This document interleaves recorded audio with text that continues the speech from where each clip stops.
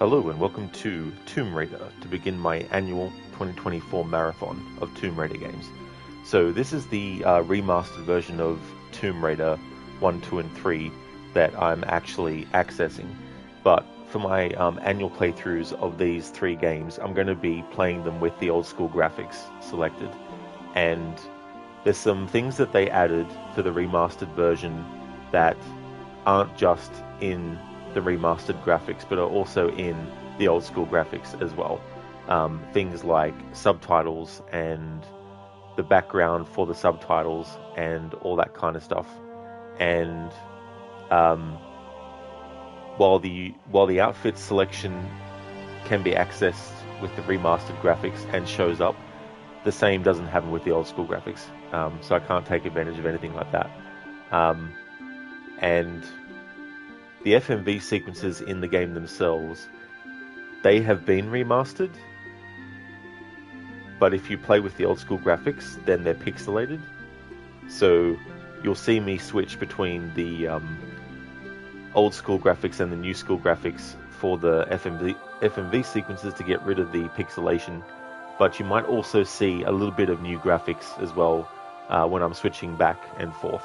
I'll try to be as quick as I can to make the switch happen when a cutscene ends and starts and all that kind of stuff, so that when it goes back to actual gameplay, that'll be in the old school graphics.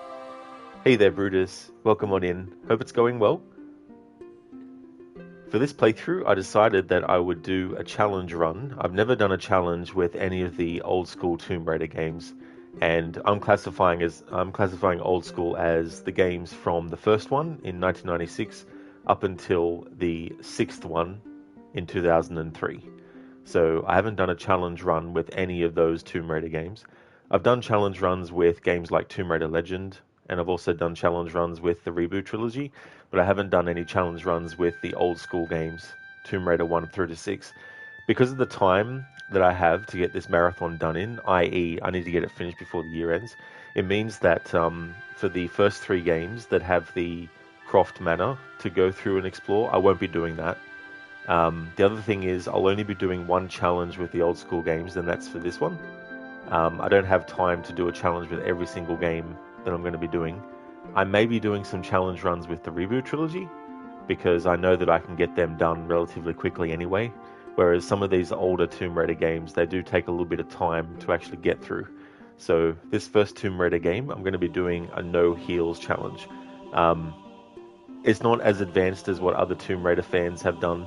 Like, there's people who do no heals and no saves and no reloads.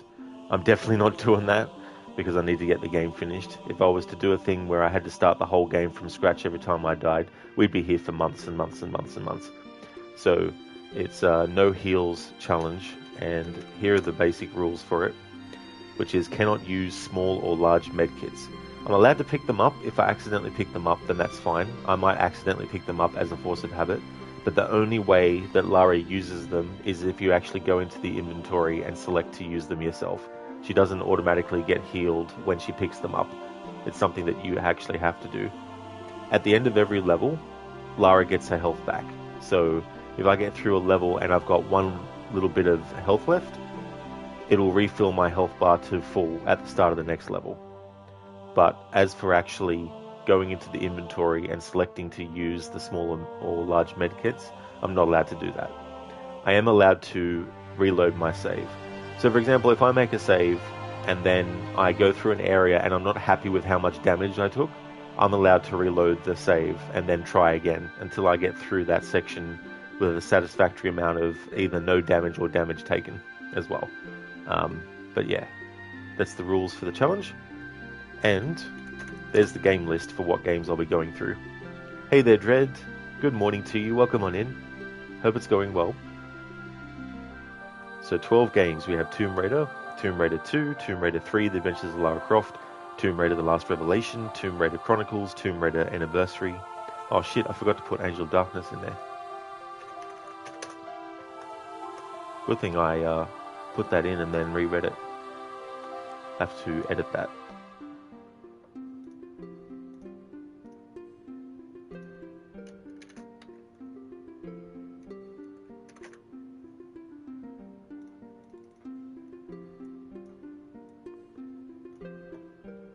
Alright, TR. So we need to put Tomb Raider Angel of Darkness.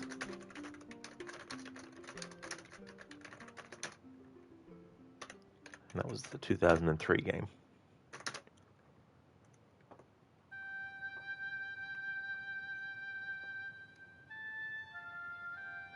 There we go. Now that's better. Okay, so the list of games is Tomb Raider, Tomb Raider 2, Tomb Raider 3, Adventures of Lara Croft, Tomb Raider The Last Revelation, Tomb Raider Chronicles, Tomb Raider The Angel of Darkness, Tomb Raider Anniversary, Tomb Raider Legend, Tomb Raider Underworld, Tomb Raider 2013, Rise of the Tomb Raider, and Shadow of the Tomb Raider. So they're all the games in the series that I'll be doing in the marathon. And the reason I do Anniversary and then Legend, even though Legend came out before Anniversary, is simply because Anniversary is actually a remake of this Tomb Raider game I'm playing now, and it's also a prequel to Tomb Raider Legend. In 2006, Tomb Raider Legend was the first reboot of the series after Angel of Darkness had come out, and in Tomb Raider Legend, they changed Lara's backstory so that both of her parents are actually dead. Classic Lara, her parents are still very much alive and well. They actually disowned her because she didn't want to marry this Earl, or whatever his name was, Earl of Abingdon or something like that. Lara wanted to be independent and live her own life, and so her parents basically were like, right, we're going to disown you now, you're not our daughter anymore. And so Lara was like, fine, whatever. And then she went and made a life for herself. Whereas in Tomb Raider Legend, her parents get killed. You don't find out that her mother actually died until Underworld, but for all intents and purposes, her mother died, and her father had died as well. And so Tomb Raider Legend is kind of like the first reboot that they did. Then Anniversary came out the year after, and it's a remake of this game, and it's also a prequel to Legend. So whenever I do my marathons, I play Anniversary first, and then I play Legend, so it's in timeline order of events. So yeah, they're the 12 games in the Tomb Raider series that I'll be doing. So my plan is to get this done before the year ends. Currently, it's Monday through to Thursdays that I've got slotted in for Tomb Raider. If I do need some more days down the line, I will add extra ones on top as well. But this first one, playing through with a challenge, which is no heals. So I'm not allowed to use any health kits at all. Not going to be doing the Croft Manor level, so we're going to jump straight into the main game. And if I go back and then go have a look at some stuff. Yeah, it sounds pretty good. Subtitles on. Classic controls.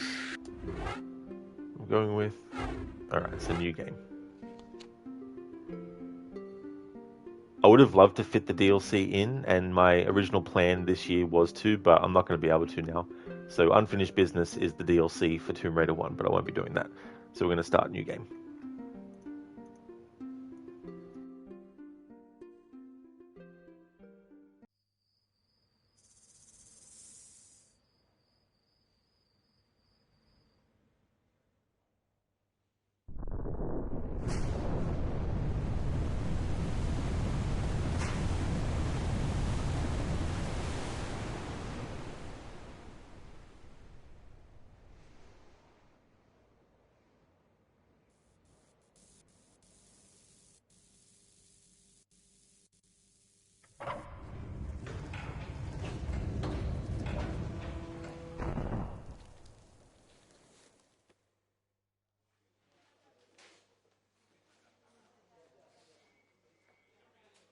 What's a man gotta do to get that kind of attention from you? It's hard to say exactly, but you seem to be doing fine. Well, great. Though truth is, it ain't me that wants you. Oh? No, Miss Jacqueline Natla does, from Natla Technologies. You know, creator of all things bright and beautiful. Seal it, Larson. Ma'am. Feast your eyes on this, Lara. How does that make your wallet rumble? I'm sorry. I only play for sport. Then you'll like a big park. Peru? Vast mountain ranges to cover? Sheer walls of ice? Rocky crags, savage winds? And there's this little trinket. An age-old artifact of mystical powers buried in the unfound tomb of Qualapec. That's my interest. You could leave tomorrow. Are you busy tomorrow?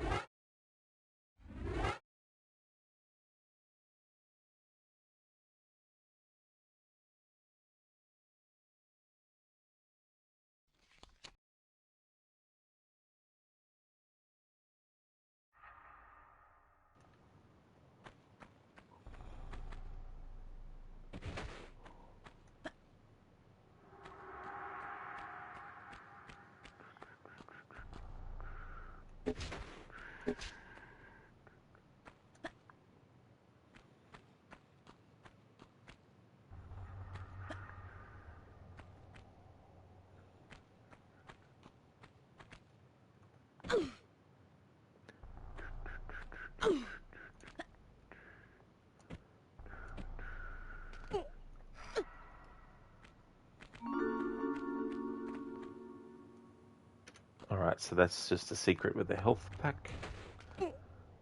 There's no point collecting them, because I'm not allowed to use them anyway.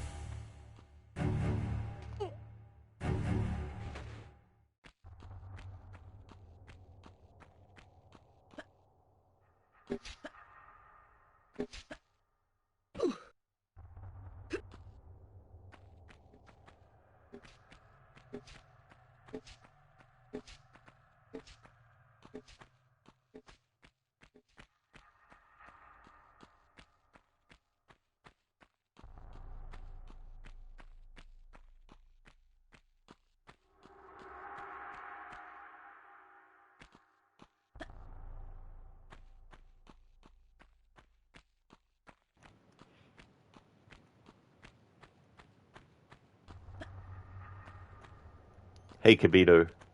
Thank you so much for the good luck wishes.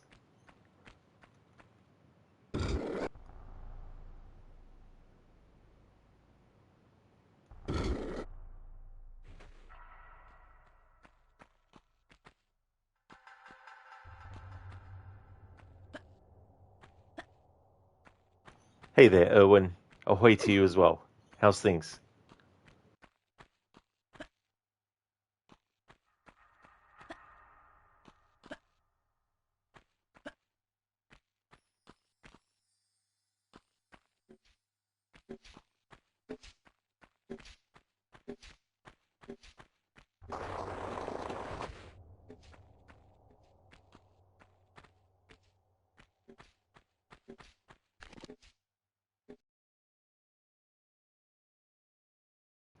All right, there we go. First level done. So we took a little bit of damage, which is okay, and didn't use any health kits. But Lara will get her health back because at the start of every level, she gets her health back to full. Oh, and nice. You got a reminder that over the headphones are great for cleaning your vibe. They really hit. Well, that is good. That is good that you found that out as well. Using headphones instead of like the earphones that you just plug into your ears and sort of have the kind of like, I mean, freedom of movement and obviously for style, but it's good to have the headphones for certain things as well.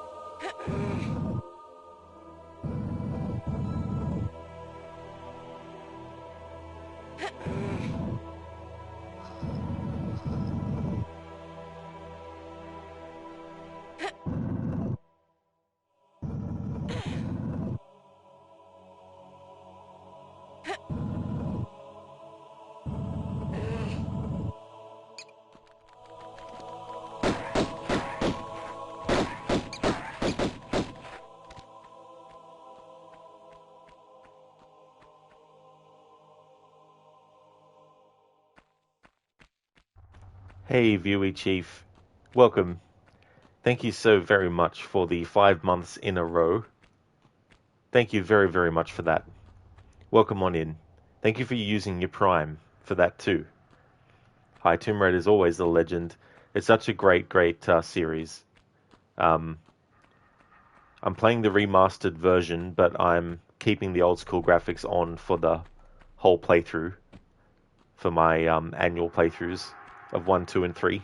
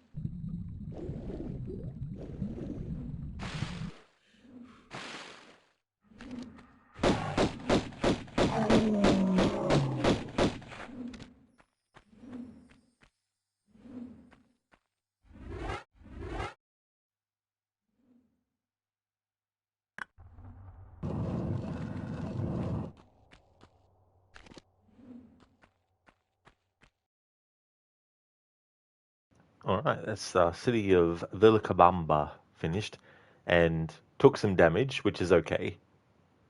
The main thing is not to use any health kits, and we didn't. And when you start a new level, Lara gets her health all the way back again.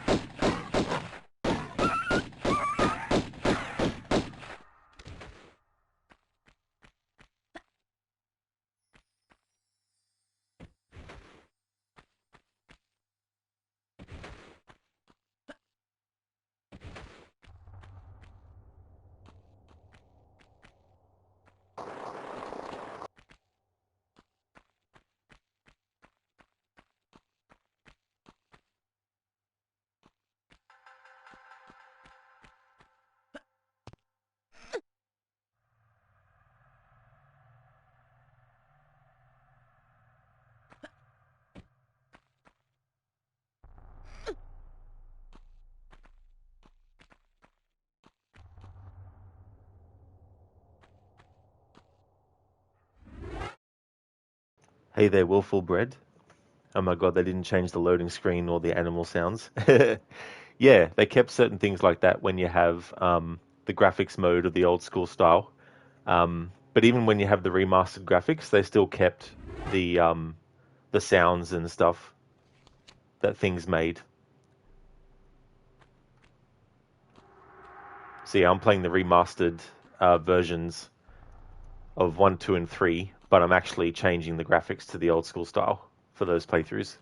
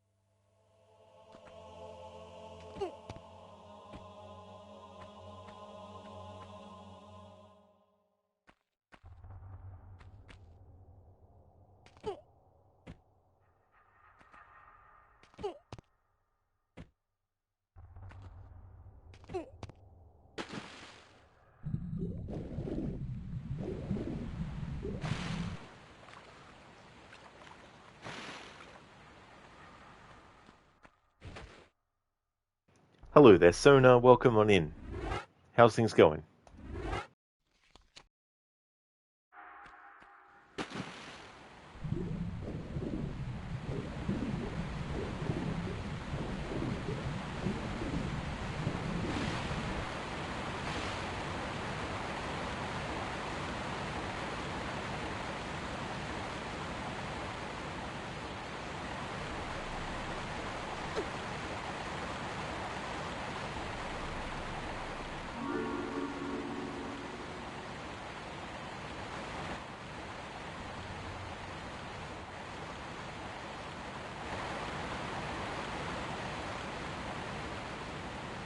Willful, the music and sounds take you back. Oh my god, this is nostalgia times a million.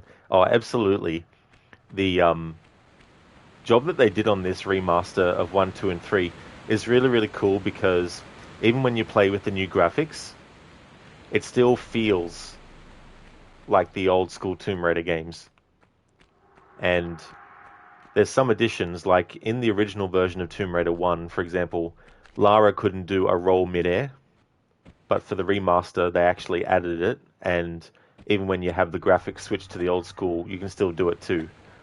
So they added things like that, which weren't in the first game. It might seem like a small thing, but in Tomb Raider 2, that introduced the ability for Lara to do a roll in midair. It really, really helped with a lot of the enemy encounters to be able to just run at them, shoot, shoot, shoot, jump over and spin, and as they're going under you, spin around and then keep shooting at them, you know. But of course they made it so that enemies were a bit wiser to that in Tomb Raider 3 and stuff, because they would actually wait until you had already jumped over them and turned before they would actually start shooting at you, and they were already waiting for Lara to land and shoot at her. Sona, you're being especially lazy today, but not enough to miss your stream. Oh, well, thank you, Sona. You know, but by the same token, never feel bad if you can't make a stream, that's for sure.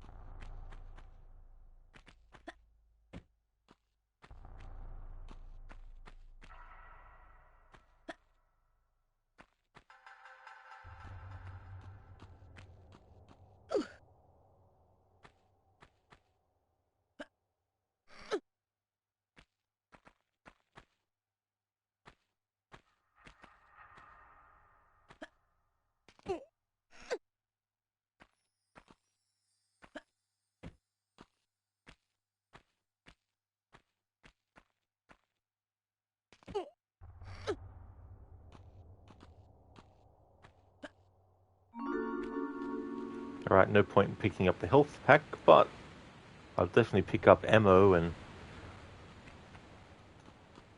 weapons and stuff.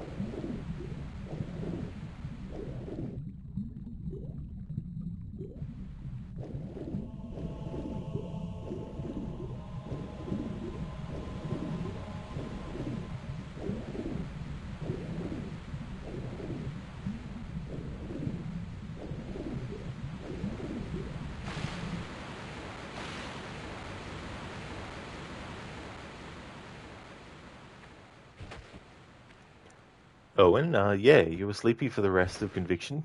You got rest and got to put that energy towards things, though. Oh, that is good. It's always good when you can, because sometimes you need a lot of energy for certain things, whether that's physical or mental energy too, to be able to just get in and get something done and stuff like that.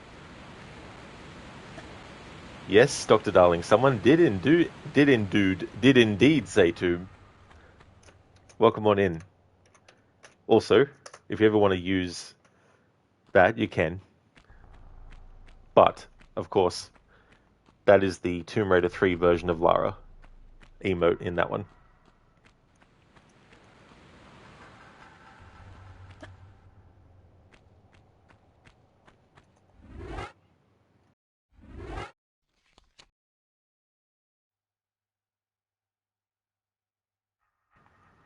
Oh, T800.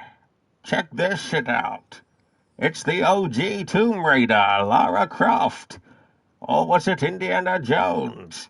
I'd rather have Lara, the Tomb Raider, fighting dinosaurs like it's Jurassic Park. Shoot her! Shoot her! Clever girl. Man, that was some funny bullshit.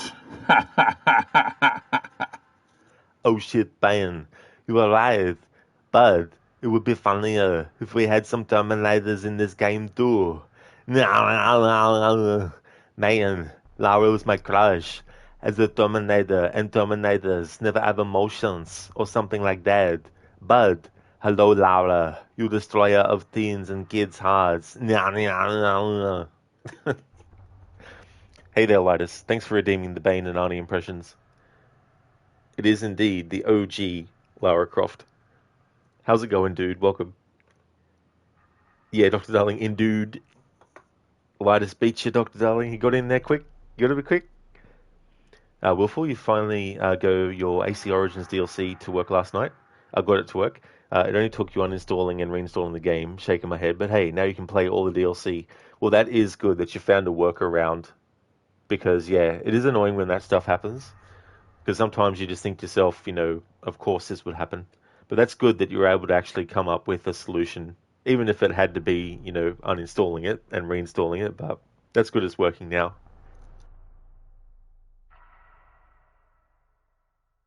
Hey there, Vital. Welcome. Thanks, Rod. It's your fault again that you're also playing this game. My job as a streamer is complete, enticing people to play the games that I am. Welcome on in, Vital. So how are you going with your game? What are you up to at the moment? I'm doing really good, thanks, Lightus. Things are going well. It's good to finally get this marathon underway because there's not as many games as I had for Assassin's Creed Marathon, but we still have quite a lot to get through. There's 12 games in total that I'm doing, so this is the first out of those. Glad to hear that you're doing well, Lightus. That's awesome, dude. Yeah, you know. So I'll be doing this challenge with this game. I wanted to at least, because if I had more time up my sleeve, I would have done challenges with the other games, like the other old school games too. But I've never done any challenge runs with the games from Tomb Raider 1 up through to 6 before. So I thought I would do at least one game in this marathon with a challenge. And I've never done any challenge with this game at all, let alone the challenge I am now. But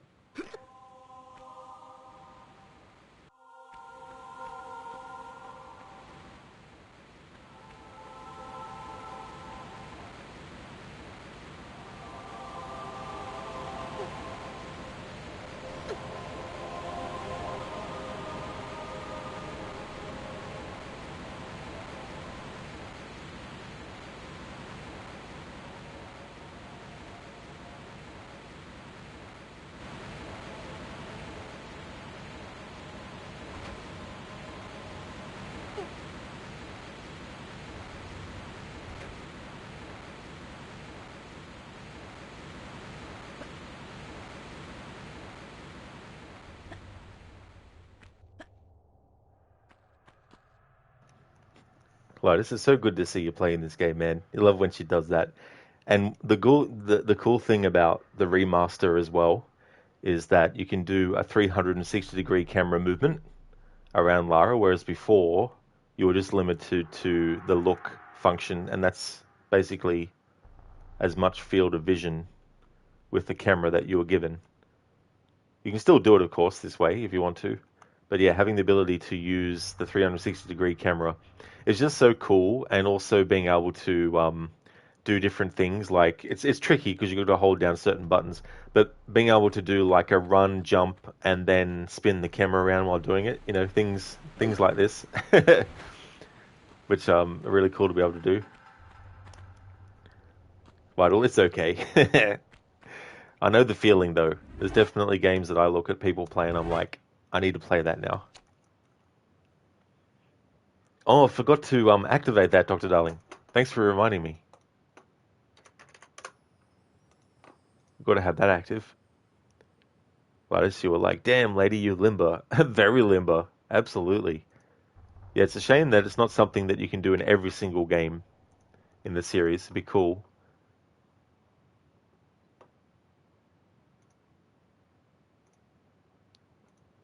Alrighty then, let's activate Rip Lara. There we go.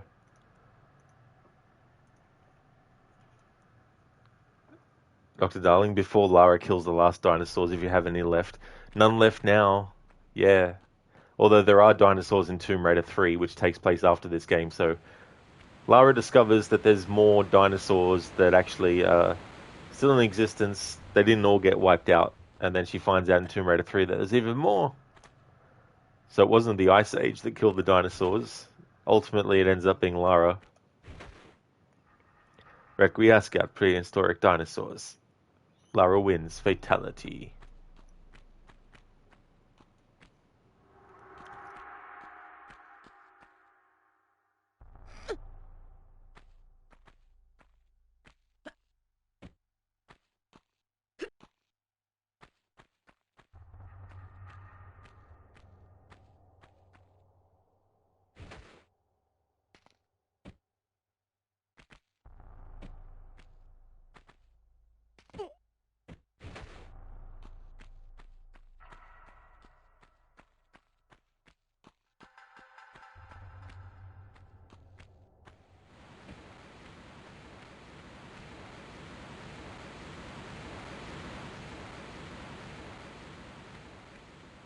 Hey there, AC. Thank you so very much for cheering the 10 bits. Thank you, thank you. That is muchly appreciated. Hold walk and use the D-pad to step forward, then step back. Still holding walk. Turn around 3 times in either direction, then backflip. No. How's things, AC? Thank you so very much for being generous. Thank you. That's awesome. Thank you for the 10 bits. Make sure I have the 3 cogs.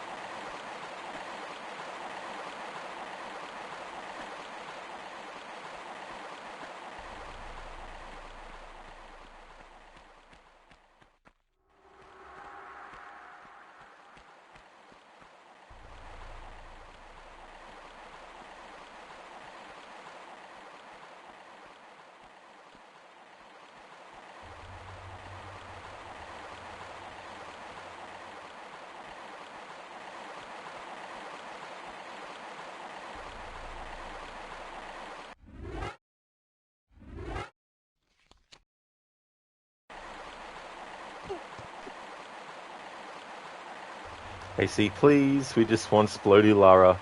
Oh, so that's how you make her blow up, is it? Okay. Yeah, I didn't realize that was a thing. You're good. You just get ready to hit the sack.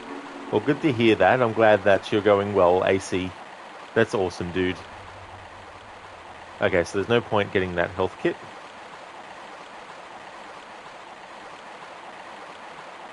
And there's no other items to be gotten. So I'll just reload that save.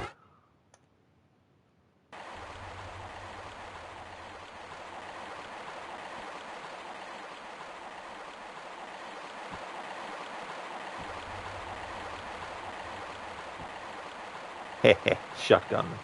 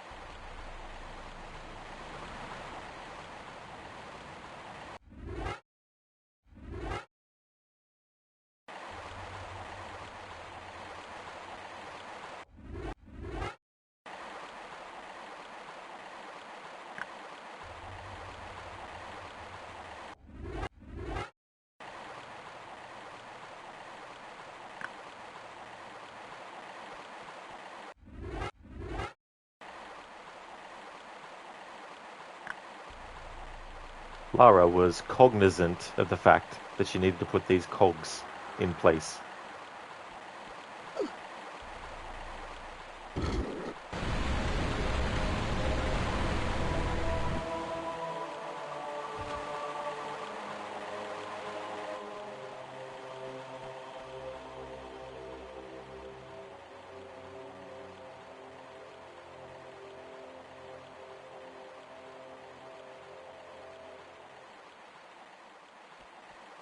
Dr. Darling, who wouldn't hide a cog mechanism behind the last dragons in this game?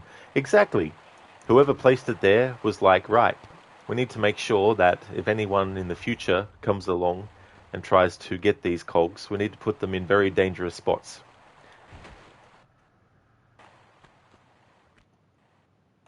But then it turns out that it took 3 people to do it because each person got killed.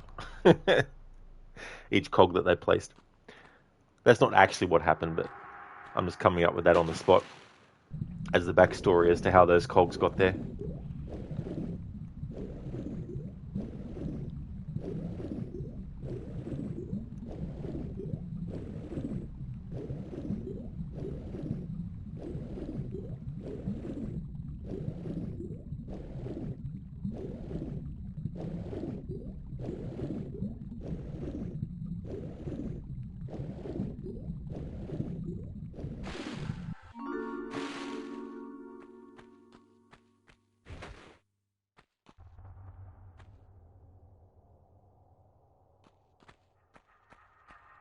No point getting that health kit.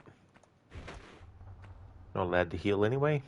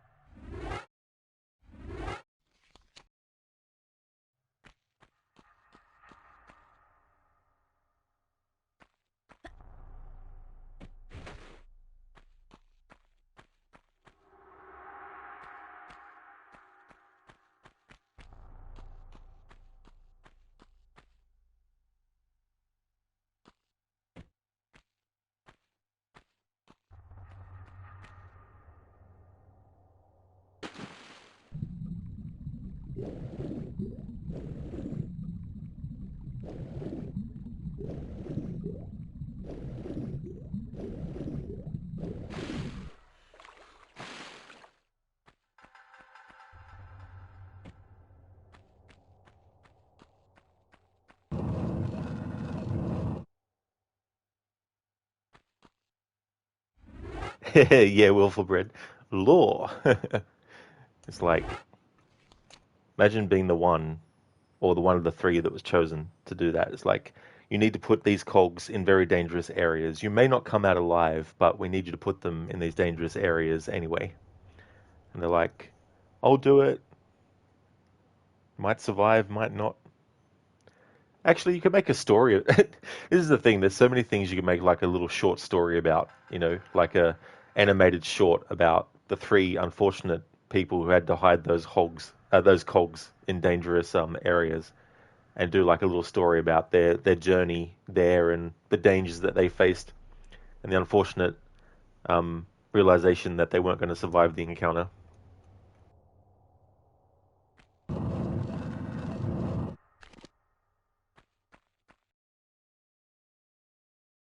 Alrighty then, that's another level done. We lost some health, but that's okay. Didn't use any health kits, and we'll get our health back because at the start of every level, Lara gets her health refilled. That was the Lost Valley.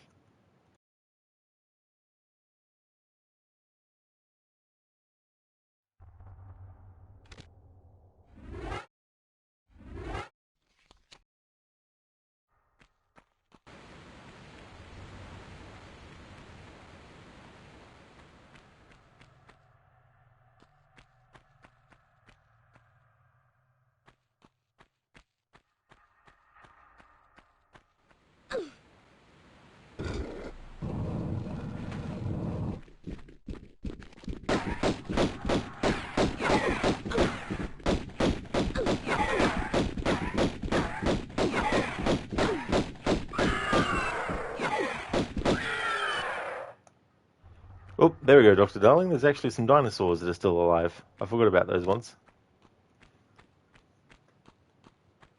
I made a save at the start of level 2, so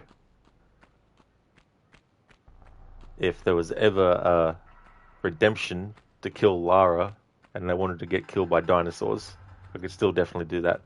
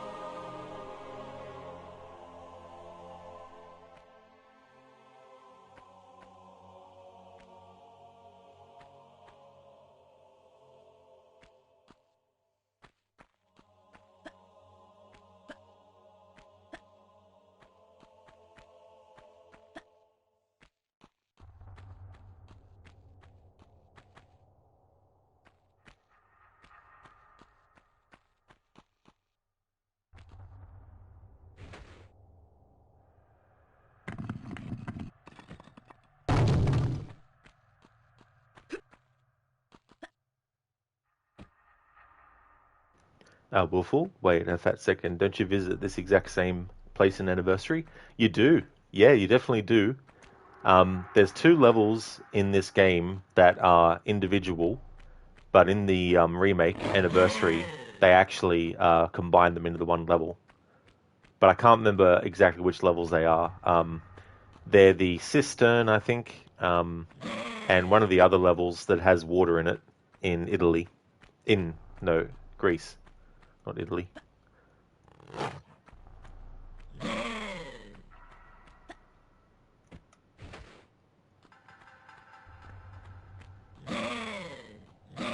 Oh no, Dr. Darling, I got mixed up. Yeah, Venice, you go there in Tomb Raider 2, but in Tomb Raider 1 it's Greece. I corrected myself though. I said Italy first, but then I corrected myself because it's Greece. St. Francis Folly and all that.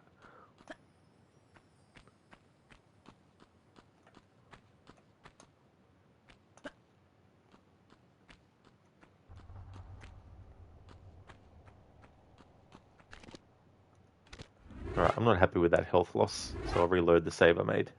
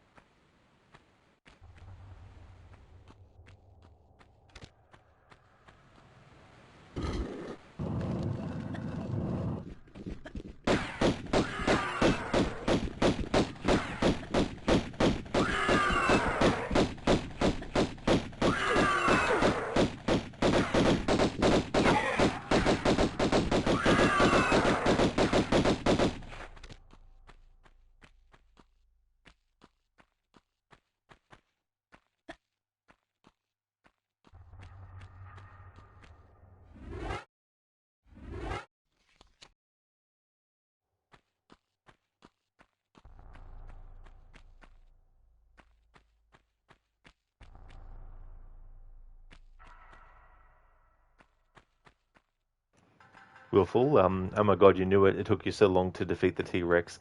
Yeah, in Anniversary, they definitely make it more of a kind of like boss fight. Whereas in this, it's just, a big enemy nonetheless, of course, but in Tomb Raider Anniversary, like there's spike traps that you can make it run into and stuff like that.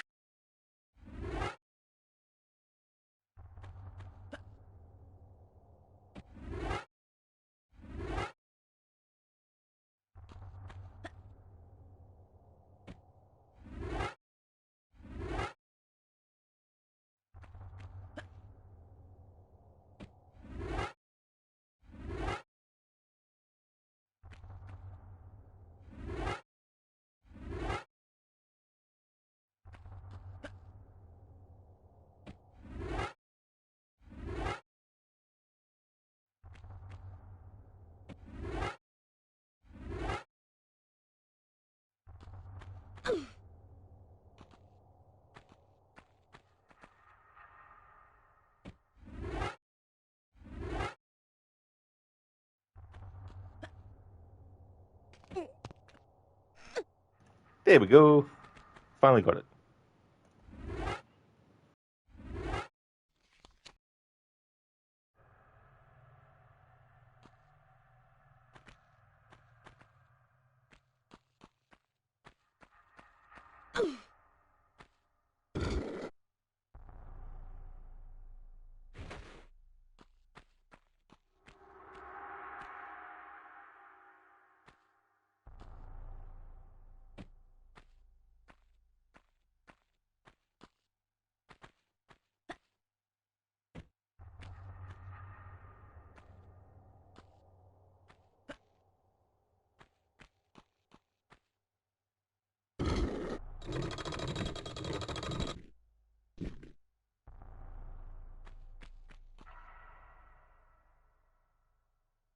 What are you laughing at?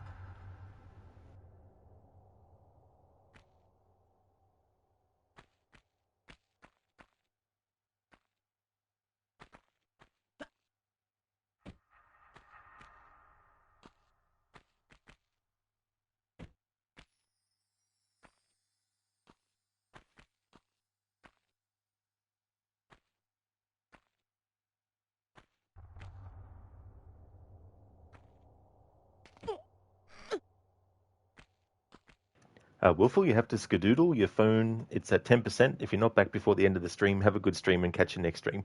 That's no trouble at all, Wilful. Definitely understand. Hopefully, you can have a good one. I will definitely be streaming for a while, so chances are you might still be able to catch me when I'm streaming. But if not, thanks again for being here, and I really hope that you have a good one.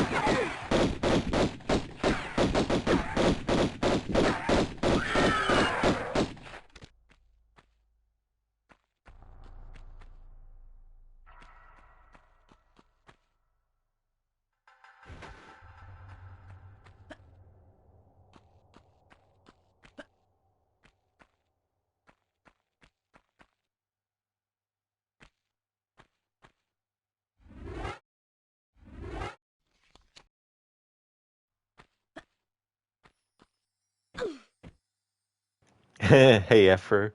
Why is there a dinosaur in an ancient tomb? Because Lara is the first one to go into this tomb for centuries to find out. But it wasn't the Ice Age who killed the dinosaurs. It was actually Lara, because in Tomb Raider 3 there's also dinosaurs, and that game's set after this one.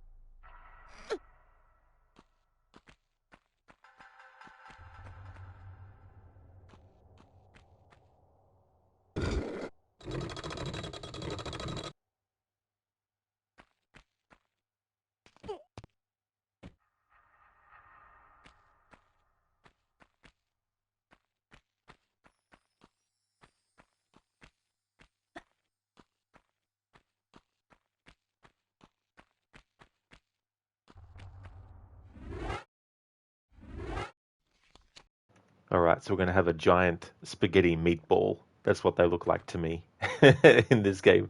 These big boulders. Well, maybe not in this game, because this one doesn't look much like a meatball. It's grey. But yeah, there's some that are that, but reddish. And it's those ones that look like meatballs to me.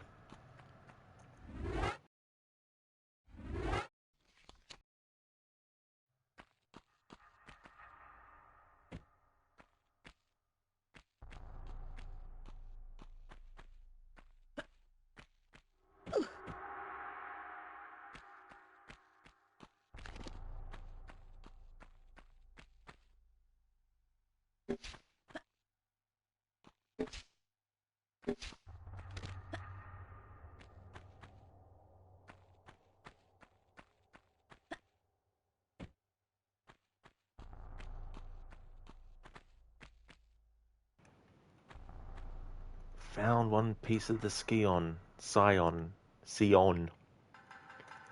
Hey there, Lizzie, welcome. The challenge so far isn't that bad, but then again, when people do this challenge, they also do a challenge where they can't save or reload. Or they can save at the start of a level, but they can't reload.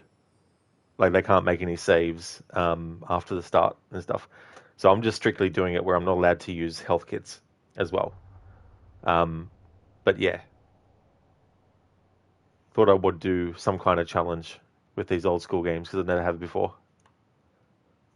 I've done challenge runs with the Reboot trilogy, and I've done a challenge with Tomb Raider Legend, which came out in 2006, but haven't done any challenges with the earlier games than that.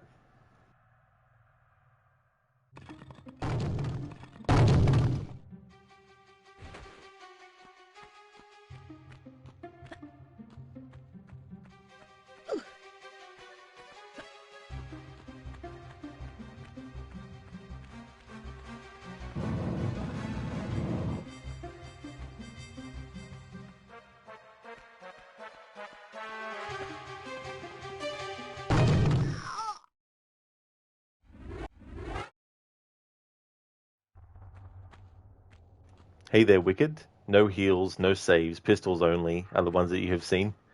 Yeah, definitely. Like, I wouldn't mind doing that kind of challenge in the future, but I've got 12 games to get through before the year ends, and so I don't want to be doing something that's going to take months to get through, because that would. Something like that.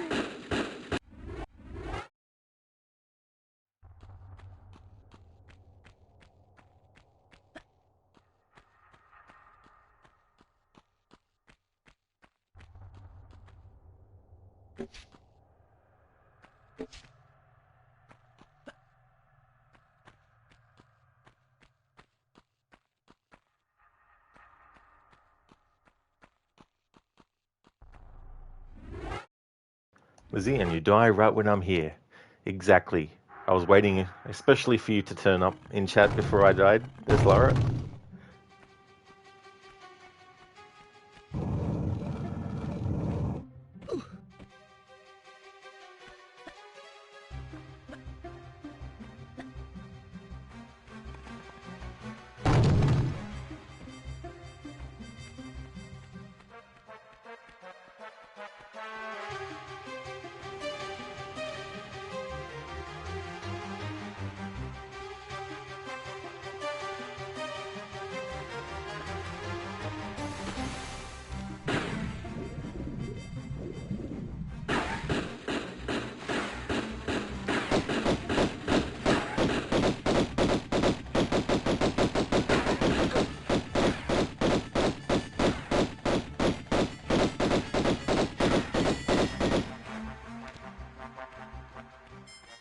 Well, you have my total attention now.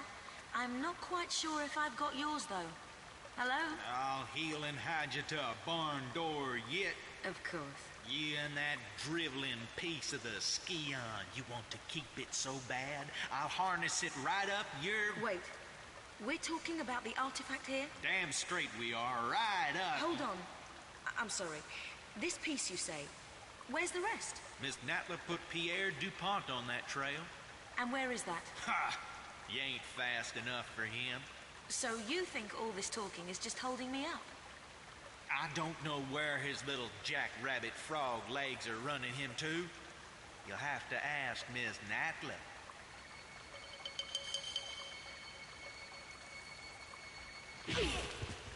Thank you. I will. I always love that. Thank you. I will. Alright, so we got through that level, Tomb of Qualipec, and I didn't use any heals, and Lara gets her health back at the start of every new level. So in this playthrough, because I'm playing the old school graphics, when I switch to the old school graphics and an FMV sequence plays, the FMV sequence is pixelated.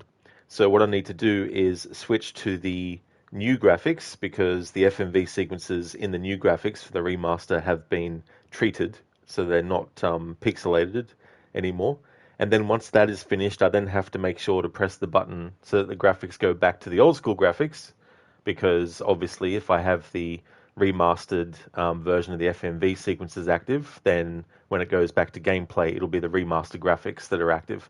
So I need to make that switch. But you might see a little slight delay, so I might not be able to accurately 100% press the button at the right time to make the switch happen when I need to.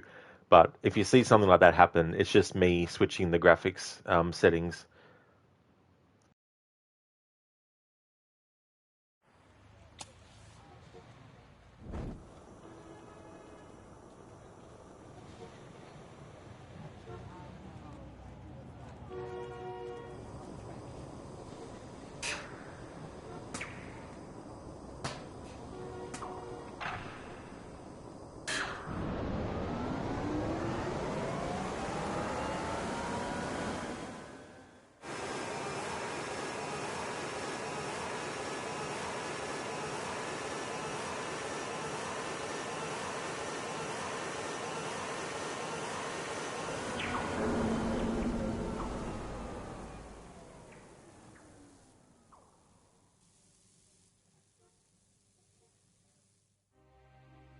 Relocated now to St. Francis's Folly, new temptations torment me.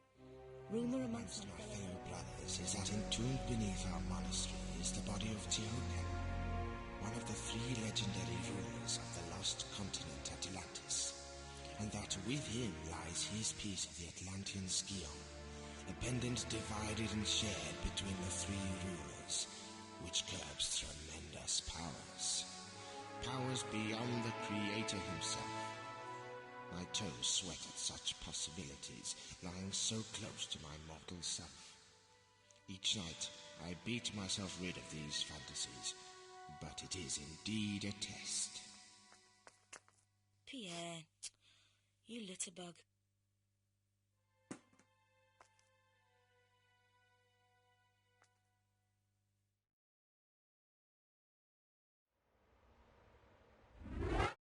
All right. Wicked ding ring. Newton wants his gravity back. Exactly. Yes. As we all know, video games are the go-to for realism. But yeah, that whole cutscene is interesting, using the oxy torch and then being thrown up in the air like that.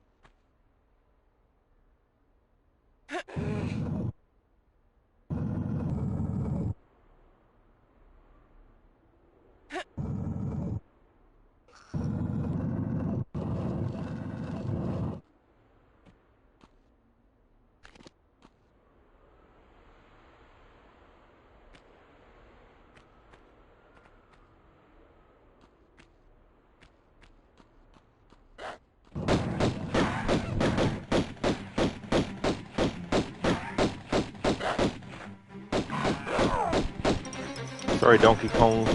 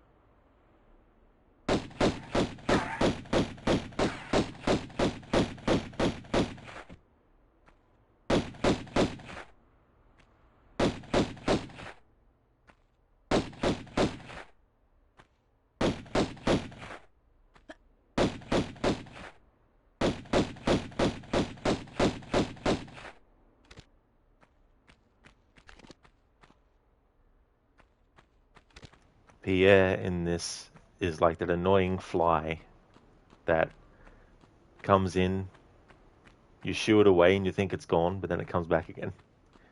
All throughout these levels. Which makes going through the game without healing not impossible, but it means that when he does appear into the area, if I take too much damage from him, I'm going to reload the previous save and then try and deal with him taking as minimal damage as possible. So we took some hits from him, but getting behind this block, jumping up, holding the shoot button for a little bit, and then stopping when Lara got behind cover, before he could start getting another shot off, Lara was behind cover. So that seemed to work for that part.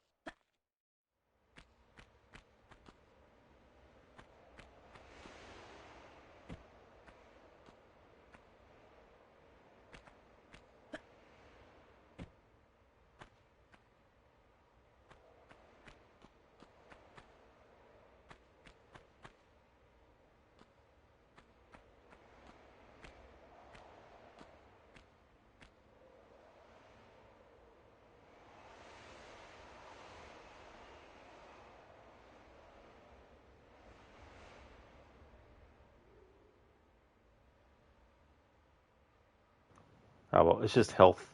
There's some shotgun shells there. It'll make it worth to go and do that to get some shotgun shells.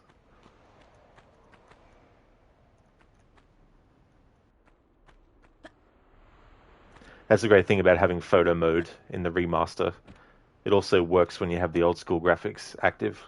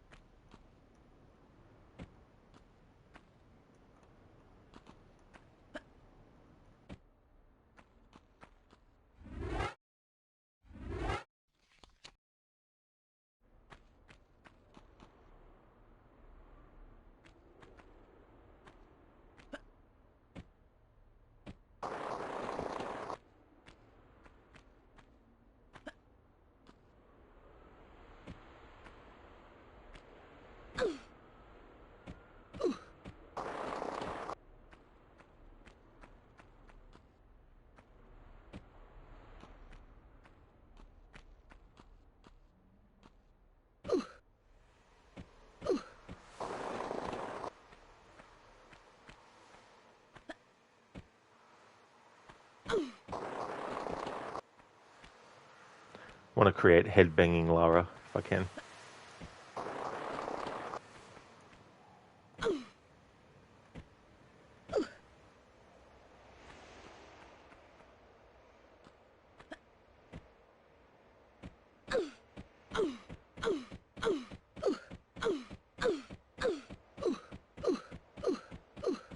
There we go. Head-banging Lara.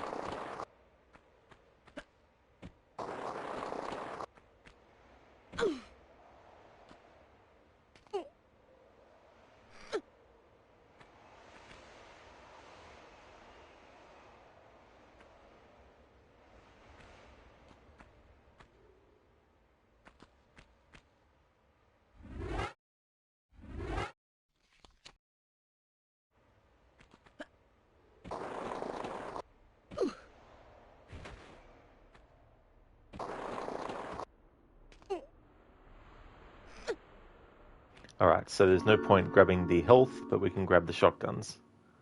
Shotgun. We can grab the shotguns.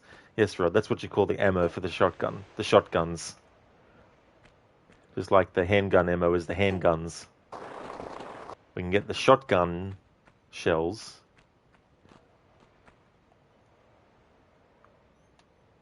But the health packs are not... There's no point picking them up.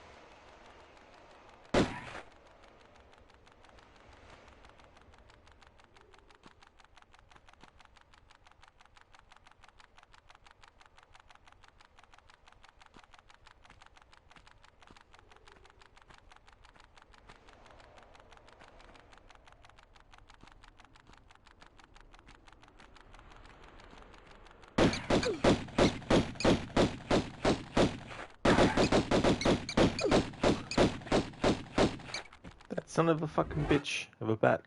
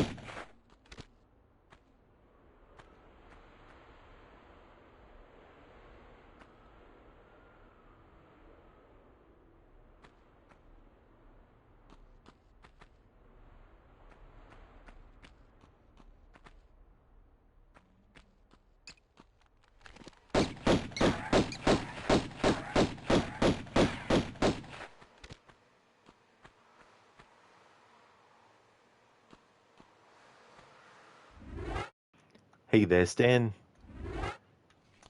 An apple a day keeps the Newton away. Yes, Isaac Newton will taunt you and haunt you unless you have an apple. If you don't have an apple, he'll appear at any point he chooses to and just really scare the shit out of you. That could be a new horror movie idea, Stan. Someone who doesn't believe in the ghost of Newton. So when they're told to eat an apple a day to keep Newton away, they're like, who? And they don't have their apple, and then they get in trouble. Hey, Schiller, welcome. I'm doing really good, thank you, dude. Things are going well. We're up to the 5th level already. The first 4 levels are in Peru, and now we're in the levels in Greece.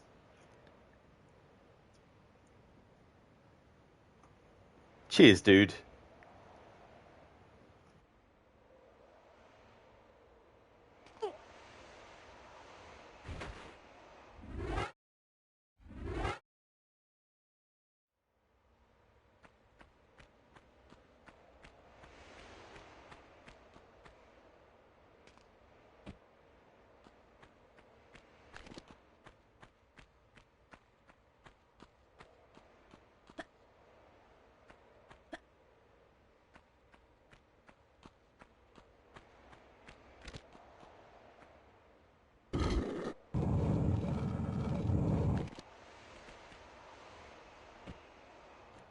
Yeah, Schiller.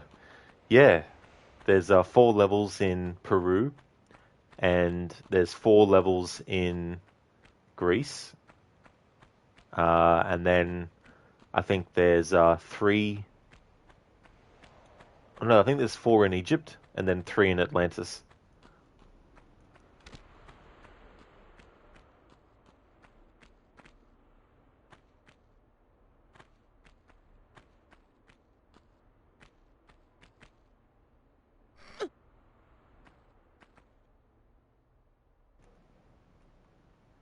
Pretty much, Schiller, yeah. Yeah, around 12 levels of tomb raiding fun.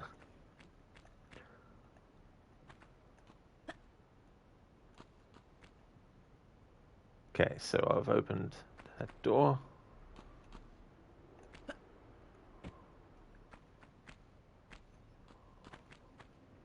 I like to open all the doors first and then go from the top room through down the bottom to the very bottom, because that's where the final door of this area is.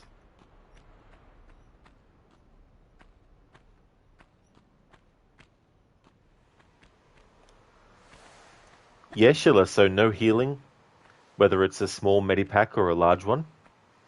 The game will actually give Lara full health again at the start of every level, so that does help too.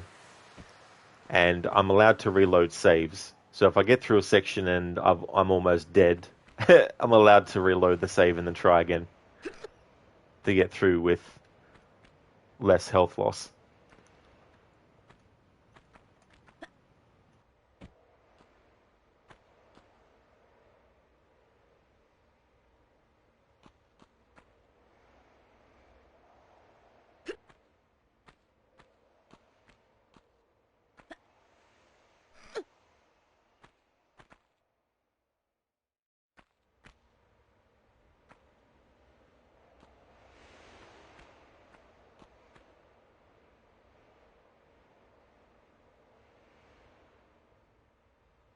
They finally fixed it so that when you go into photo mode, that when you change Lara's pose, you can still have it stay the same, but also hide the UI.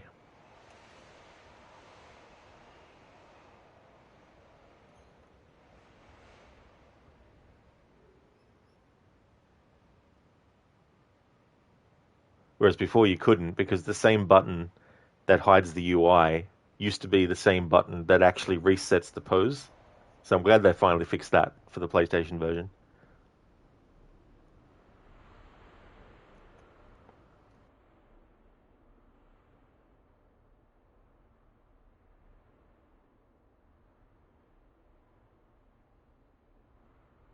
Aha, there's the switch I haven't pulled yet.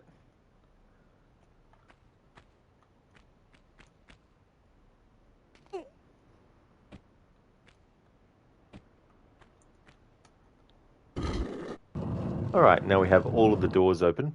You can do them in any order that you want, but I like to open them first, and then I like to go to the top one and work my way down, because once you get each item / key from doing each of them, you have to put them into the locks.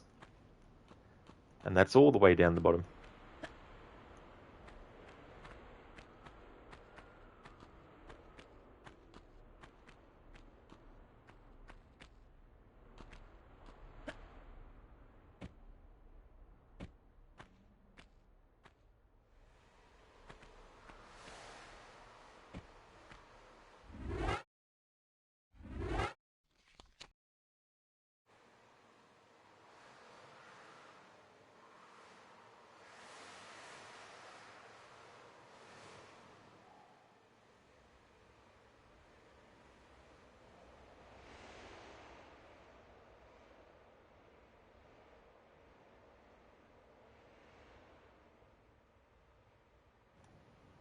Be right back.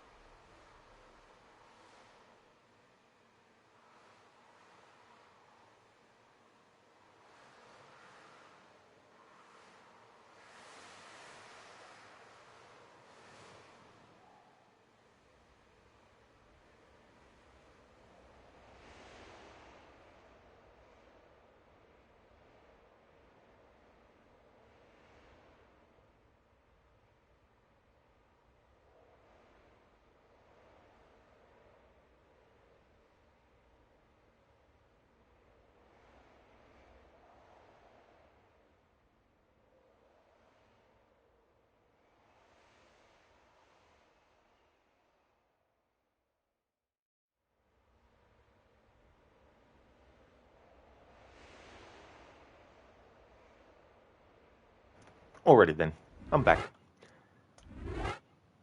I'm not worried about how long it takes me to get through the levels, but it does actually have a timer letting you know how long it takes you to get through each level.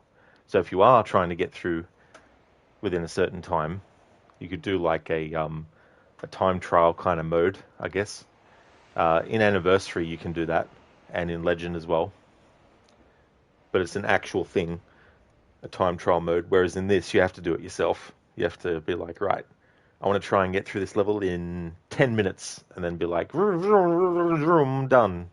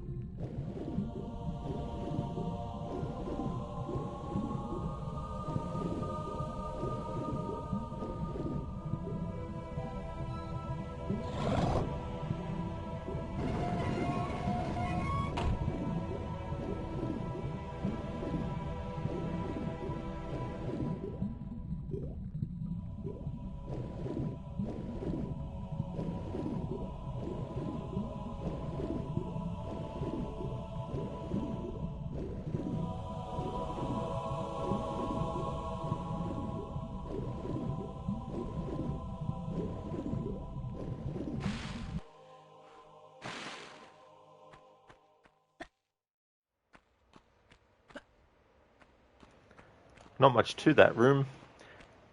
In the remake anniversary, they make that whole thing a lot different. There's like different water levels, and have to work that out.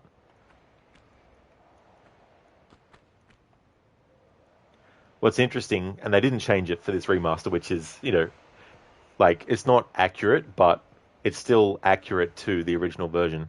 But this whole level takes place in Greece, right? Yet the water area is called Neptune.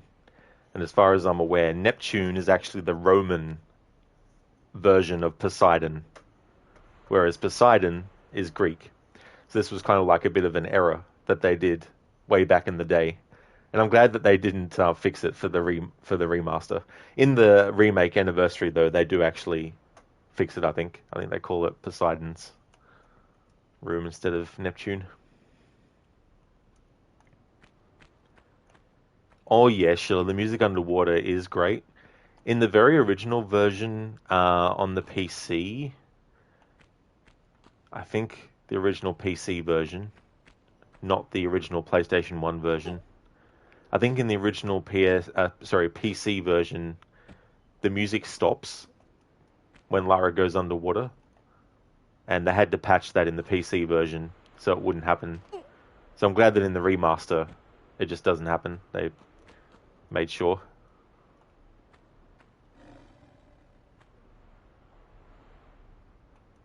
Atlas.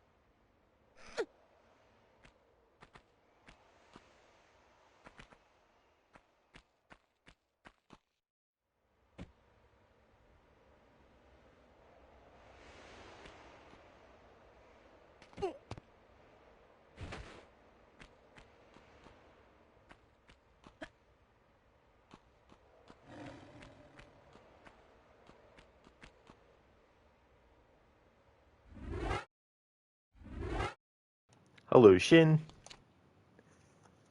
Tomb Raider. No one has been in the tomb in thousands of years, yet it has all the parts for a modern assault rifle.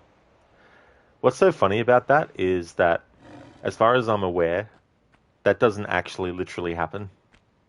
You can find ancient bow parts, for example, in Rise of the Tomb Raider. Although maybe in the 2013 game, in those tombs, there's like shotgun shells and assault rifle stuff.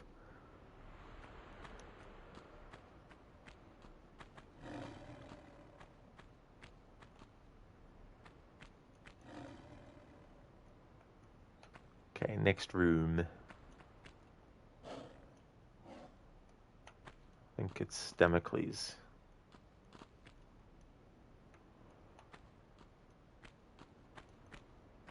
No, it's Thor. It's Thor!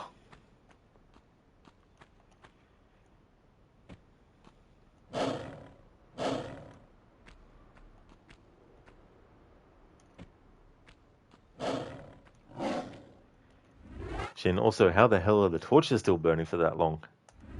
Because reasons. Video game logic. That's the answer to all questions of logic in a video game. Yeah. I knew I'd get hit from that.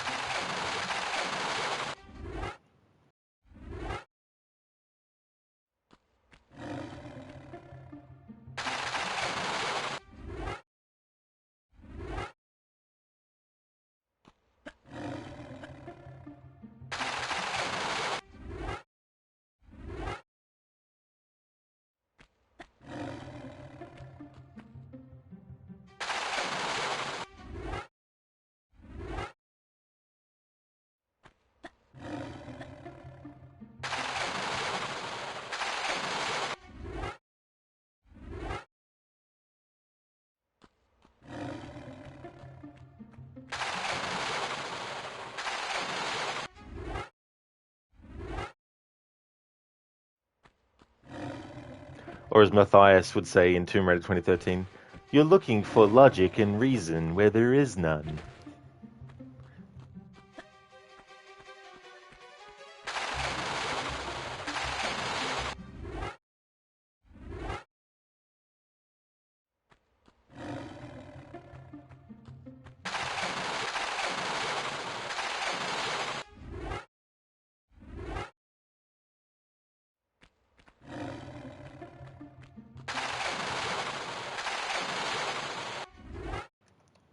Shin, Assassin's Creed Odyssey did the tombs better than the Tomb Raider games. Instead of perpetual burning torches, they have torches that you can light on your way to find the ancient Steely.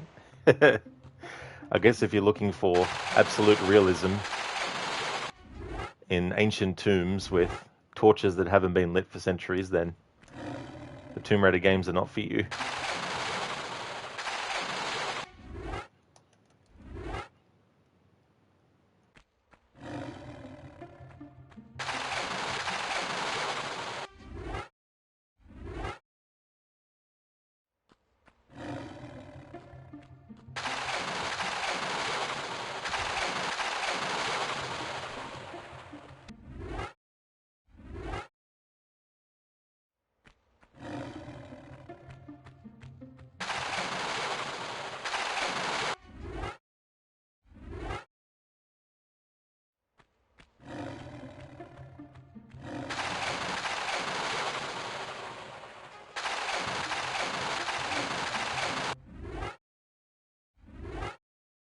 Shin, you're drinking some sleepy time tea before going to bed. That's definitely a good idea. Any kind of like flavor?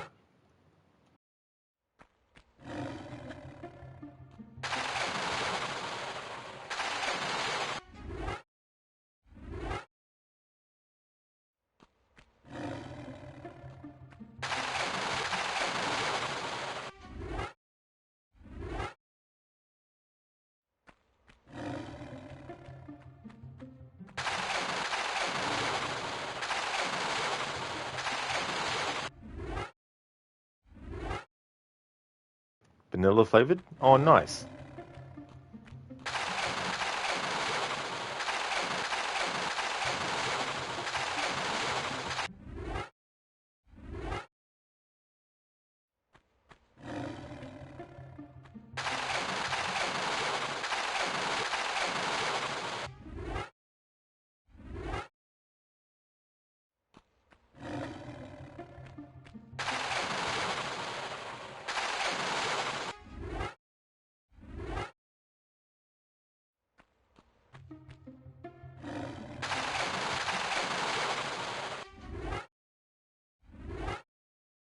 With a bit of lemon juice and sugar. Nice combination. Vanilla, lemon juice, and sugar.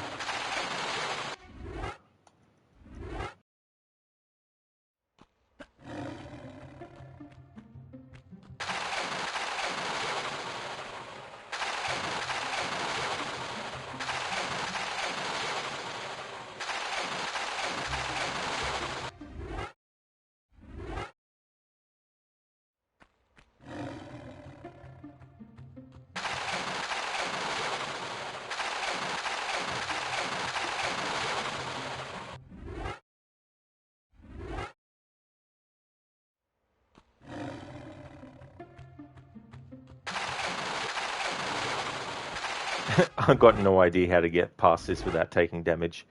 Doesn't matter what you do, even if you wait for the lightning strike to happen, as soon as you start to move, it strikes again wherever it fucking wants you, and that's 2.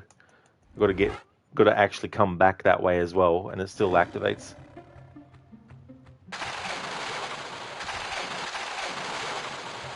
Oh, finally got through without getting hit.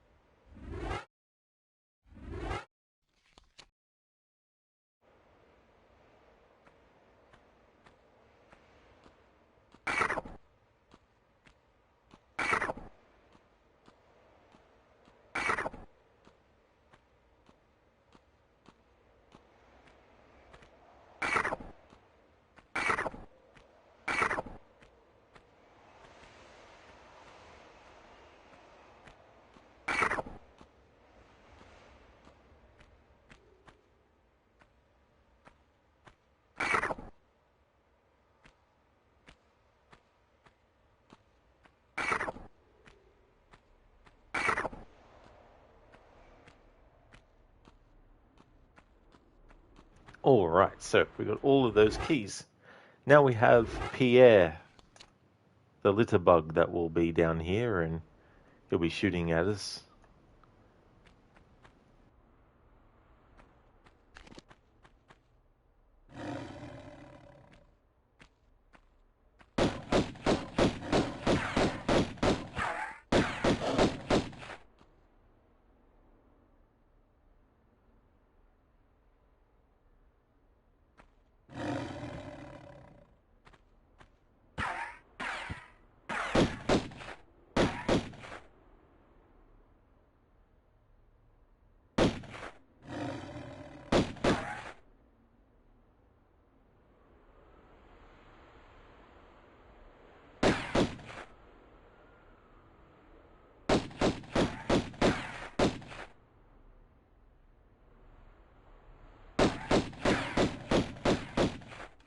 There we go. Now he's gone. But Pierre will be back.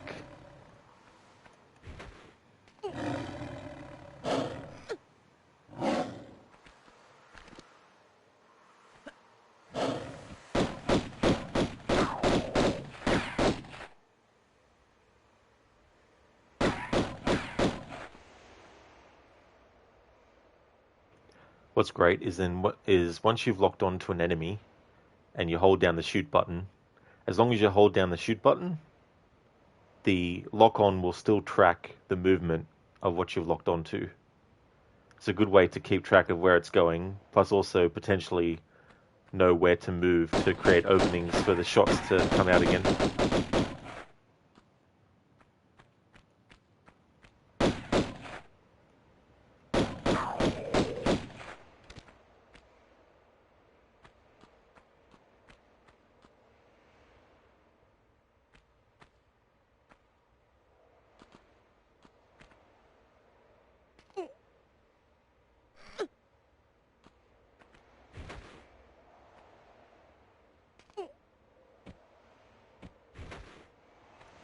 Alright, time to put the keys in their locks.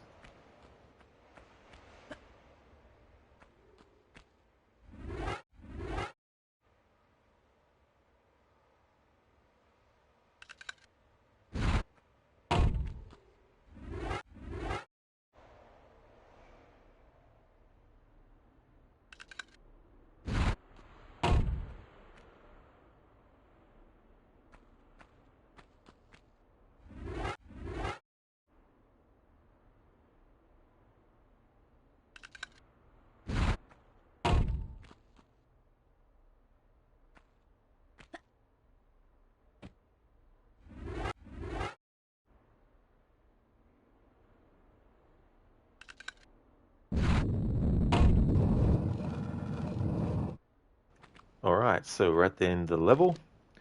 We've taken a little bit of damage. That's okay. Lara will get her health back at the start of the next level.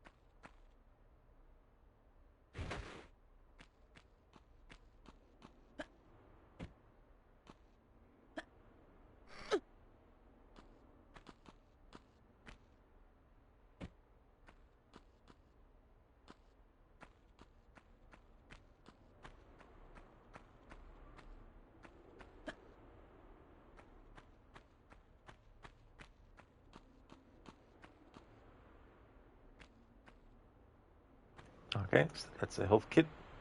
No point collecting that.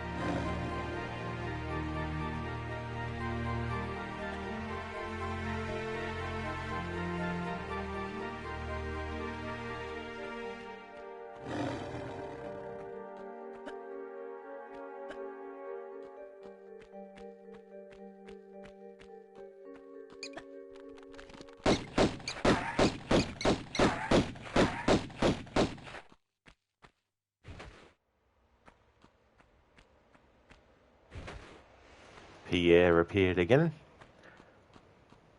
That time around, though, I didn't take as much damage, so that was good. Hello, Babs. Good morning. How's your morning so far?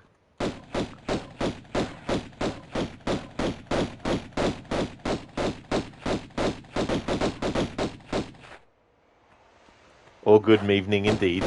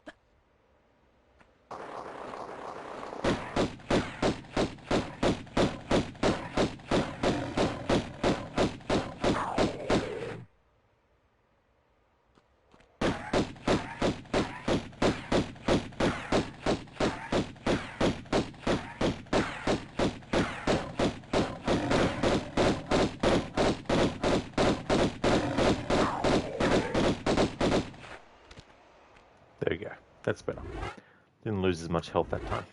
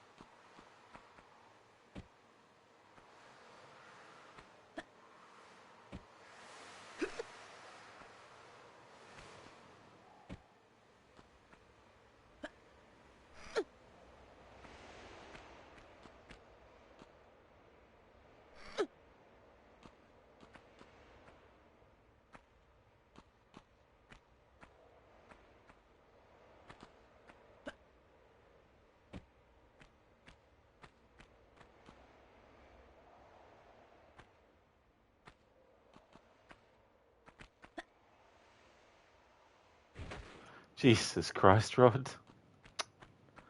Didn't push down on the up control pad hard enough. So Lara just did a standing jump.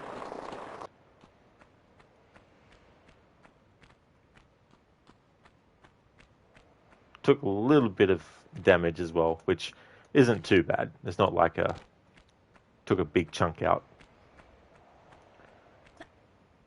But it is annoying when that kind of stuff happens in these games. Or you slightly mistime the jump and Lara just falls off. You don't get the timing before jumping off the edge right.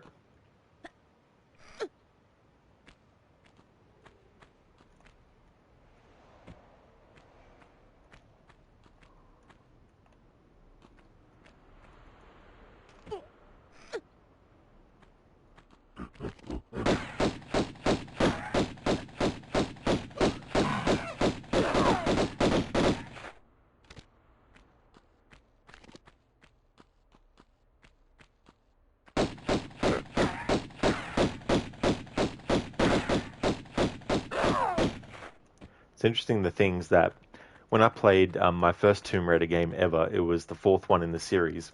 So by that point, there had been quite a few additions made from the first one. So, for example, you could duck and you could crouch and crawl. When you were shimmying on edges, you could actually go around a corner of it. And you had sprint. They weren't introduced in the fourth game, but by the fourth game, those were well and truly things. So when I went back and played the first game, I was just going into it expecting, oh yeah, Lara will be able to crouch. Nope. Lara can't crouch in Tomb Raider 1. Can't sprint either. Can't shimmy around corners. The crouch and crawl, it can come in handy as well for certain things. So yeah, it was a bit jarring the first time I played the first Tomb Raider game, after being used to the fourth one.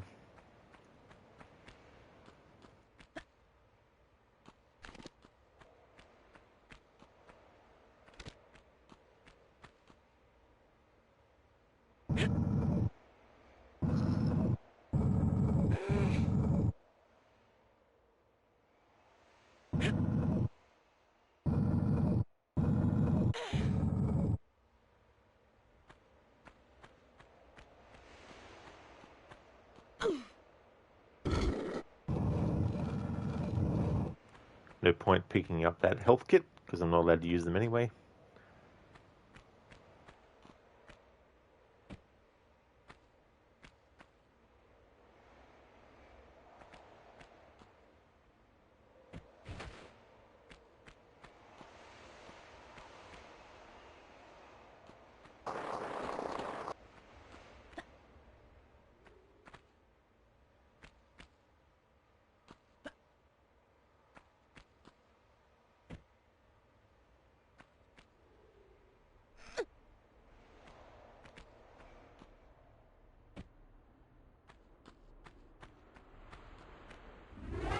It's been a while since I saved. Let's fix that.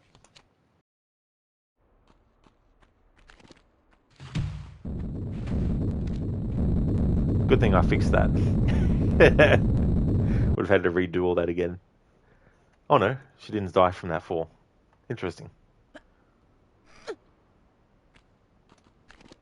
I thought it was just letting the scene of the boulder play. Because sometimes that happens if Lara dies and there's something still happening, if you don't press anything, it'll let the thing that's playing play out, and then she'll die. Or rather, it'll go to the, do you want to load screen or not?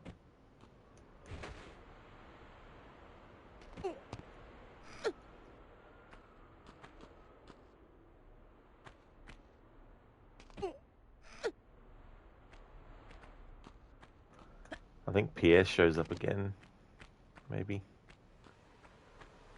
Oh, Pierre, you litter bug.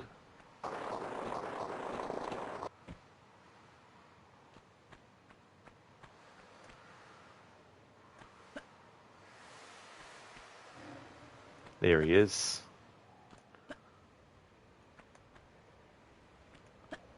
Of course, we've got a lion following me.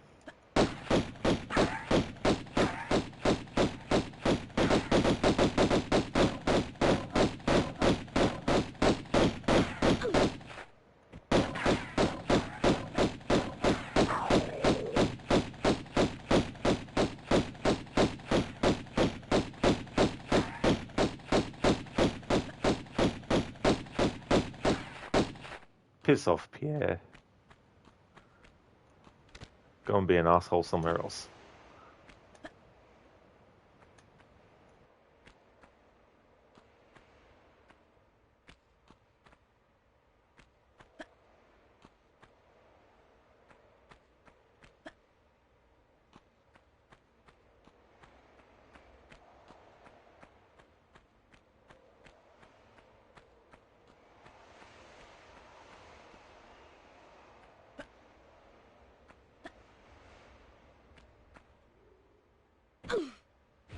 Oh my fucking god, Rod.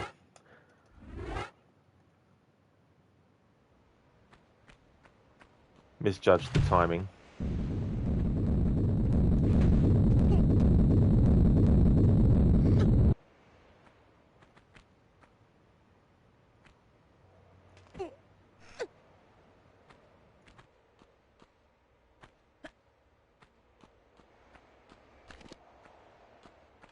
This is where I forgot to go, though. That's why I was going back. So ultimately, reloading put me where I wanted to be, but it means we have to deal with Pierre again.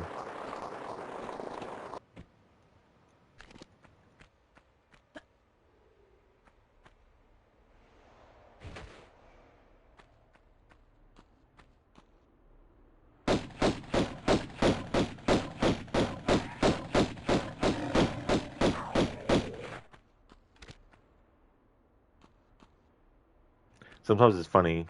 That sounded like someone going, wow. Wow. Wow.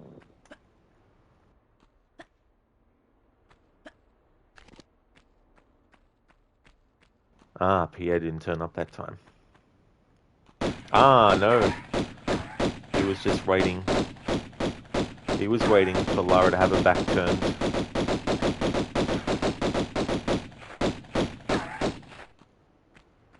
What a sly piece of shit. Alright, I think this health loss will still be okay.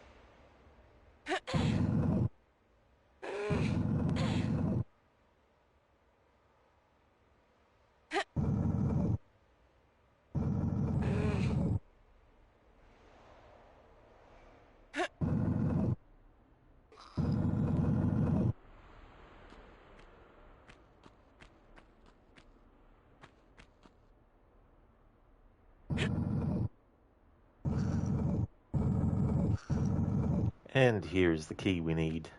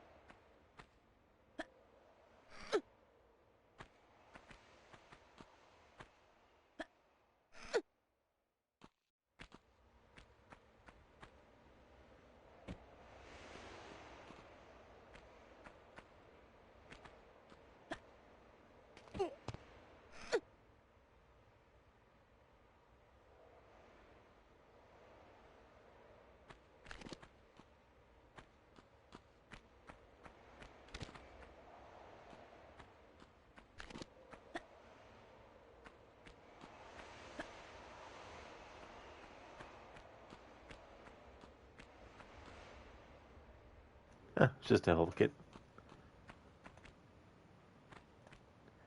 Hello, Thomas. How's things? Welcome. It's tomb raiding time.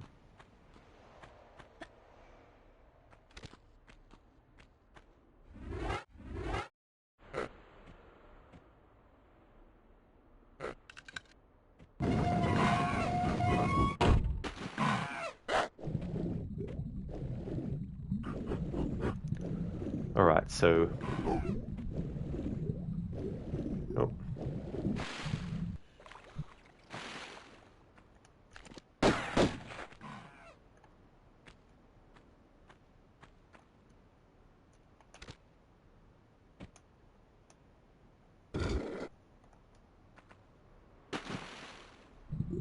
Ouch.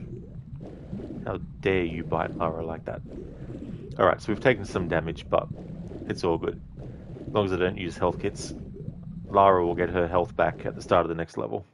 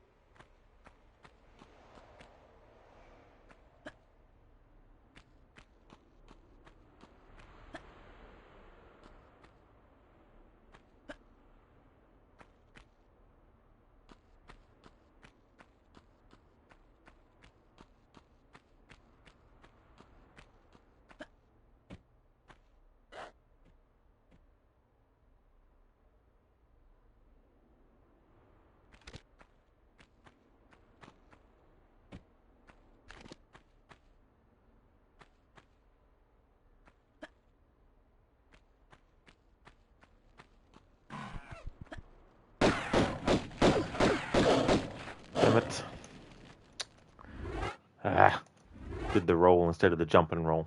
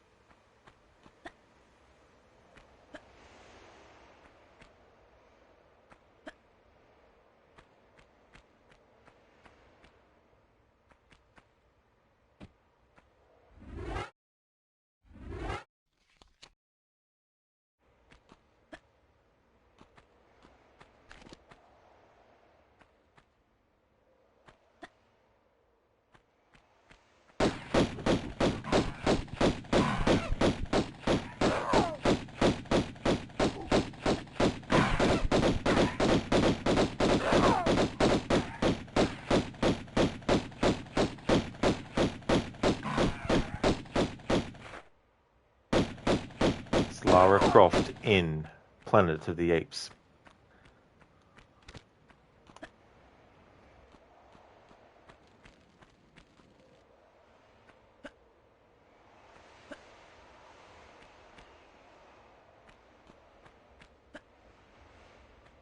Hey there, Coaster Passion. Good to see you in chat again. Yeah, it's been a little bit, but that's okay. Welcome back. I hope things have been going good. I'm starting my Tomb Raider marathon today. I've got 12 games in total that I'm going through. How's things going? As for me, I'm doing really good. Had a good weekend. Having a good day. Hey there, Biko. Good morning. Wow, this is where it all started for you in gaming, and you're playing with the original graphics. Nice. Yeah, for my annual playthroughs, even though I can now use the remastered versions, whenever I do my annual playthroughs using these versions, I'm gonna be doing the old school style.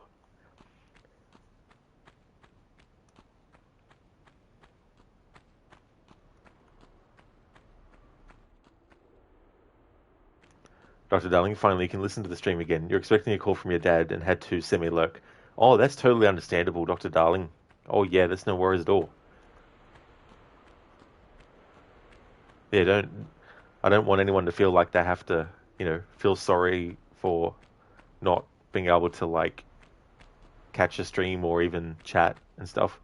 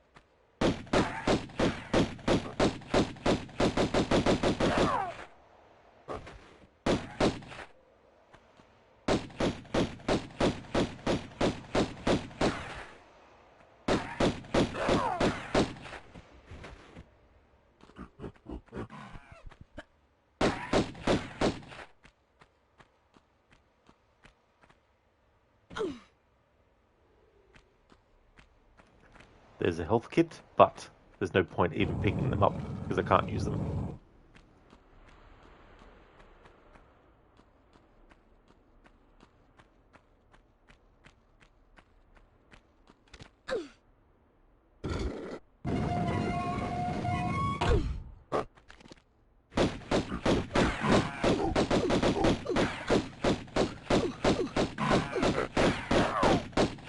That friggin' sneaky ape. He decided to attack when Lara was in the middle of using that switch.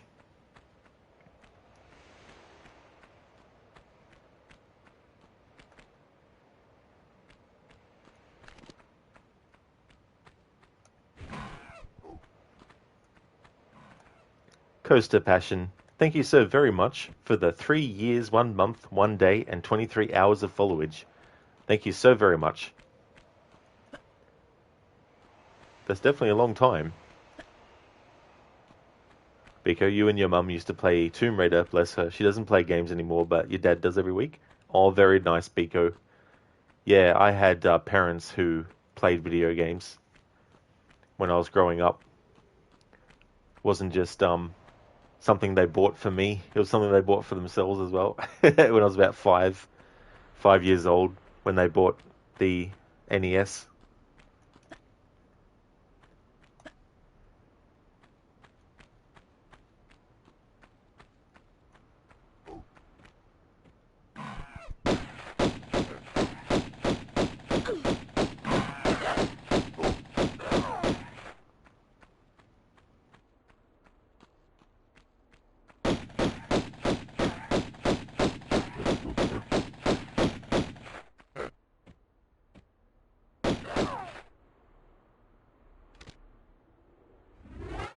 Dr. Darling, ah yes, forgot that you were doing a challenge. Missed the first 30 minutes of the stream and then you had to lurk. Oh, that's fair enough, Dr. Darling, yeah. Yeah, so there's no point in even picking up the med kits since I can't use them. Those frescoes in the pool are Minoan. They'll exist in real life, just not in swimming pools. Not in swimming pools, yeah. Yeah, I mean, you never know, especially older games like this, how much of the architecture they include actually is accurate in any way, let alone accurate at all.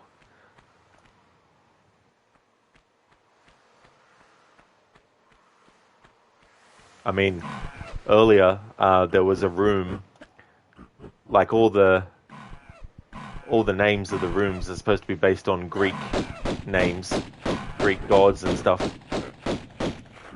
And the water room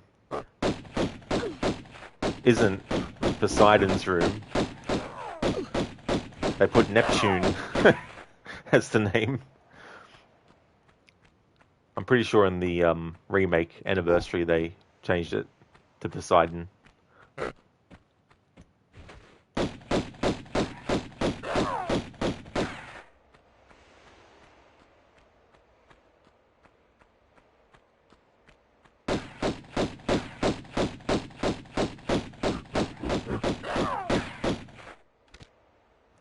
Coaster, you're studying right now because the 20th of June of 2025 you have your entry exam to incorporate a university.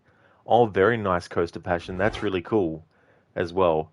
And it won't really take long for that to come around because this year is just flying now. But that's great. I'm glad that you've got that set up and you're working on that, and that'll be good too to get that sorted.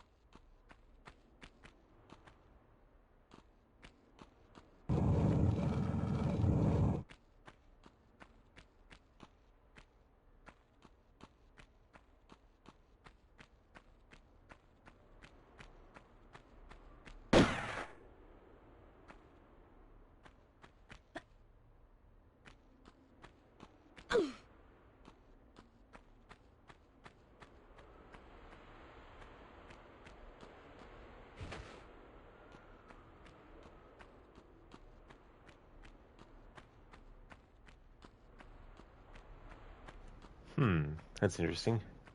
Maybe that ape that attacked me before doesn't actually spawn in until I interact with the switch. Well, this time I won't be letting the cutscene play for showing where the switch is affecting.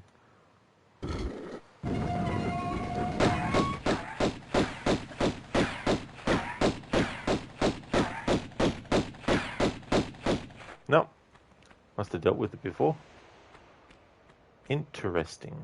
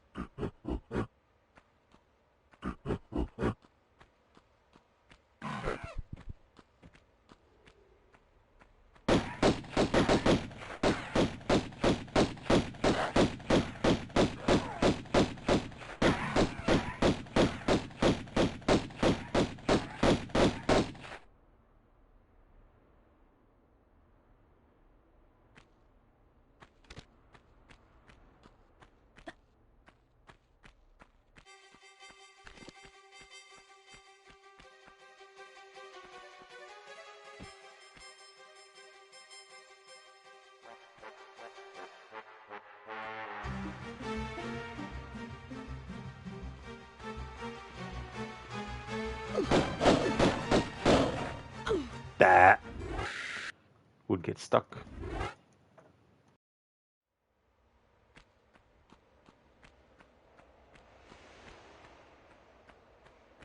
Biko, are you doing no hit or no heals? You're not sure what's going on here, why you keep restarting. Oh yeah, so I'm not allowed to use health kits, but I am allowed to reload a save. So if I get through a section and I take damage and it's too much, and I want to get that health back again, I can reload the save. But I'm not allowed to use health kits.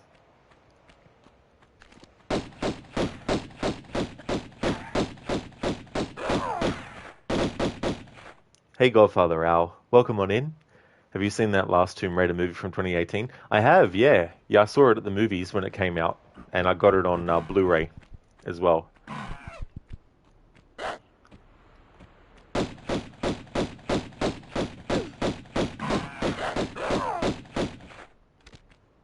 And I liked it. However, it's a terrible adaptation of the 2013 game, though. It really, really takes a big chunk out of the game's story and lore, and also changes Himiko in a way that is just... It goes against the whole point of the actual game story that it's based on. But, as a Tomb Raider movie, though, I thought it was really good.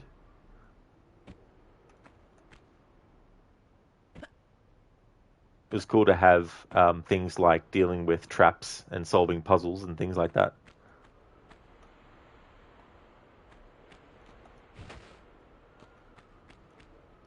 Code, well, as Lucinda has her job, you might have too something. But as the customers are having their Alzheimer Express moments, so you'll probably, so both sides of the service are just fucked. Oh, well, that would make things more complex as well, especially when you don't need things to be like that. Welcome on in, Code. I hope things are going well. Hey there, Sadie. Thank you so very much for leaving the lurk. Really appreciate that. I hope that you had a great weekend.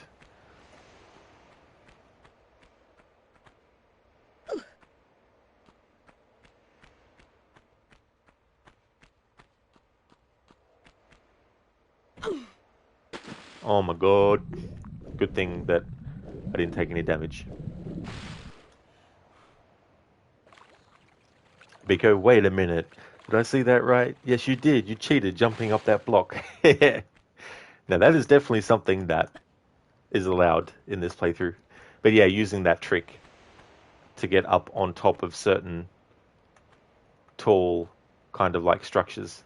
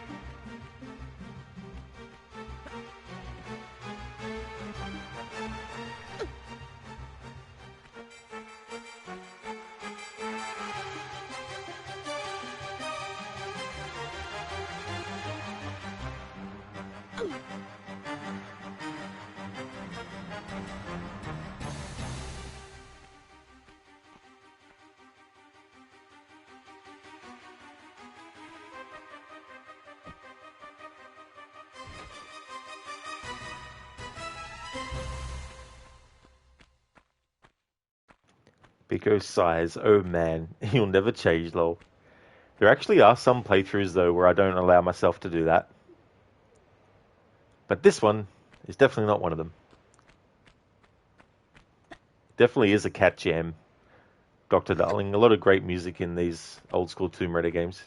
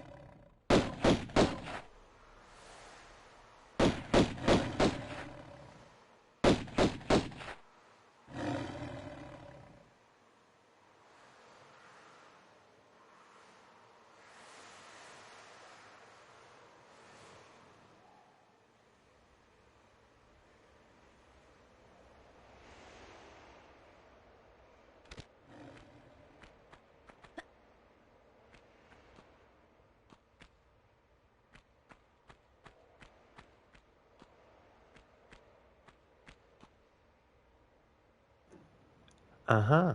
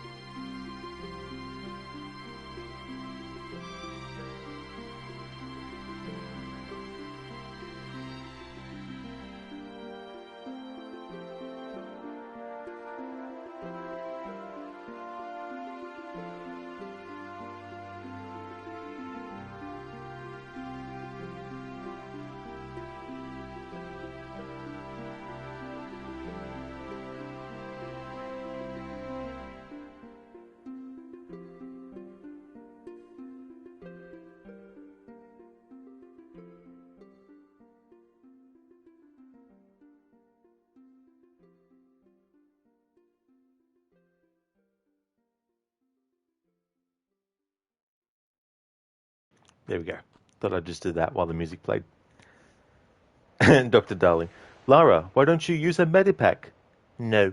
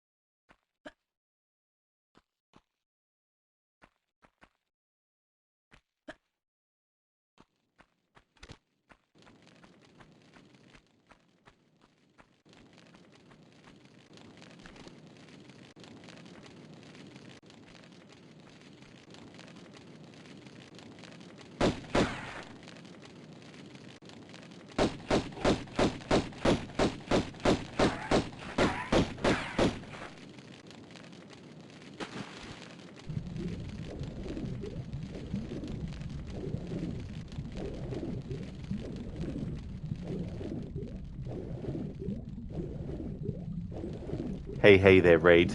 Welcome. Is this the original or the remaster with the old graphics enabled? It's the remaster and the old graphics enabled. For my annual playthroughs of 1, 2, and 3 moving forward, I'll be using this remaster version, but switching the graphics. I do have these games on PC, and Tomb Raider 1 I can get to run smooth. Tomb Raider 2, the same, and I was able to get the scan lines and the FMV sequences to go away. But the same thing that supposedly gets rid of the scan lines for Tomb Raider 3 in the FMV sequences is the same thing I've used for Tomb Raider 2. So it'll just make it easier to stream directly from my PlayStation and do the remaster version, and then that way when I get to Tomb Raider 3, I don't have to worry about the scan line issue then. That fire sound effect? Oh yes. Yes, indeed. This particular part here can be annoying.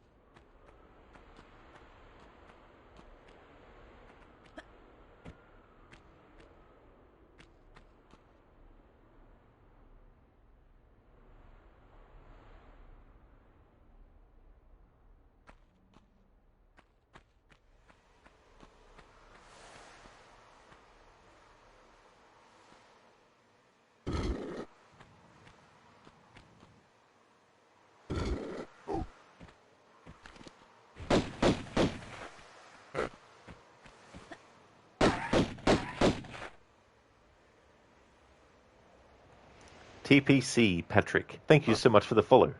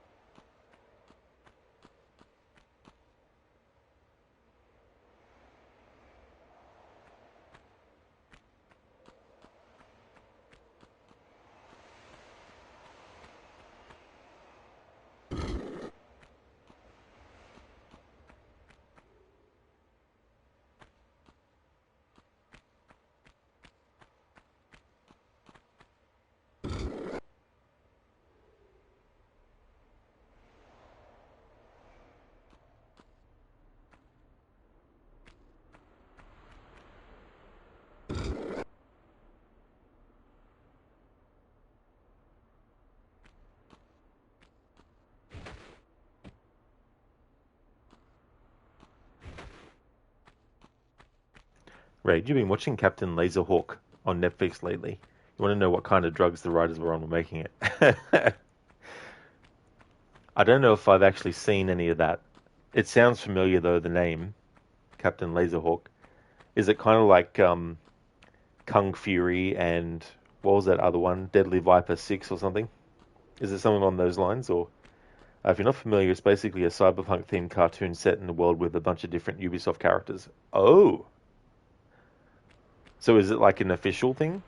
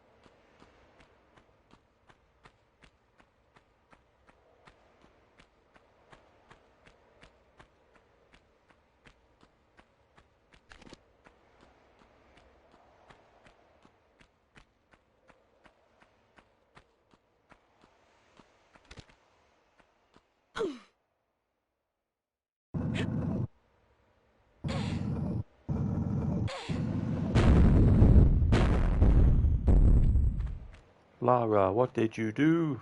What did you destroy?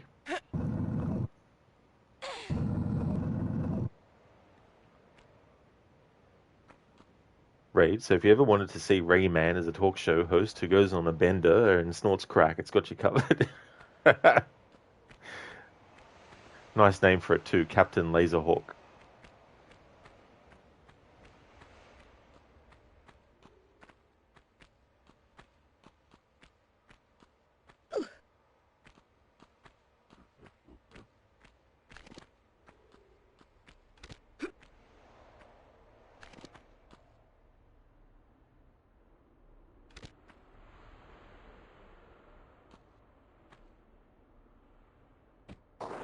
Oh my fucking god.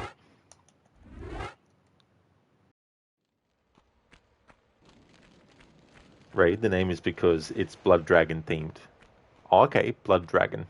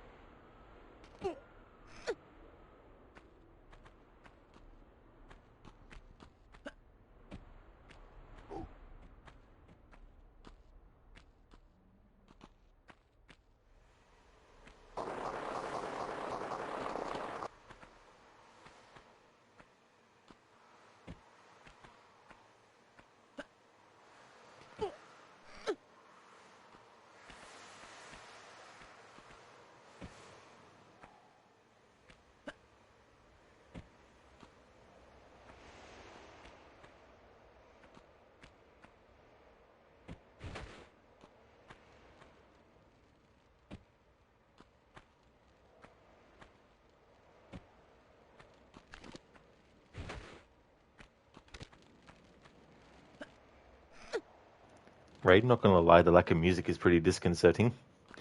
Yeah, it really adds to the ambience and the feeling of going into a location and it's just you on your own, exploring and also coming across all these different enemies and stuff.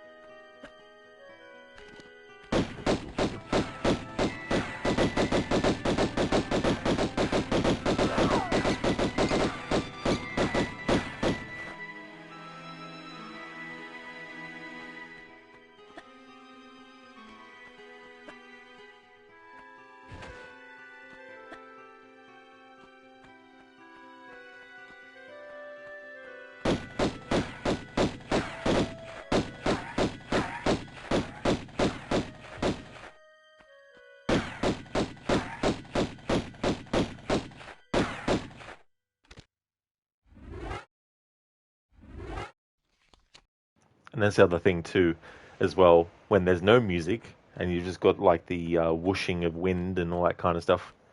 Sometimes when the music does kick in, it might be able to give a bit of a jump scare for some people.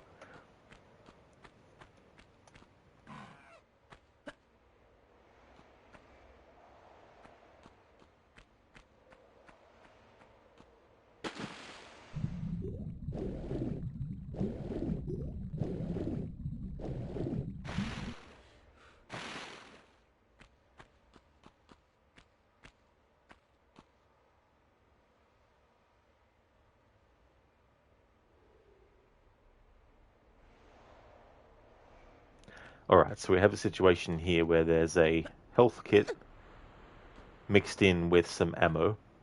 I'm allowed to pick up health kits. I'm just not allowed to actually use health from those health kits. But might not even bother with that even. Hey there, Mr. Goatee. Thanks for redeeming. Rest in peace, Lara. So, do you want Lara to drown, or would you like Lara to do a dive off a great height and land? What's your preference? They're probably the most two viable Lara accidentally dies on purpose kind of things.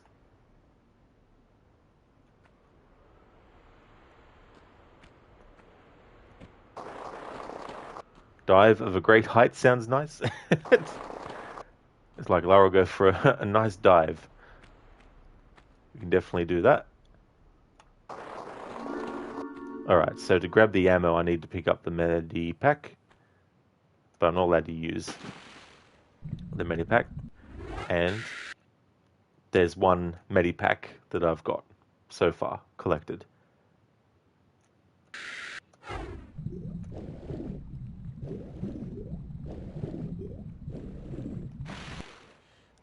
Rage, you know this is an old game, but it looks like whoever textured these environments was having a sordid love affair with a copy and paste feature. Yeah.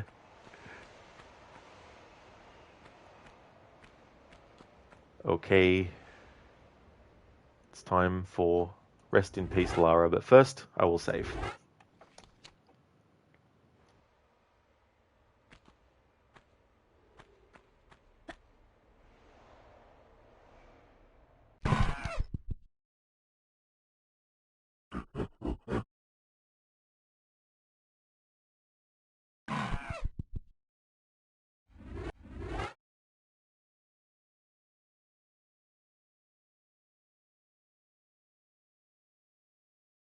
I love the fact that there was no sort of like sound from Lara, but it was just the ape going, even though that doesn't sound like an ape. That sounds more like a parrot. But there we go. Thank you, Mr. Goatee, for redeeming Rest in Peace, Lara. I don't know what got into her. She was like, I'm just going to run and dive off this. Could you imagine if I did? Although, I think the save that I made wasn't too far from that point. But still, would have been funny if that happened.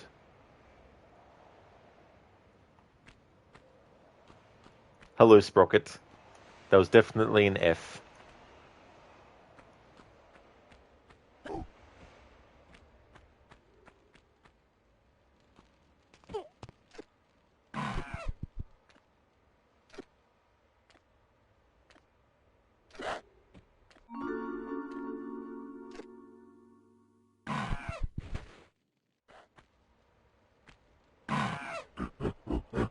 Alright, so to get that ammo, we had to also pick up another medipack.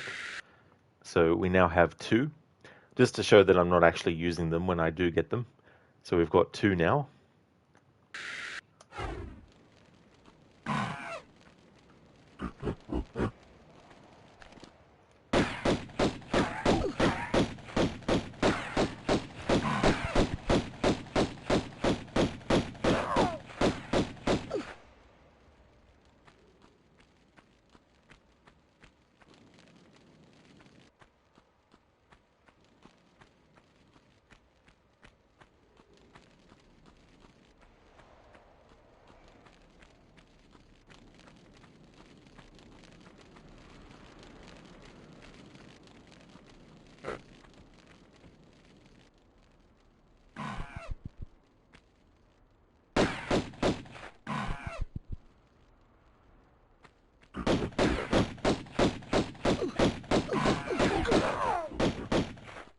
Alright, it's a bit too much health loss.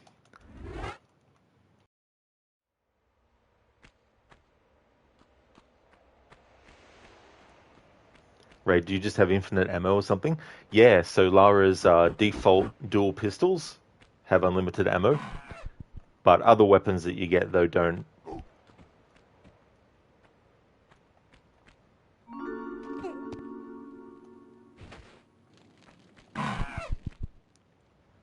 Alright, so picking those up again, and just to show, I've got 2.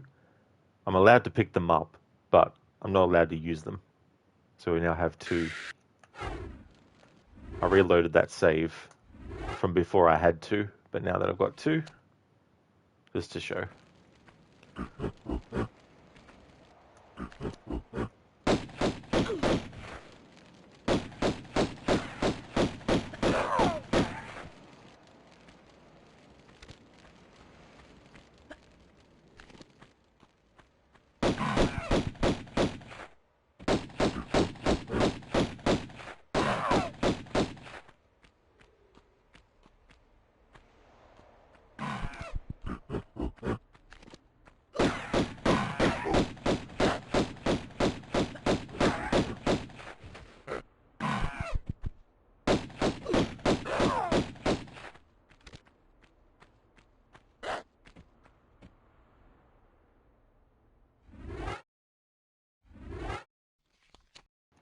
Ray, do you think you played one of the old Tomb Raider games once, but you forget which one it was? Oh, yeah. Yeah, the first 5 all have the same kind of graphical style. And then Angel of Darkness, which came out in 2003, there was a updating graphics. So in terms of consoles, it went from PS1 era to PS2. So if the graphical style was like this, then it might have been one of the first 5.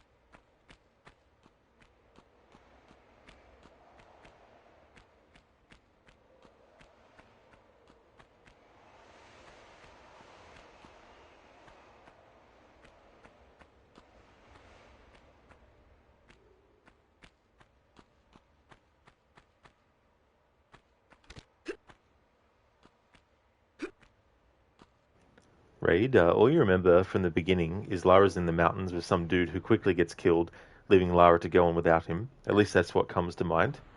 Oh yeah, so at the start of this game, she's with a guide, and there's a big door, and she uses a grapple and climbs up, and then presses the hidden switch to open it, and her guide is on the ground, and then these wolves come out and attack him, and then she cuts the rope, and then as she's falling, she pulls the pistols out and starts shooting at the wolves and stuff. But unfortunately, the guy's dead by the time she actually gets to him. That happens at the start of this one.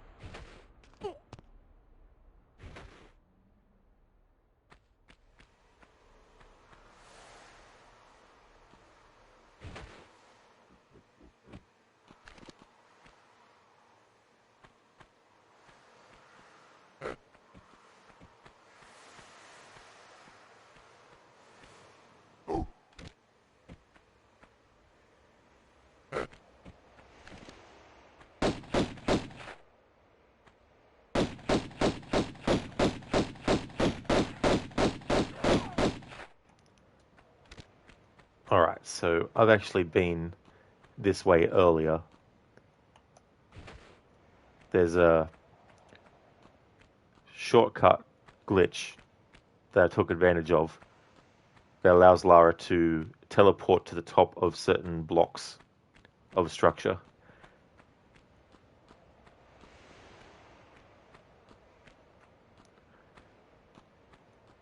But the way that I've gone to get here now is the way you're supposed to. So you come out here and then go through over that way and then end up finding one of the rocks. But basically what I did earlier, just for those who weren't here before and don't know what the trick looks like.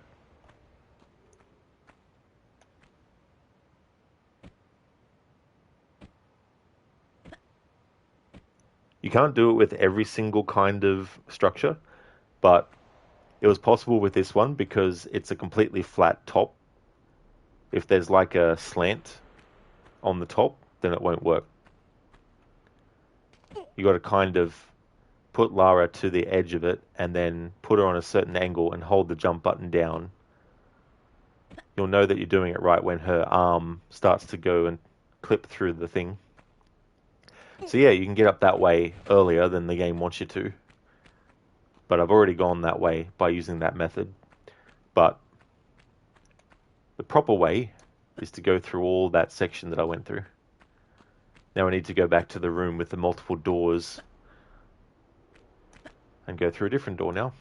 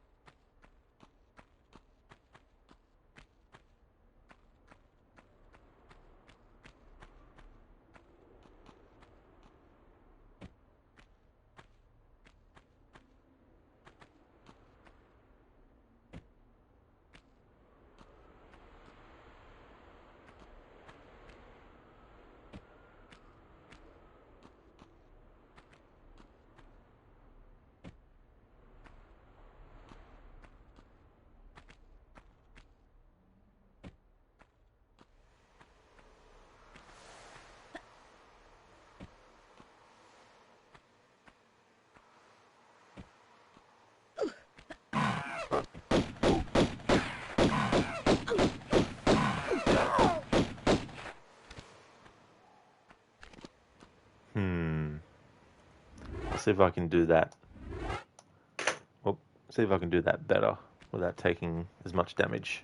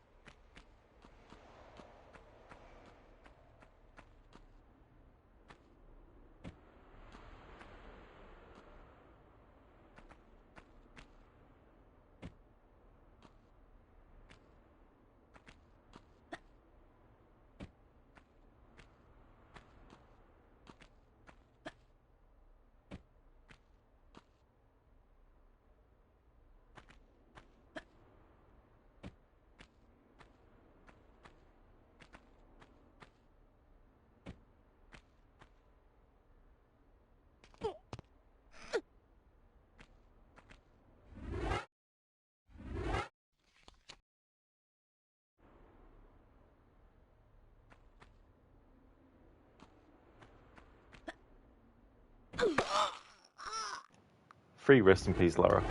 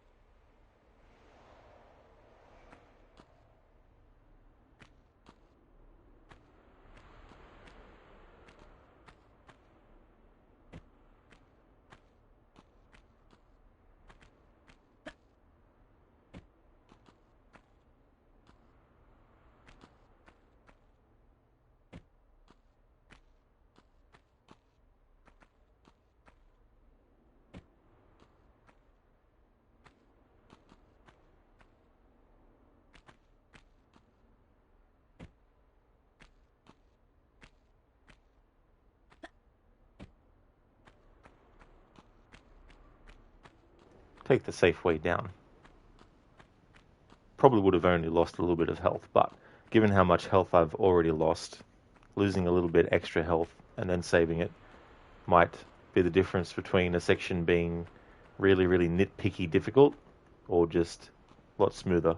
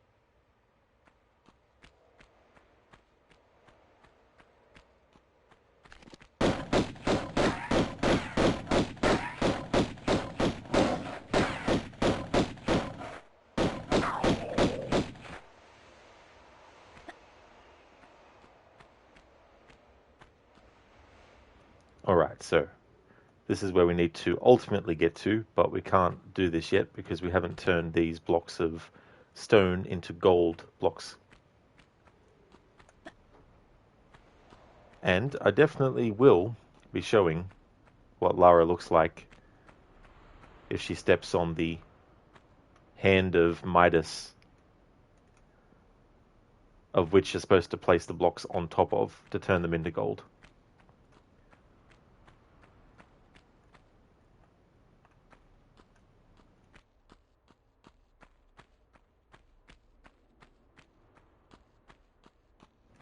Biko, what was that? You have a different menu now in Tomb Raider? Well, typical of the 21st century, always adding a little bit more. A different menu. Well, in old school graphics, it's pretty much the same, except for, I guess, maybe what button it's telling you is on the screen. But this is what the remastered version looks like.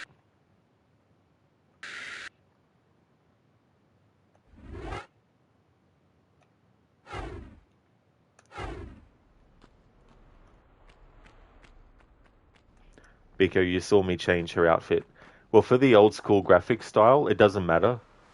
For example, if I switch to new graphics and I change her outfit,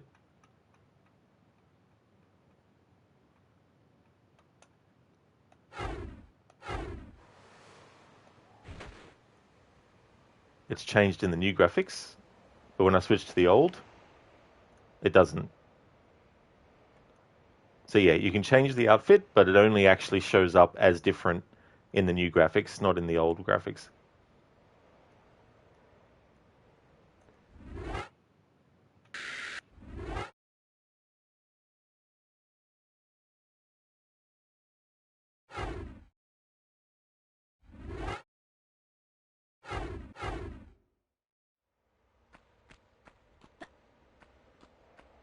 But what you got to do though is you got to finish the game once, which was so funny because I'd already finished all 3 of the remasters and it still threw up that message. But luckily I kept the save of the last level for Tomb Raider 1, and so I just basically fought Natla and then escaped, and then I finished the game again. And then that unlocked the ability to change the outfits.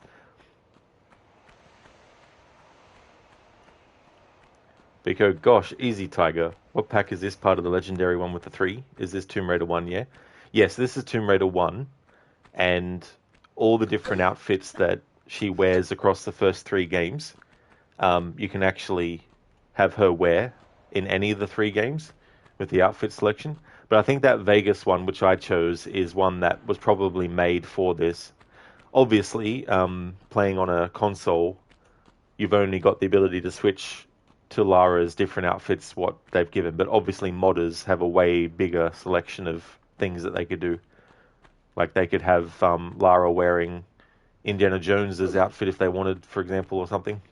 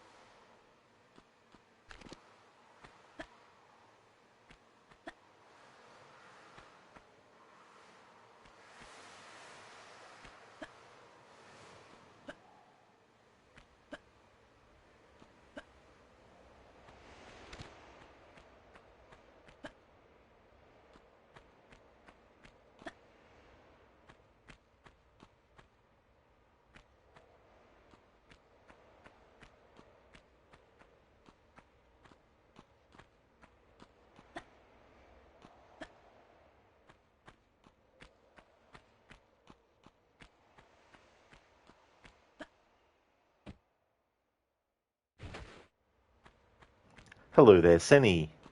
Good day, tomb raiding Senny. Welcome on in, Crooked. The game's going good. We're in the Grease levels at the moment.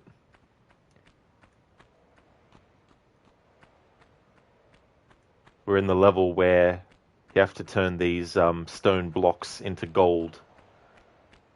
There's a big giant hand statue that's supposed to represent Midas, and you put the blocks on it and then it turns them into gold. But if you jump on it yourself, Lara gets turned into gold and dies. How's things going with you today, dude? Is there any wine? No wine.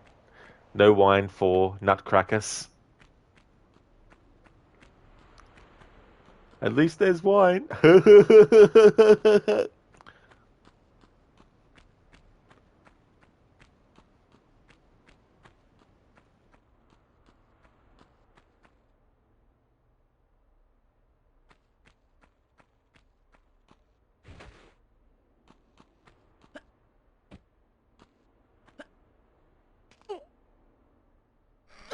And no Marcos either, unfortunately.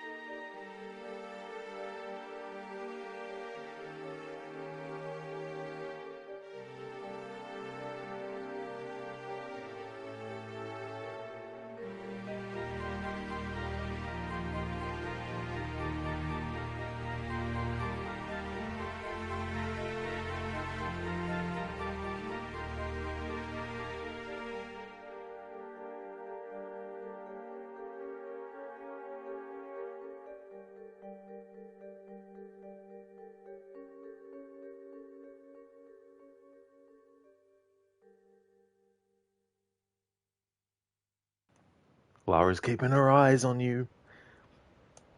Crooked, very unfortunate indeed. Oh no. How are we going to get our daily dose of everybody benefits? You're doing well, thanks, apart from allergies kicking your butt, but took something that hopefully helps. Oh, dude, hopefully so. I'm glad to hear that you're doing well otherwise, but the allergy thing, like, it's just so frustrating. So I really hope that it kicks in and that it actually, really does the job. So here we go. This is the Midas touch room. So to make sure I don't have to do it all over again, first I'm going to make the bricks gold. And then once I've done that, I'll save. And then give a free rest in peace, Lara, to show you what happens when Lara steps on it.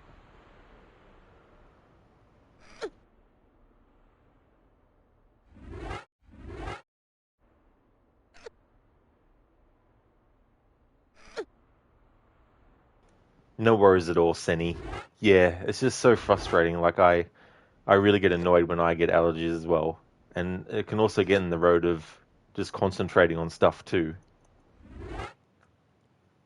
Alright, so there we go. All three have now been turned into gold bars. Now, to make a save, and then show what Lara looks like when she gets turned into gold. So first I'll show what it looks like in the new graphics.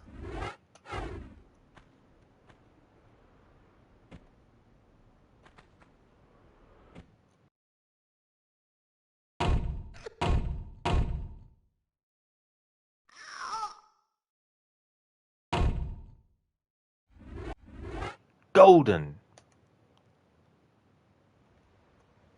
And here in the old school graphics.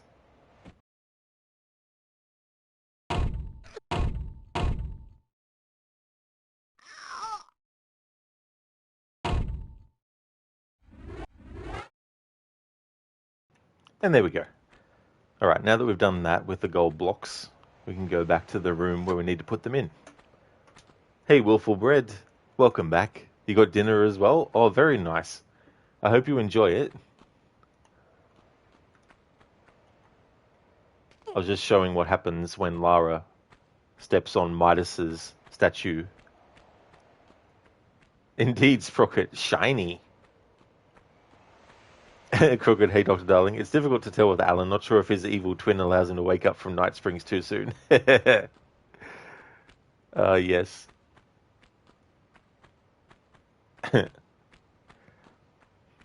I know I said this in your chat, Crooked, but I'll just say this for other people. The idea of having like an evil twin, even this game has it, like there's a doppelganger for Lara. Even the Prince in the old school original Prince of Persia game also had a doppelganger as well. But the evil twin trope in the video game Duke Nukem 0 Hour, there's a part where Duke Nukem in present time is being spoken to by a version of him that's actually in the past, broadcasting a message to the present. And Duke's like, "Who the hell are you, my evil twin?"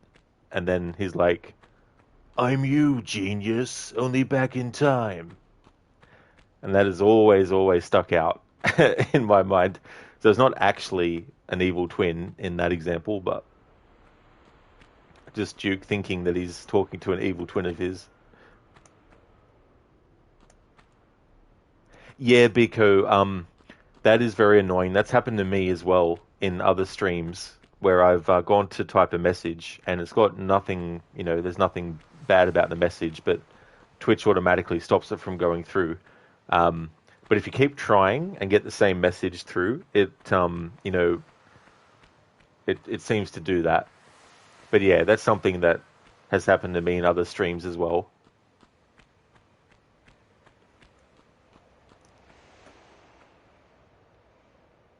Sheila Babs is on her way back home. You made sure she got the first train. Oh, that's great, Sheila. That's awesome, dude. Hope that you both had a great time. Would have been cool. Because as yet, I haven't met anyone that I've met through Twitch. Like, I haven't met IRL, anyone that I've met through Twitch yet. But that's cool that you and Babs were able to.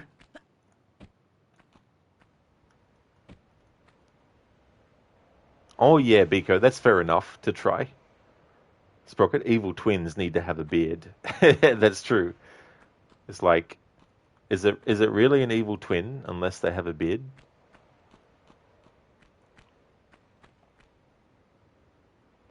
Oh good, I left that door open from the last time I opened it. Nice.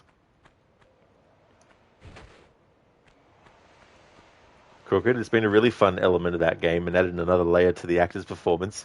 It really does, and it's a great idea to have a character that has all the negative traits of Alan and isn't afraid to indulge in those.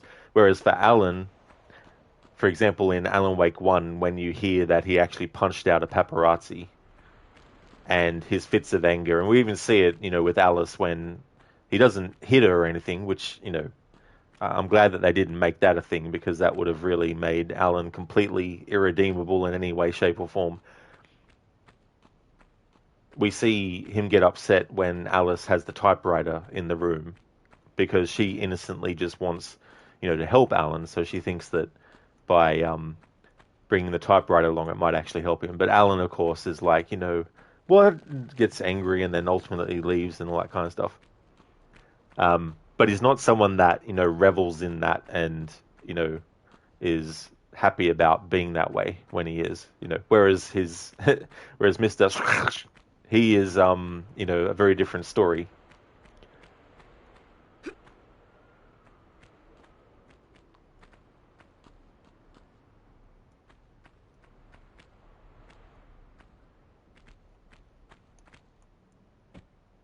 Alright, time to put these gold bars in their place.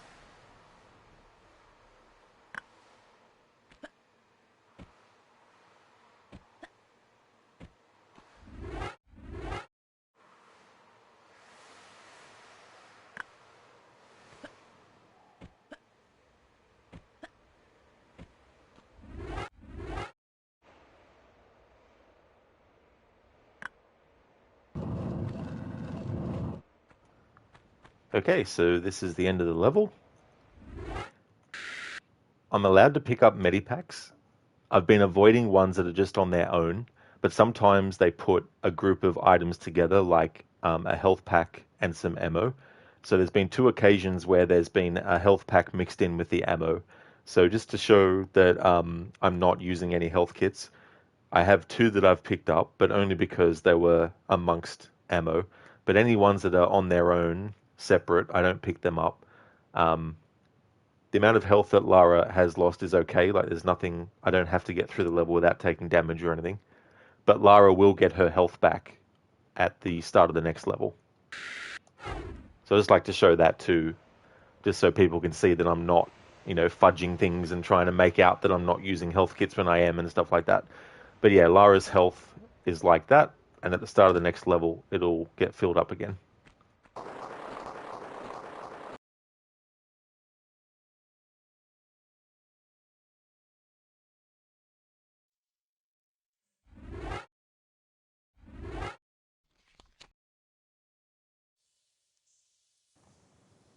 Biko, you want to cry, but it's not bad sadness. It's that these 1990 times have passed and gone forever. You seriously want to cry, but they are nostalgic, which is kind of good, but then again, you just want the 1990s back so much. You were literally only 6 years old during these times and in awe with everything in gaming. Long live the 90s. Yeah, Biko, that's the thing. You know, the march of time obviously cannot be stopped, and things, go from being in one state to a different one, and then, things that came out years ago, the perception of them changes, the technology changes and all that kind of stuff. Um, but yeah, it's interesting with nostalgia because obviously part of nostalgia is memories, and the memories that we have of things and how attached we are to them is obviously what nostalgia really is. And you get a lot of stuff that has stopped being the way that it used to be, and that should happen. Like, as much as there's some cool elements of retroness to stuff, if every single game stayed these graphics, then that would be stagnant and stuff. But it is still cool though that the retro style is still in. Like, people still will play a game in spite of it, and all that kind of stuff. But yeah, it's understandable to have that sort of connection with things as well. And it would be so cool to have a time machine and be able to go back in time and go back to when certain things were brand new. Hey there, Les Minaj. Welcome on in. It's going really good, thank you. Things are going well. How about yourself? Because, sorry, excuse you, you're just going through a hard time. You love the 90s, everything was straightforward and more bare minimum. Lol. Yeah, that's it. And sometimes simplicity is something that people might think is a negative thing.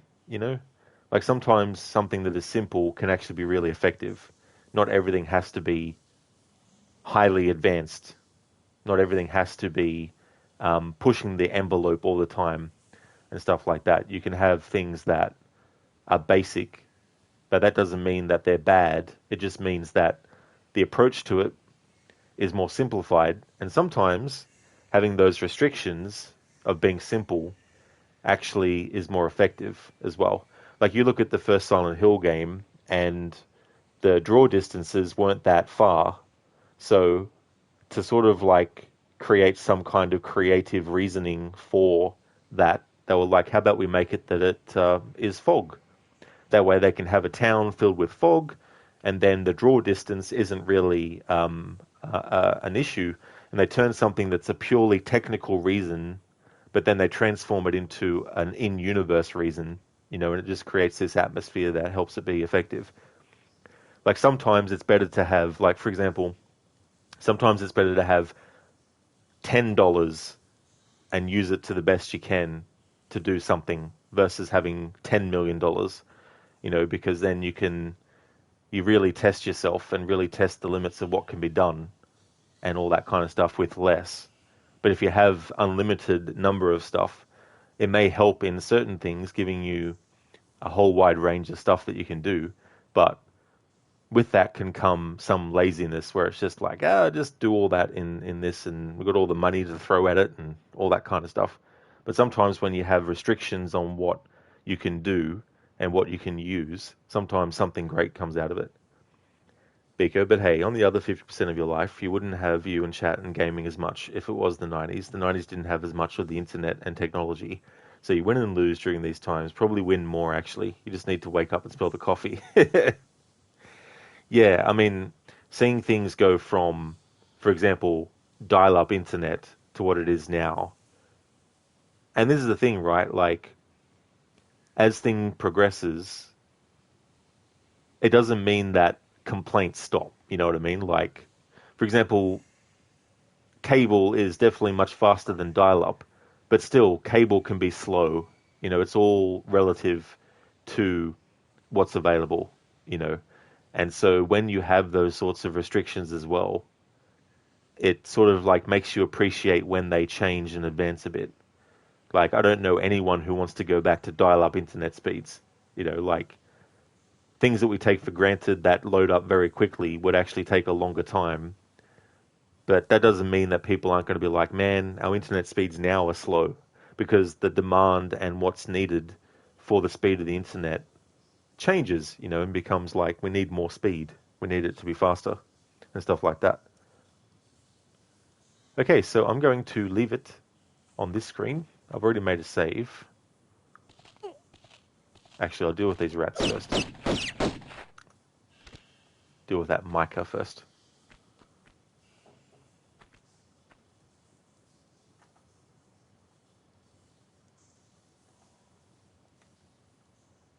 Alright, so I'm going to leave this on photo mode while I go and take a break. So Lara will keep an eye on things. Hide the UI, and I will be back in 10 minutes.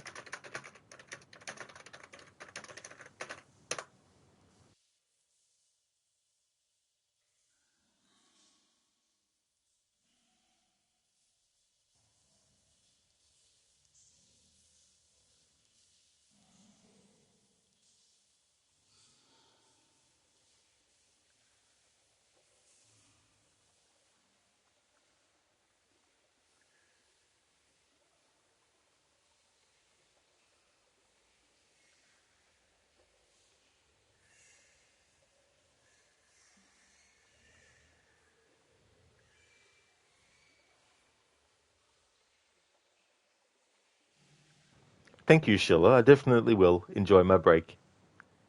Be back soon.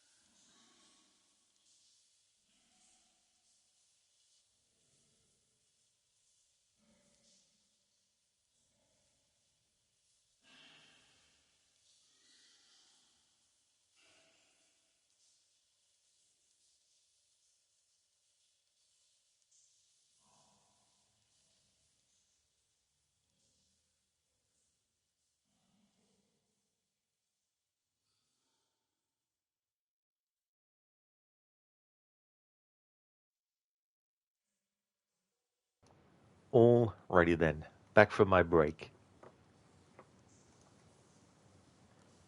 This is true, Lizzie. Lara was staring menacingly into your soul.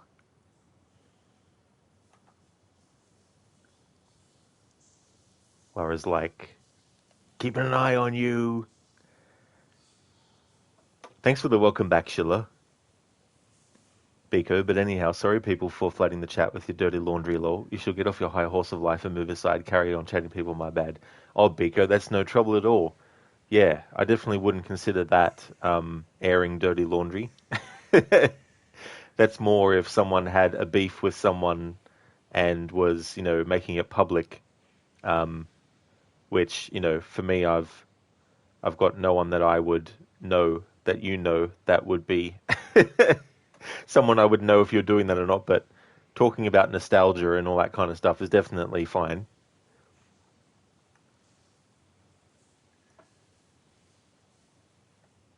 Just to show two different facial expressions that we can give Lara.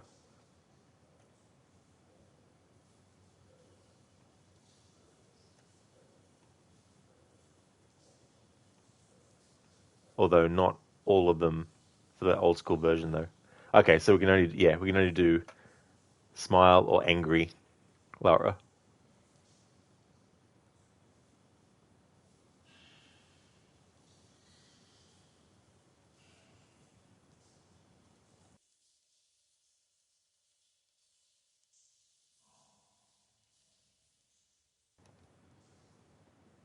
Biko, how old was I during the 90s?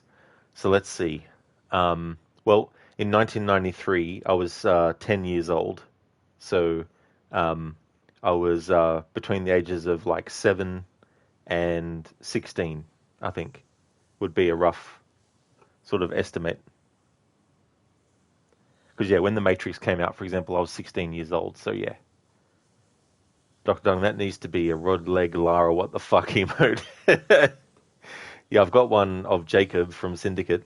But yeah, this would be a good sort of like rage emote actually.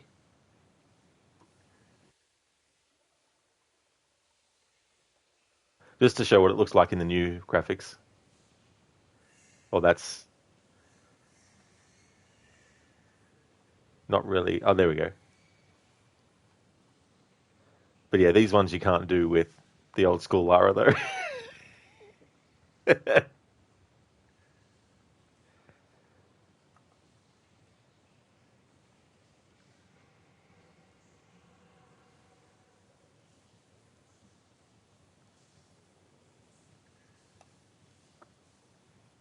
That's true, Biko. Yeah.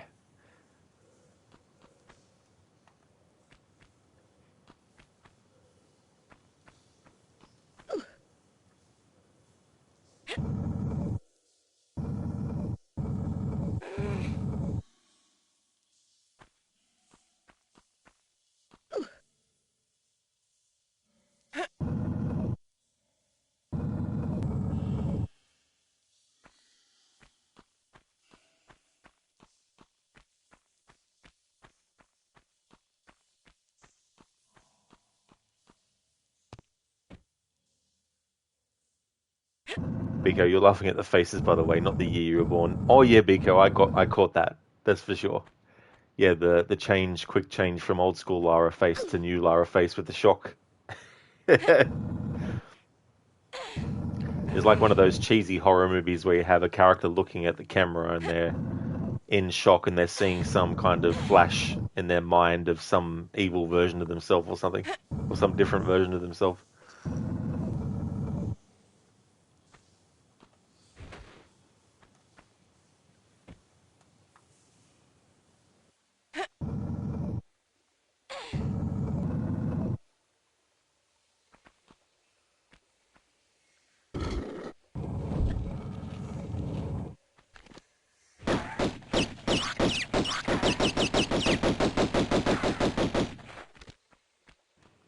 Alright, so there's no point picking that up. There's no ammo mixed in with it, so there's no point picking that up on its own.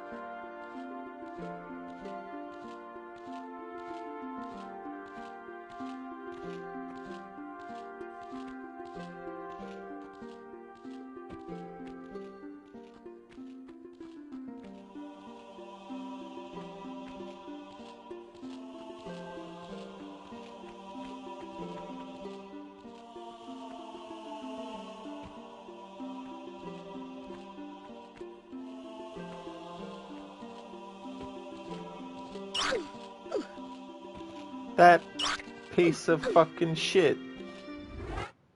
I was enjoying the music there too. And of course, I didn't save it after doing that stuff, so we now have to redo all this again.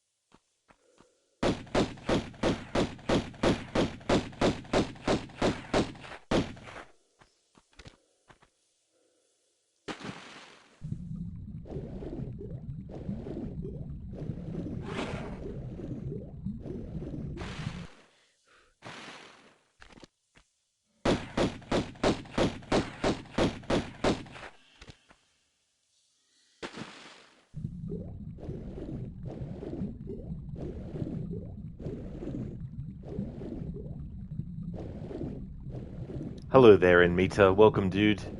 How's your day going today?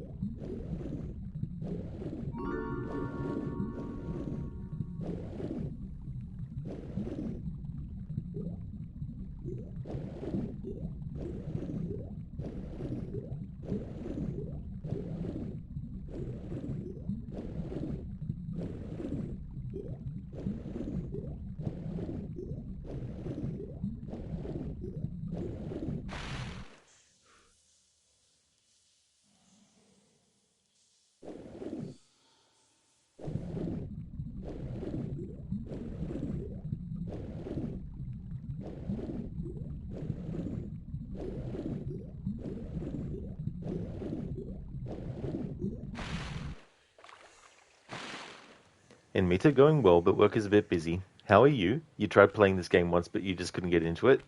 Oh, that's good to hear in Meta. Hopefully work isn't too stressful. Hopefully it's a good kind of busy, as opposed to sort of like not having anything that can be done. As for me, I'm doing really good, making good progress. I think I've done, let's see, I think I've done, how many levels have I done? 7. I've done seven levels so far. And that's fair enough too, as well. Yeah, there's just some games where no matter how long you give it, it might just not be one that you get into and stuff. I've had that happen too with games. Not too busy, but just enough to not get bored of doing nothing. Oh, great. Well, that's good. That always helps.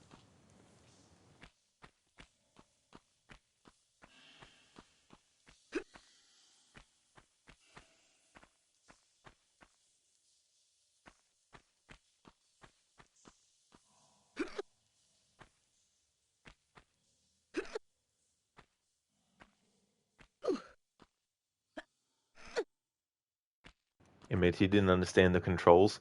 Yeah, I mean the tank controls as well. They can be very, very sort of like difficult sometimes as well to get used to and stuff like that. The funny thing is, I tried this version with the modern controls that they added because the remaster version they added modern controls, and I just couldn't get in. I just couldn't get a handle on it, so I just switched back to the old school tank controls. Well, thank you, Anmita. Cheers, dude.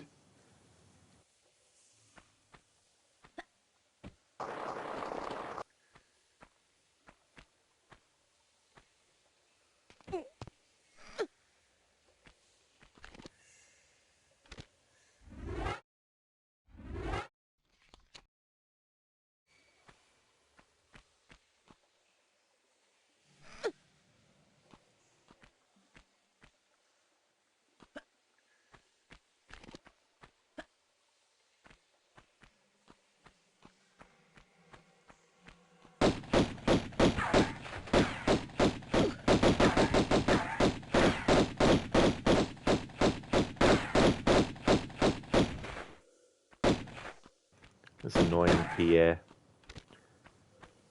I'll see if I can get him without taking as much damage.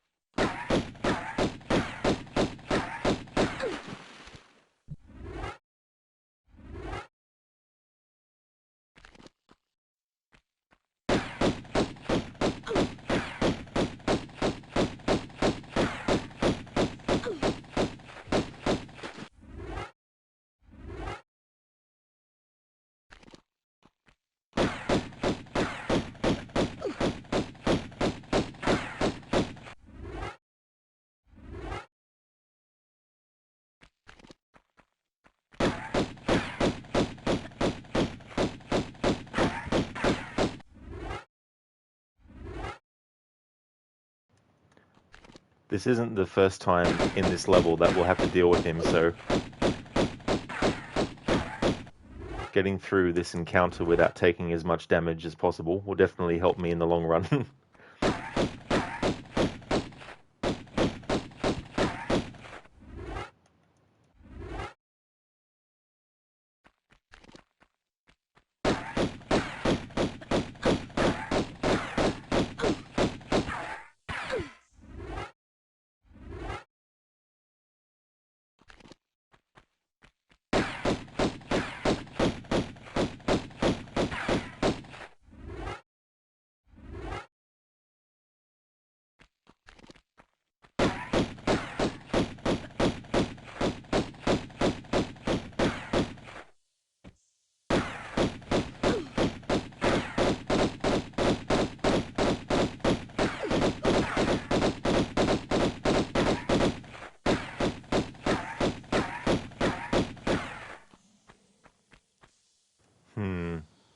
That'll have to be good enough.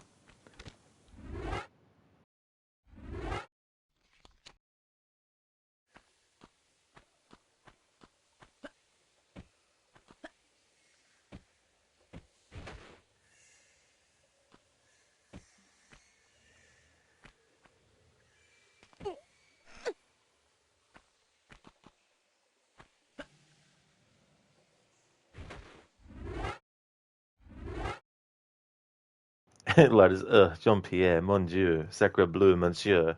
What a canard he is.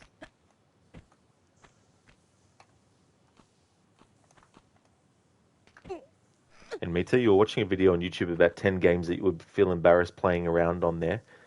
People in Tomb Raider 2013 was one of them. It was saying that it feels like Lara is moaning when she gets hit or when she gets down. Honestly, you didn't really notice that when you played the game around other people. Yeah, I mean, how dare someone vocalize when they take damage? it's it's like it's kind of like a bit of a weird sort of thing to be embarrassed by. I mean, you know, I know some people's heads, are thinking sexually 24 hours a day, 7 days a week, but still, like, that's definitely not what I'm thinking of when I'm playing a game and the character is making noises of getting hit and taking damage, that's for sure.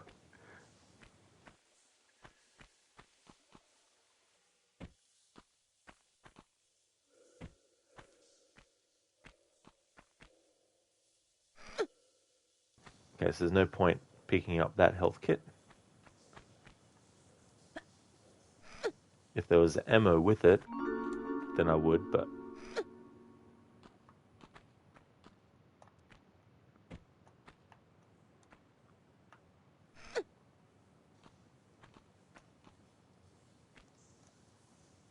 Yeah, and Mita is like... It's... I mean, in Red Dead Redemption 1, there's a scene... It's the only sex scene in the actual game, and it's over pretty quickly, but, I mean, if someone was playing that game in company that they didn't want to see that kind of stuff, I could understand that particular thing being something that they'd be embarrassed by, but...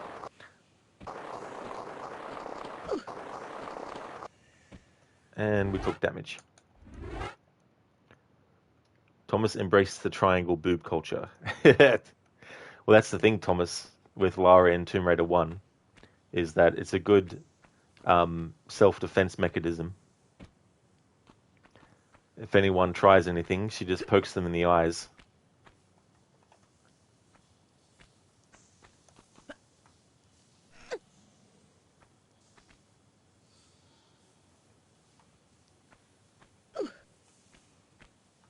And Mitty, you think you were 24. You played it about 4 years ago. Oh, nice, cool. Yeah, I like that game.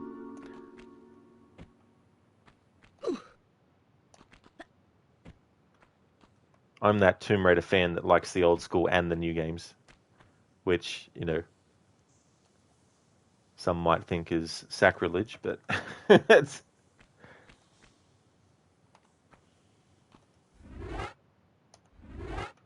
It's like, you have to be one or the other. You can't be both. Are you crazy? Two things can't be true at the same time.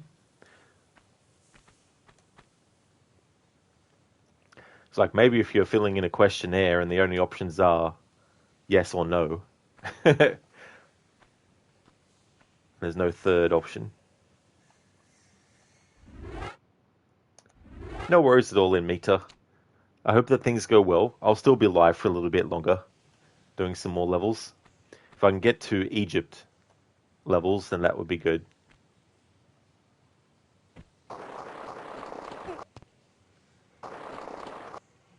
I took damage from that. Not that I'm not allowed to take damage, but I mean, I want to make sure that I don't lose too much health. Because it's bad enough with Pierre, the litter bug, to deal with. Alright, so Lara's always going to take damage from that height.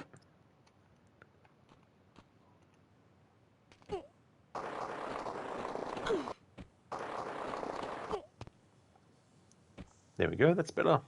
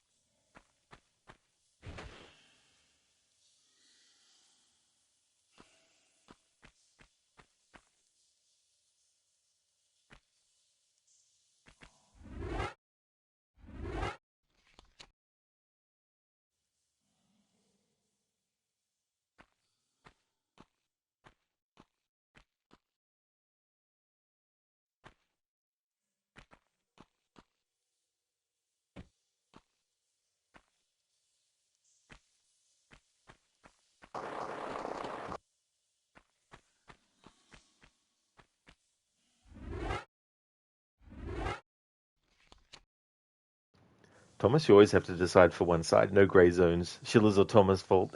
it's, it's like it's one or the other. Can't be both at the same time. Gliders, today's not Tuesday. You wish you had a triple Rod Legion stream. Yeah. Well, triple one, I'd either have to do one in the morning or before midday, and then one in the afternoon, and then one in the evening, or do one in the afternoon, one in the evening, and then one early in the morning, which I don't really feel like doing. Hey, Basket Shots. I'm doing well. Things have been going good. Oh, wow. So that was the last time that you were in chat. Oh, that's no worries at all. Hope things have been going well. As for me, I'm doing good. Streams are going well. Started my Tomb Raider marathon today, so I've got 12 games to get through before the year ends. Plus some other games from other series that I've got to get through before the year ends. But yeah, I've been going well, Basket Shots. How about yourself?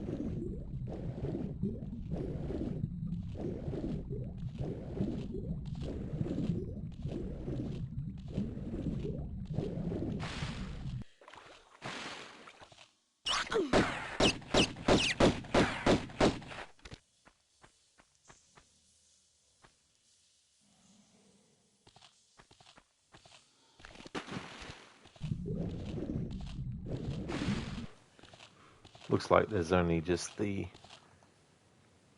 health there, so that's not something I need to worry about.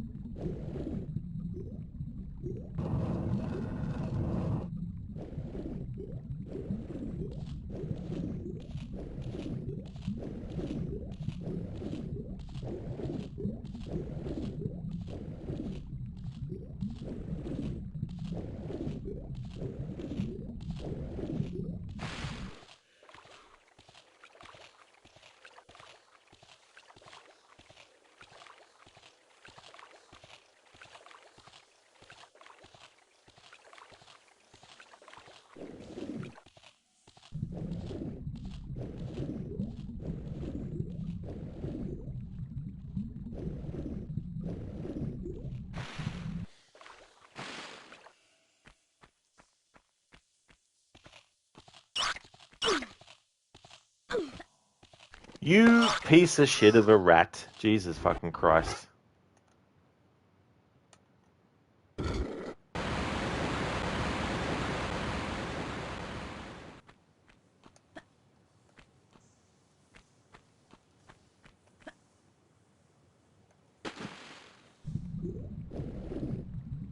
Dr. Darling, please, no crazy challenges that will make Rod rage.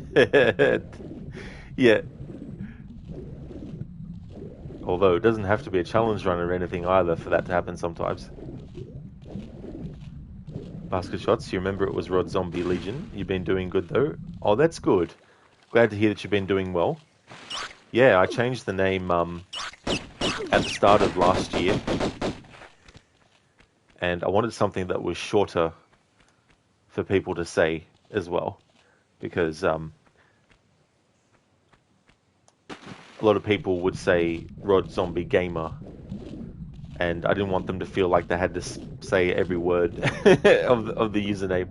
But there are other reasons too. I wanted to change it to something that wasn't so horror kind of only assumption kind of thing.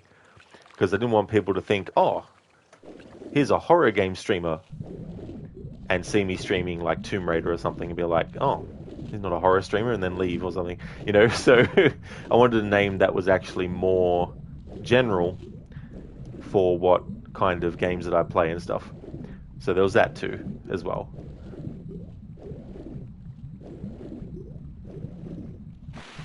Because, yeah, playing more than just horror games, I wanted to have something that people can look at the name and not think, oh, it's only just horror games.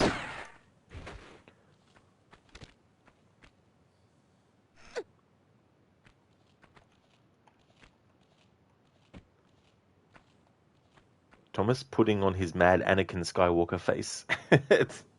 Oh yeah, when Schiller said always Thomas's fault.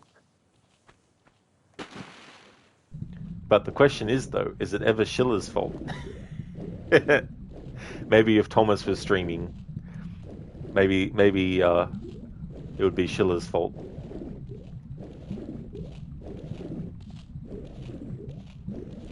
There's something I forgot to do after reloading that save that I'll do now, which was to pull this lever. Pull your lever! I just remembered the guy in Prince of Persia Sands of Time who keeps yelling at you. It's that one of the first big puzzles you have to solve.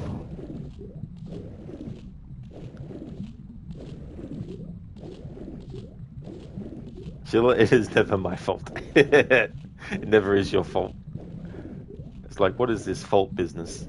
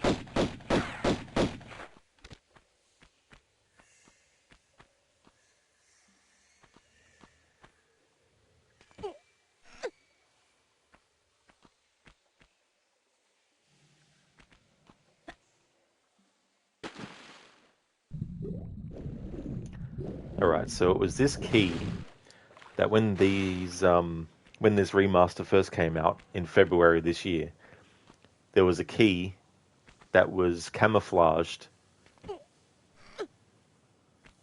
and they didn't have it bright enough so it could blend in easily with the environment. And it was this key here. I remember I was wondering why I was missing a key and where I was missing a key from, and I couldn't remember. I couldn't remember where it was, and then I searched for so long, and I came across this point. And then when I changed the graphics to old school, that's right, it was the new school graphics. That's right, the new school graphics had hidden the key, camouflaged it, so it was very hard to see. And it wasn't until I decided to test having the old school graphics on the whole time to see if it would pop up or what I was missing that I then saw the key there. So hopefully they patched that. I didn't think to look in the modern graphics to see if they had done anything to treat that key.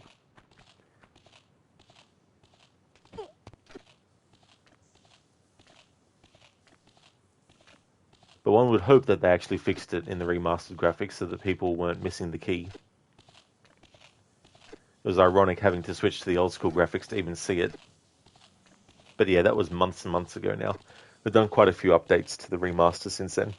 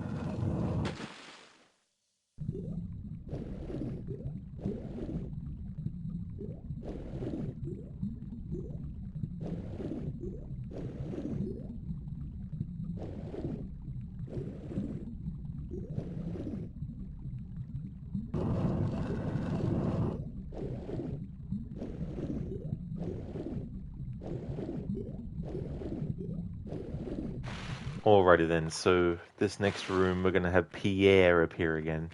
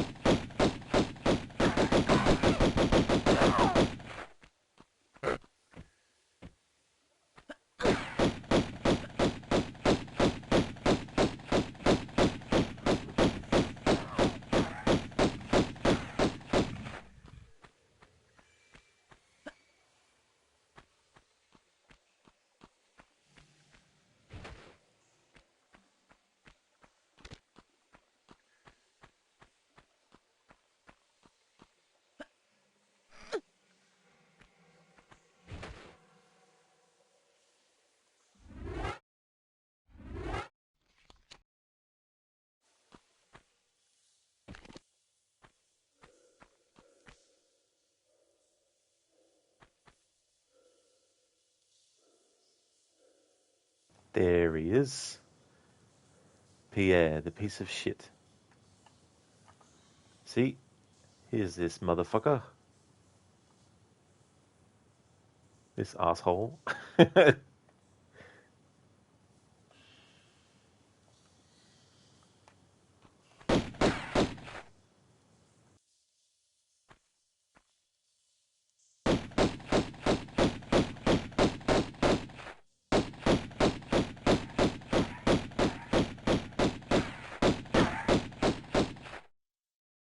Oh, nice. He must have despawned already. That worked out well. Excellent. Good. But that's not the end of him yet.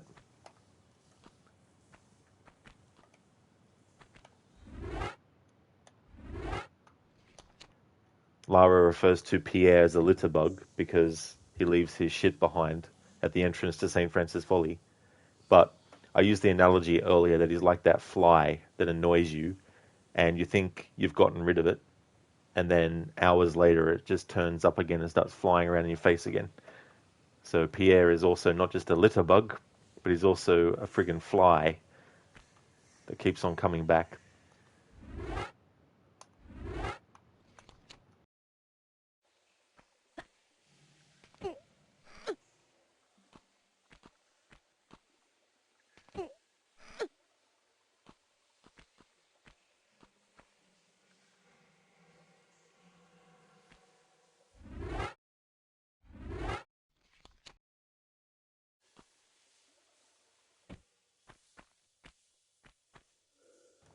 Excellent.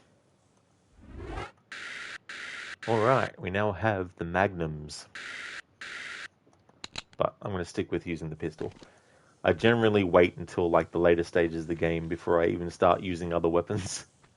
I'm a bit stubborn like that.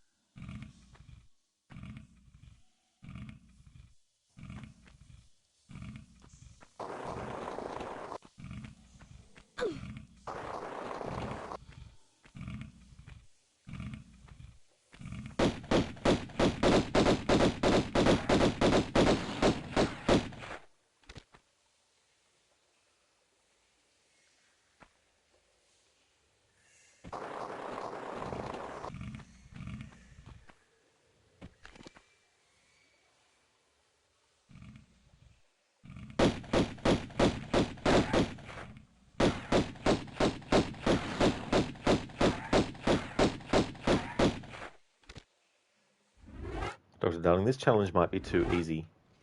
Yeah, so far it hasn't been difficult or anything like that. And I think partly too, I'm already used to saving my health kits until I have 100 of them. And I need to just use one, and I'm even like, do I really need to use this one health kit even though I'm on the final level and I've got 99 of them? Nah. It's always either too easy or too hard. That's true. I mean, something that I would probably, and because I've got 12 games to get through, I don't have the time to do a challenge that's really difficult with this game or the other ones. But if I was to do this challenge again, I would definitely add more restrictions.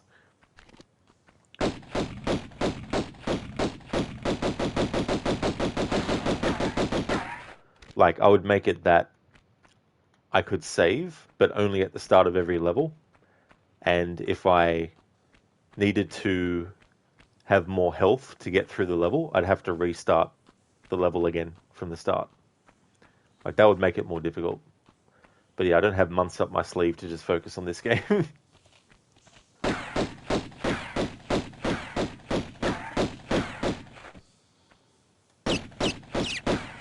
But I do want to do some challenges for one of the reboot games, though.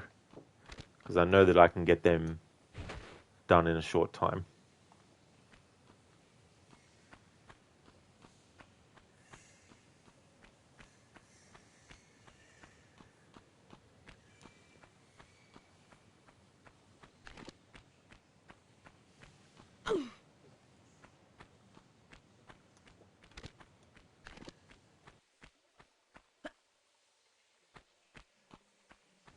Dr. Darling, well, if you'd like Shadow of the Tomb Raider on New Game Plus and Deadly Obsession, difficulty wasn't hard.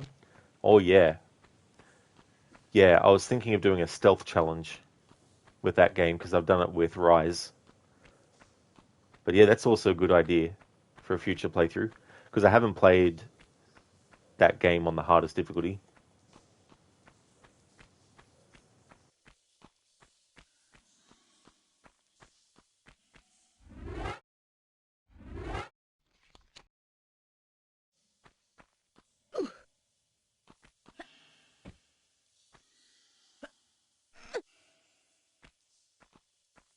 I still remember that stealth challenge with Rise though, especially the part in the game where you're underwater and under the ice, and you got these enemies with laser sight targeting above you.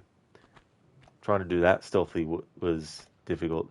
I think I had to make an exception at some point because it was one of those things where it was like a dead end kind of situation.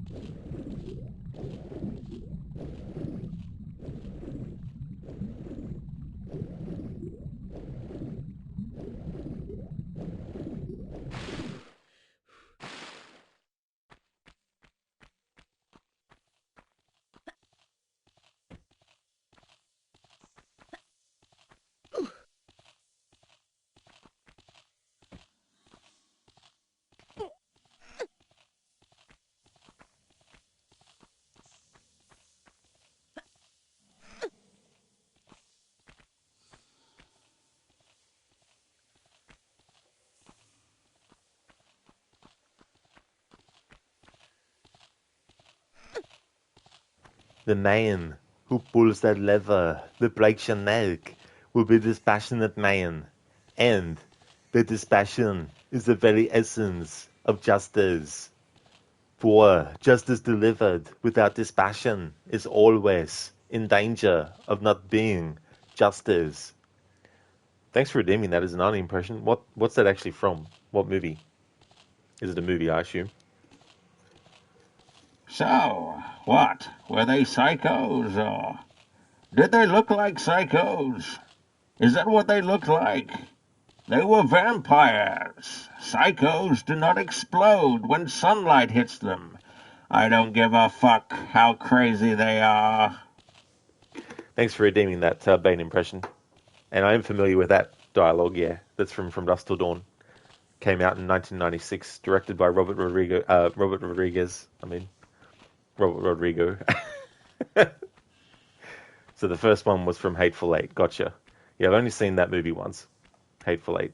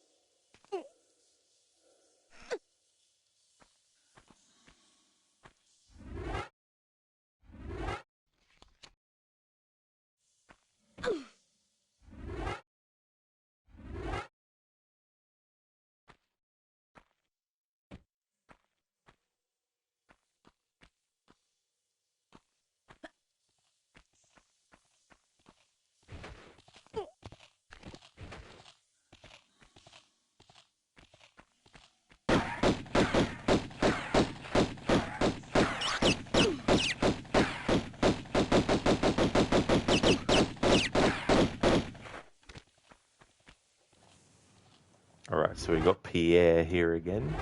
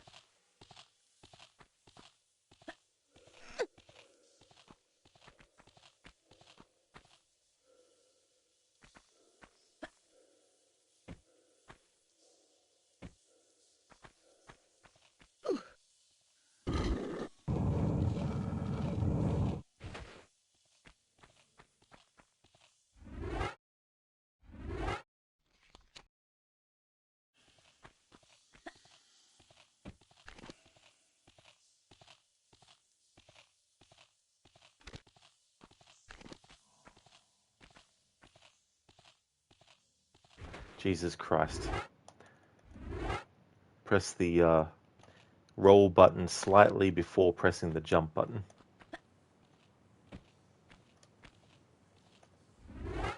That time didn't get enough space.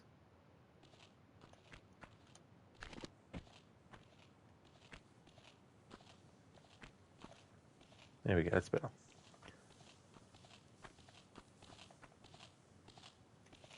Doot, doot, doot, doot. Pierre, where are you?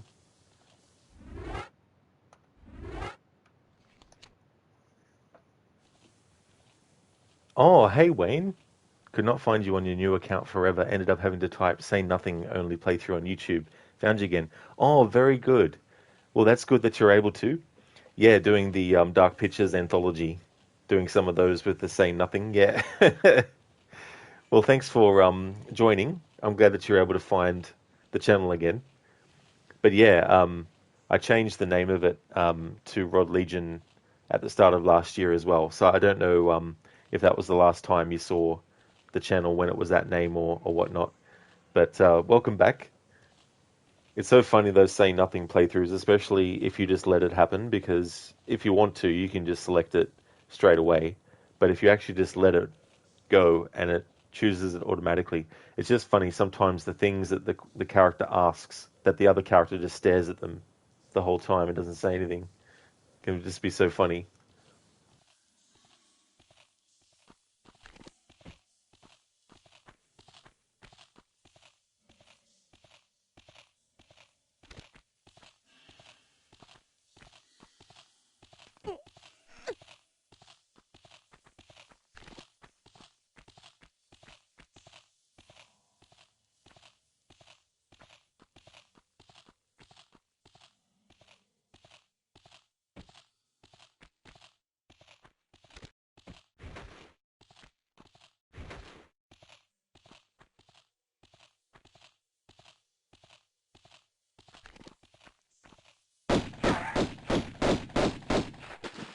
Actually, I don't need to bother with him in this instance because I got what I needed there, which was the key.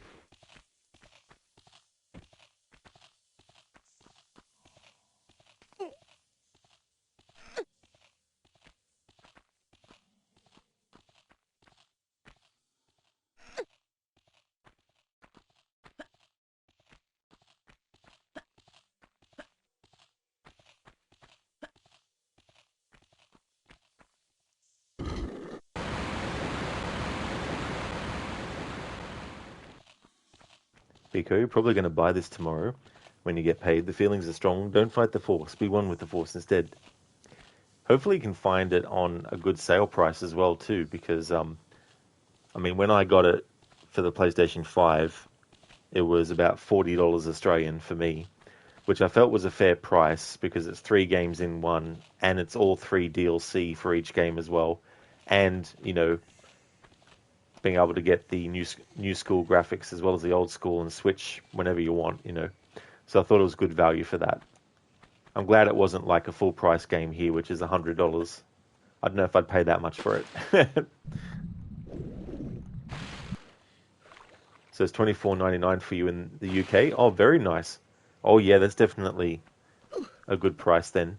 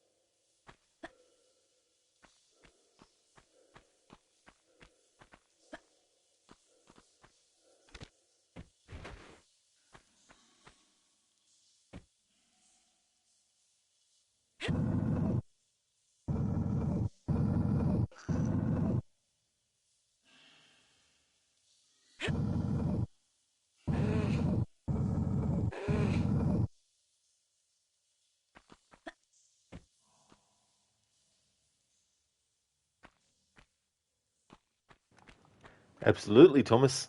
Yeah, Lara is strong. Plus has great grip as well, being able to put fingers underneath solid block that has no space between the ground and it, and be able to actually, push or pull.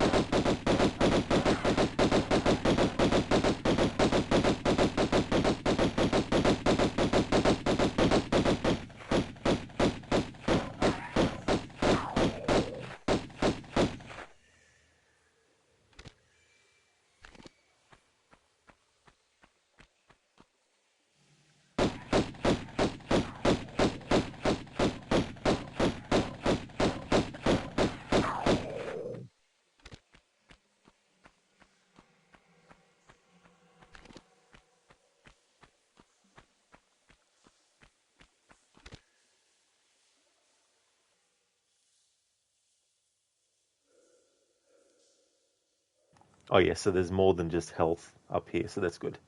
That's definitely worth it. If there was only just health, I wouldn't bother, because there's no point. Like, if there's a health pack and it's mixed in with ammo, I'll be picking it up for the ammo. But if it's just a health pack on its own, I won't be picking that up.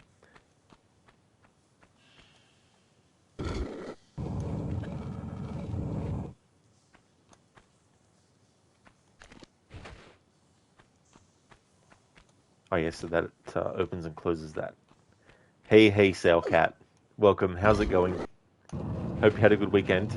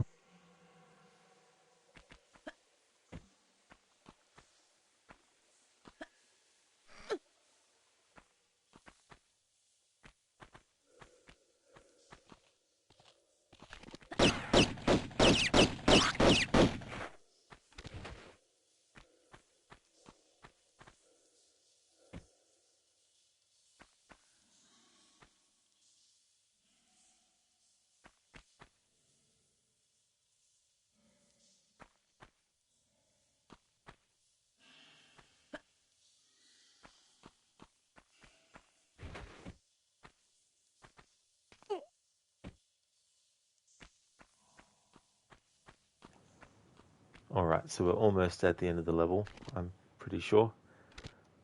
Alright, so these two health kits, I picked them up when they were mixed in with ammo, and I just want to show that there's still only two, because earlier I showed that I'd only collected two. So I only collect health packs if there's ammo actually literally mixed in with it. Because if you actually have a look before you pick it up, you can see the medipack and the ammo occupying the same space. But when the med packs are on their own, there's no point in picking them up, of course. But yeah, these are the two that I had at the start of this level. And that's the amount of health that Lara lost. And at the start of the next level, she'll have her health back. This game refills her health at the start of every level.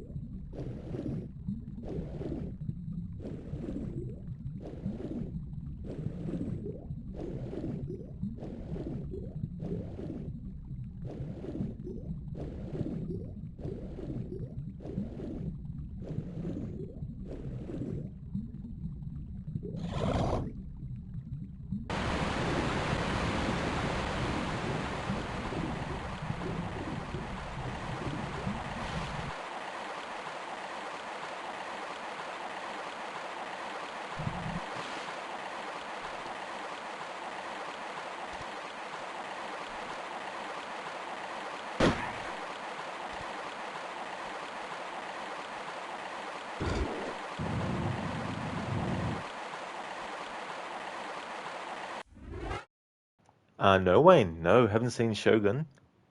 You finished it last night. It was so good. Oh, cool. Yeah. Hiroyuki Sanada. He's such a great actor. Um, I know he's in that. I first saw him in. Now, I can't remember exactly because I saw these two movies close together. So I don't remember if it was one or the other first, but um, I'll just say two of the first movies I saw him in was The Ring, the original version, and also The Last Samurai with Tom Cruise. He was in that too. But yeah, he's a really good actor. I haven't seen the Mortal Kombat movie, but I thought it was good to cast him as Scorpion. I thought that worked out well in that regard. But that's good that you enjoyed it. I wonder if are they gonna like does it end on like a cliffhanger, or do you think there'll be another series or another season? Ghost Passion. Okay, your day not going well. You just and to know the death of your favorite friend who was a legend in Planet Coaster community. Oh, I'm sorry to hear about that, Coaster Passion. That's definitely not the kind of news that you want to be finding out, and especially, if it's a great friend who passed away as well. So I'm sorry to hear about your loss, Coast of Passion. I hope that you can have some good memories and things of them. And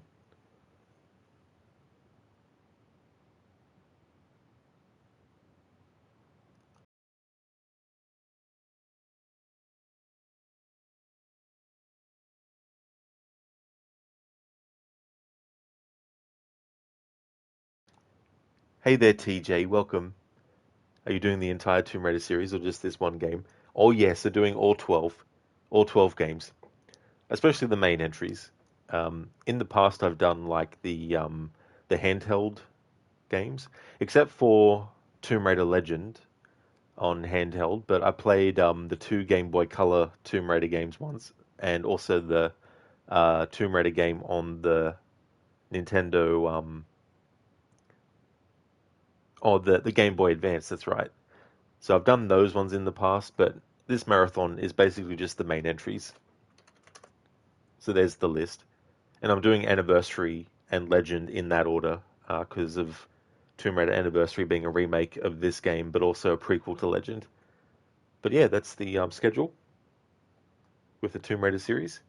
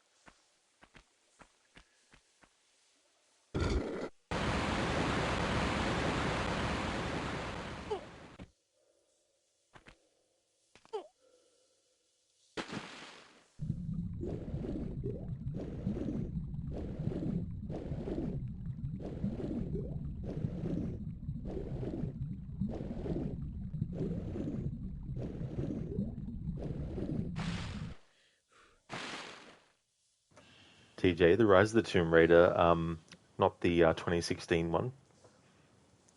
Uh, I thought it was 2015 when that came out.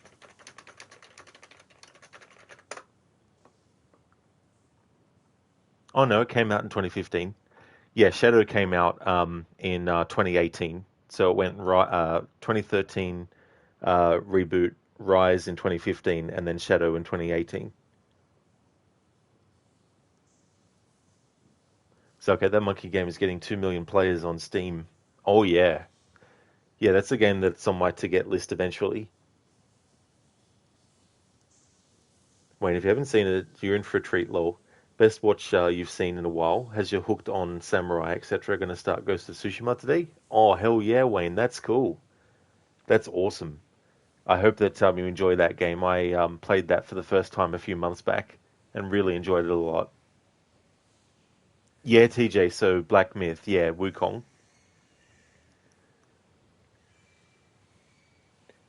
Yeah, it's definitely a lot. Thomas, return to Monkey. Monkey Magic.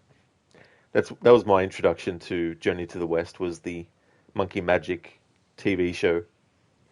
Um, I don't know when it started, but I probably wasn't even born yet before it started. But the whole thing about having the headband that Buddha has on his forehead to stop him from, doing deviant stuff or things that they don't want him to do. And then the little miniature staff that he pulls out of his ear that then extends out to a long staff. Plus also being able to, call upon a cloud to jump on and fly on, things like that. which were in that Monkey Magic show as well. So yeah, I saw the intro for that game and I was just like, I need to get this game eventually. Because I'd heard about it years ago when they first announced it and all that kind of stuff. So it piqued my interest. But when I actually saw the intro, I was like, holy shit. TJ Wukong looks so much similar to Sekiro, though. You never actually played that Sekiro, but um, the whole sort of like, you know, aesthetic is really cool. So, okay, are you playing original Tomb Raider or remaster and switch to OG graphics? So remaster and switch to OG graphics. Yeah, I've got this and I've got I've got 1, 2, and 3 on PC, but the problem with the third game on PC is that I can't get the scan lines out of the FMV sequences, even though the patch for it is supposed to work with Tomb Raider 3 as well as 2. It worked for 2 and got rid of the scan lines in that, but it didn't do it for 3 for me. So I thought, well, bugger it. I'll just play the remastered version and then switch to the old school graphics for all 3 games, and I don't have to worry about that stuff. The only thing I do have to do is when it switches to the FMV sequence, because I'm using the old school graphics, those FMV sequences are pixelated. So when they appear, I switch so that it, does the restored version, and then switch it back once the gameplay starts again.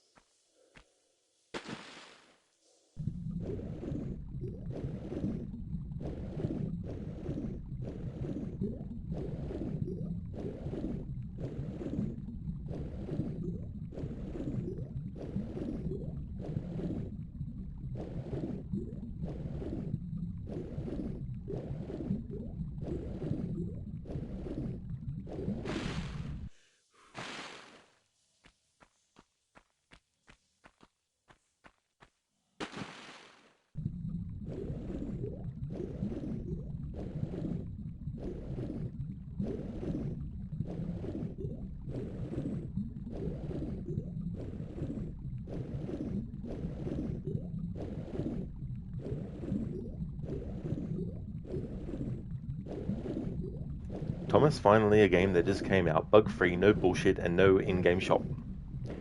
Yeah, I mean, they had a lot of time to work on it too, as well, which doesn't always guarantee something's going to be great, but it can also go the other way too, where having that much time to spend really makes the game great.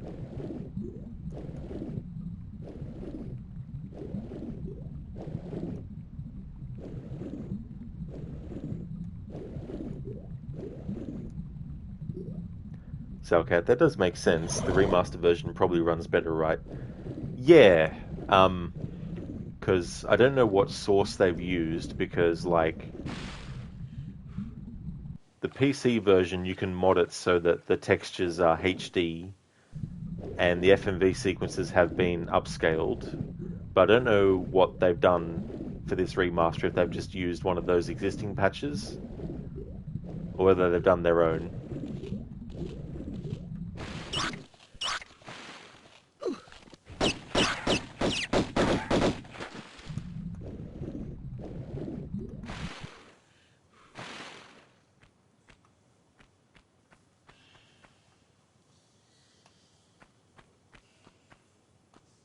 TJ, are there a lot of puzzles in this Tomb Raider game, or is there decent combat too? You didn't really get around to finish the game in its entirety. Oh, a bit of a mix. Yeah, combat with like all the predatory animals and things, but also like the quote-unquote boss fights and stuff as well. But yeah, there's definitely a lot of puzzle solving, a lot of trap dodging, and all that kind of stuff as well. So it's a bit of a mix.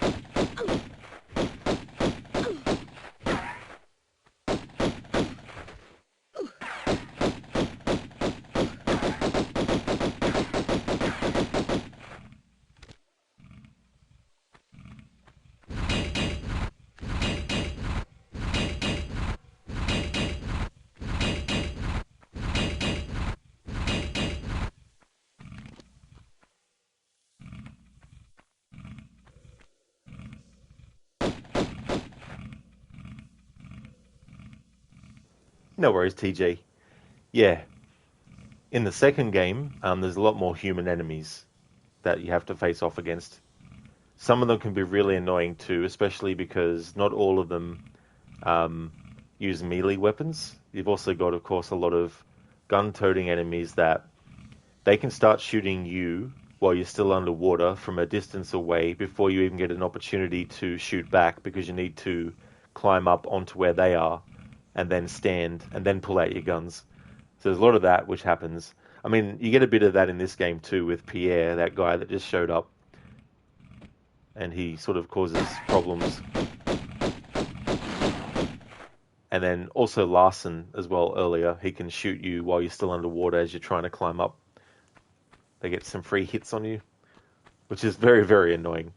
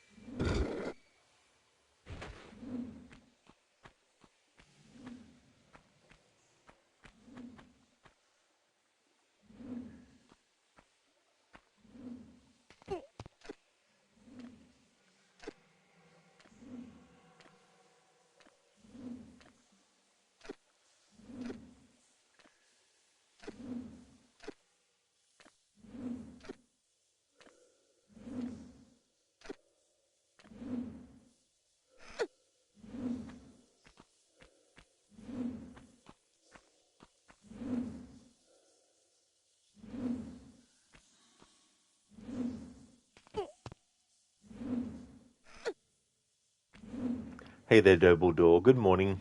Welcome. Classic Tomb Raider? Absolutely. Yeah, I'm playing the remastered versions, but I've switched to the old school graphics for the playthroughs.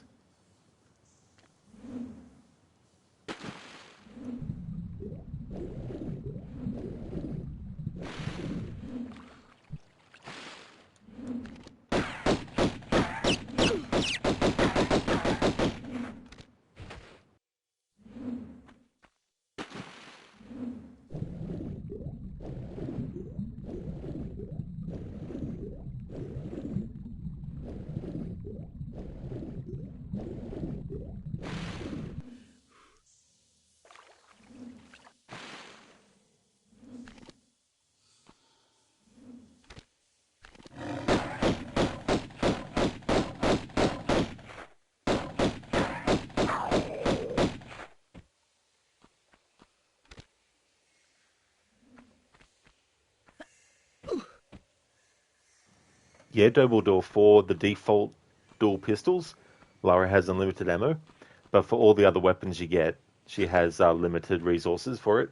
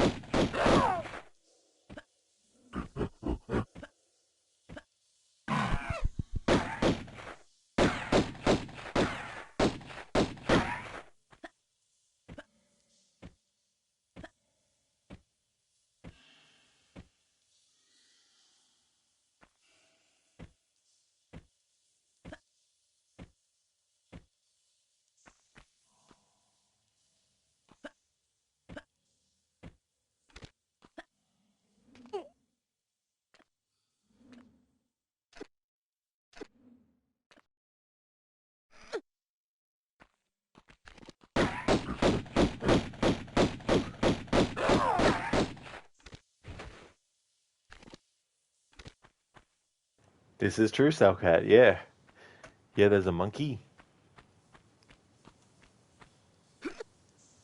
at the start of the game. There was some dinosaurs that Lara came across. Naturally, she killed them.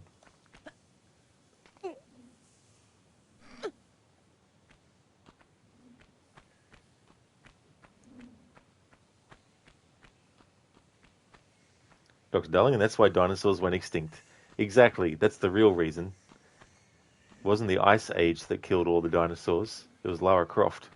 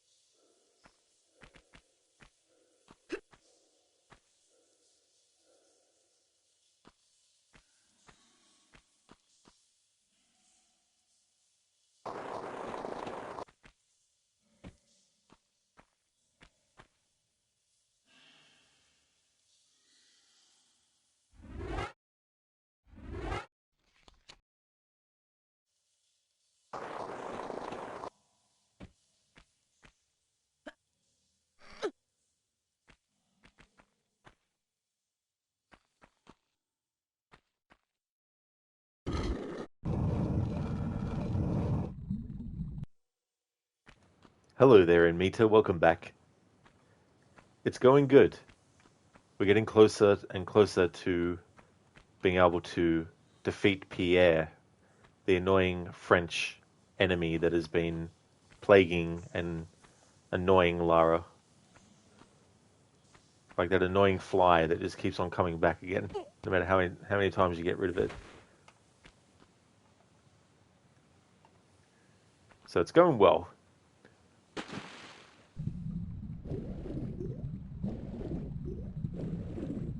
He's so annoying because he just pops up and sometimes he just comes into the arena without you even knowing where he is straight away. And he can actually start shooting at you and hitting you before you even actually see where he is. Cheers, dude.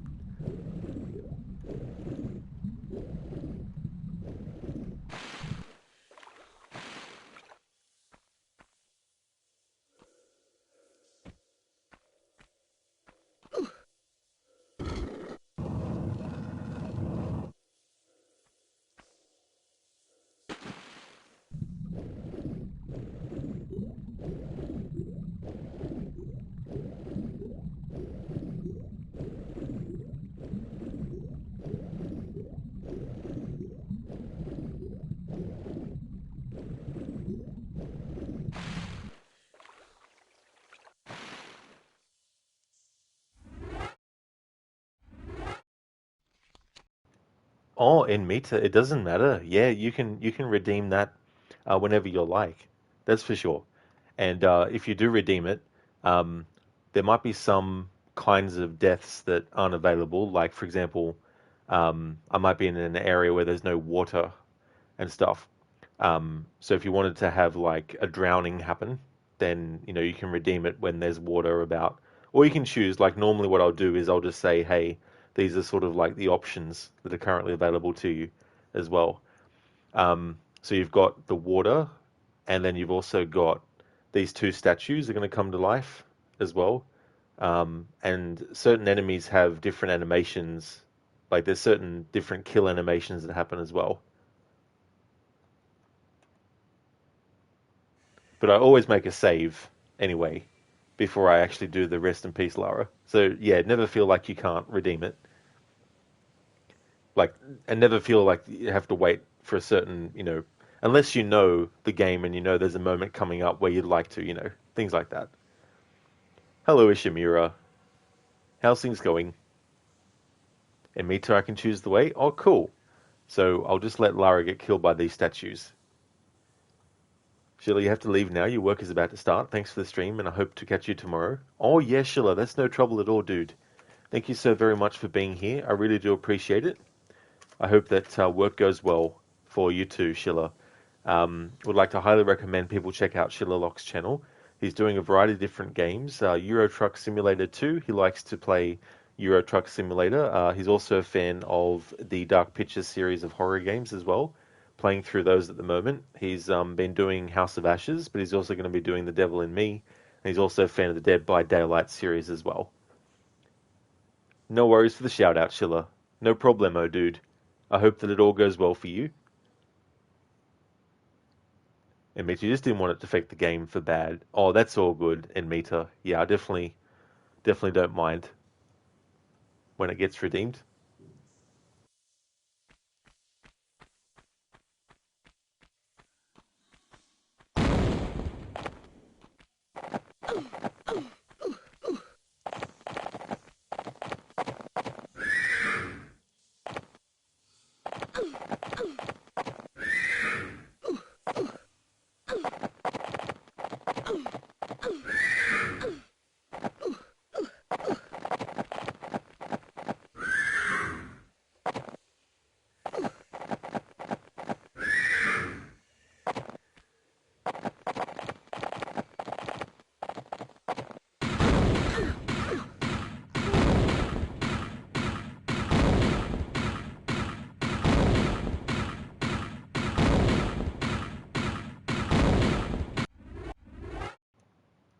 I think she's dead.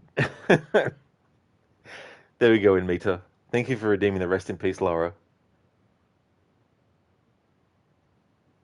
Ishimura, you're all right now. Was battling an infection for the last week. Seemed to be over the worst of it. Oh no. Well, I'm glad to hear that you're over the worst of it. I hope that whatever you've got left of it will go quickly. But that really sucks when things like that happen, for sure. I'm glad to hear that you're feeling a bit better, hopefully. Yeah, and Mita is like boom, boom, boom. It's like I think Lara's dead. But yeah, it's so funny. Earlier when it was redeemed, I did a dive off a high point, and as soon as Lara landed on the ground, there was like an ape that was going ape shit when she landed. The timing was so funny. Thank you so much for doing that, Amita.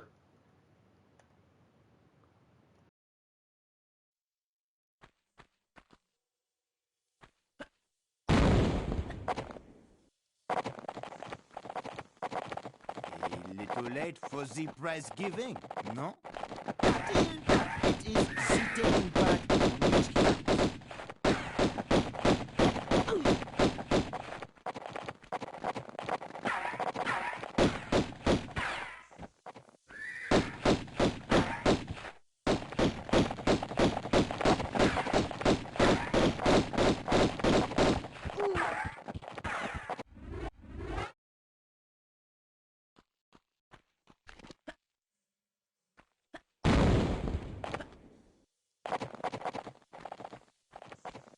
A little late for the prize giving, no? Still, it is the taking part which counts.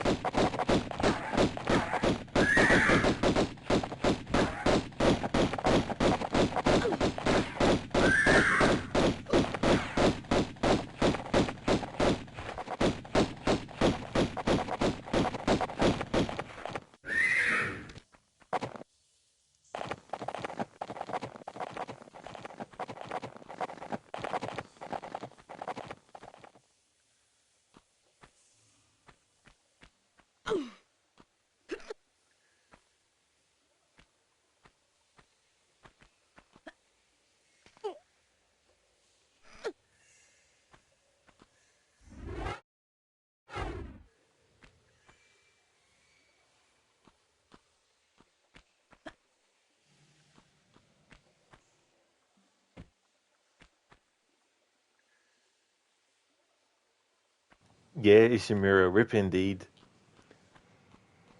I also have, for when I'm doing Assassin's Creed games, I've got a leap of fail, where when it gets redeemed, I make the character do a big giant jump off of something and not land in a haystack.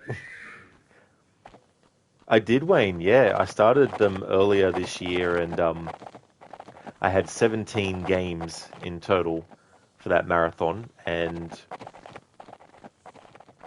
took a while.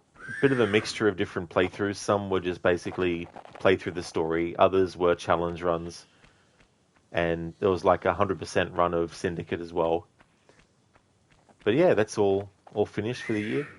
And I did a playthrough recently of Unity.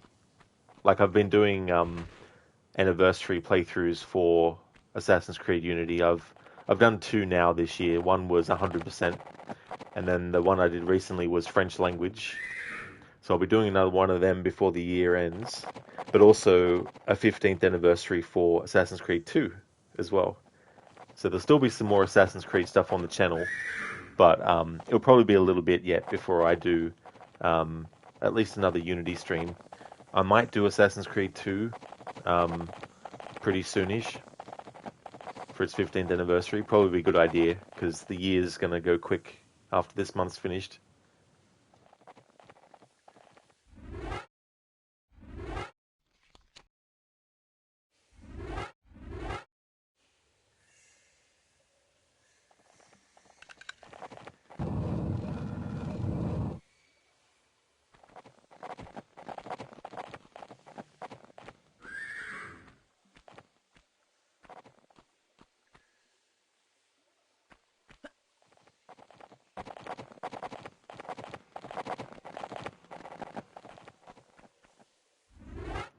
Alrighty then, so these two small medipacks, I picked them up in one of the levels that I did today, and the only reason I got two of those is because they were actually mixed in with other items, some ammo.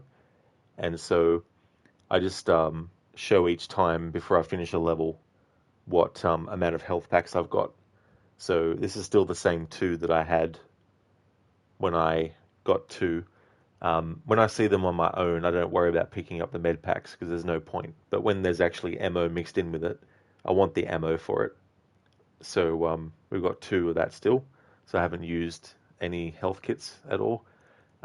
That's Lara's health at the moment.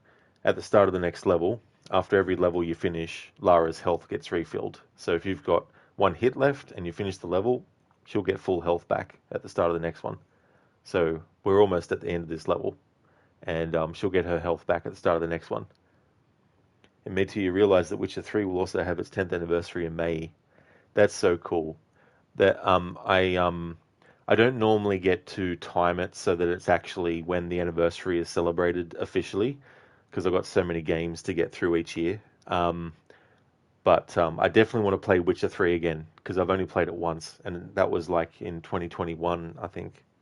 Maybe I finished in 2022. Wayne, nice man. So you're all ready for Shadows? You're only on Brotherhood, never getting all games done before Shadows.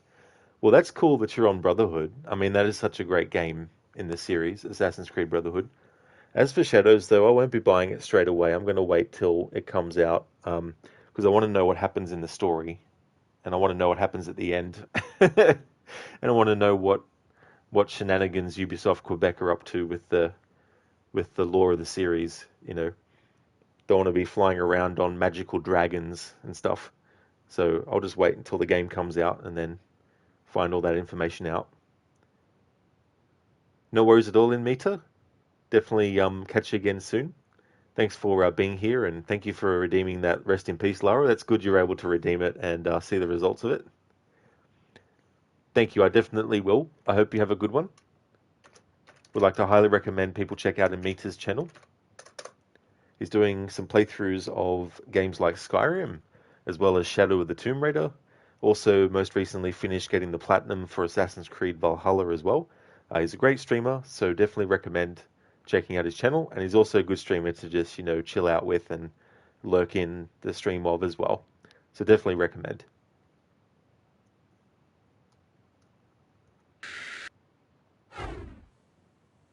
So when it goes to the FMV sequence, because there's one coming up, I'll basically switch to the new graphics because the FMV sequences, when you have the old school graphics selected, are very pixelated.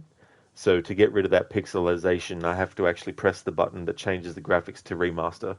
Like the same button that changes them to these graphics, the remastered ones in gameplay.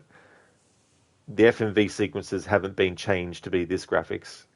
So when I switch during the FMV sequence to get rid of the pixelization, it'll be this remastered selected. And when that cutscene is finished, then I'll press the button again to take it out of this and put it back to old school when it switches out of the FMV sequence.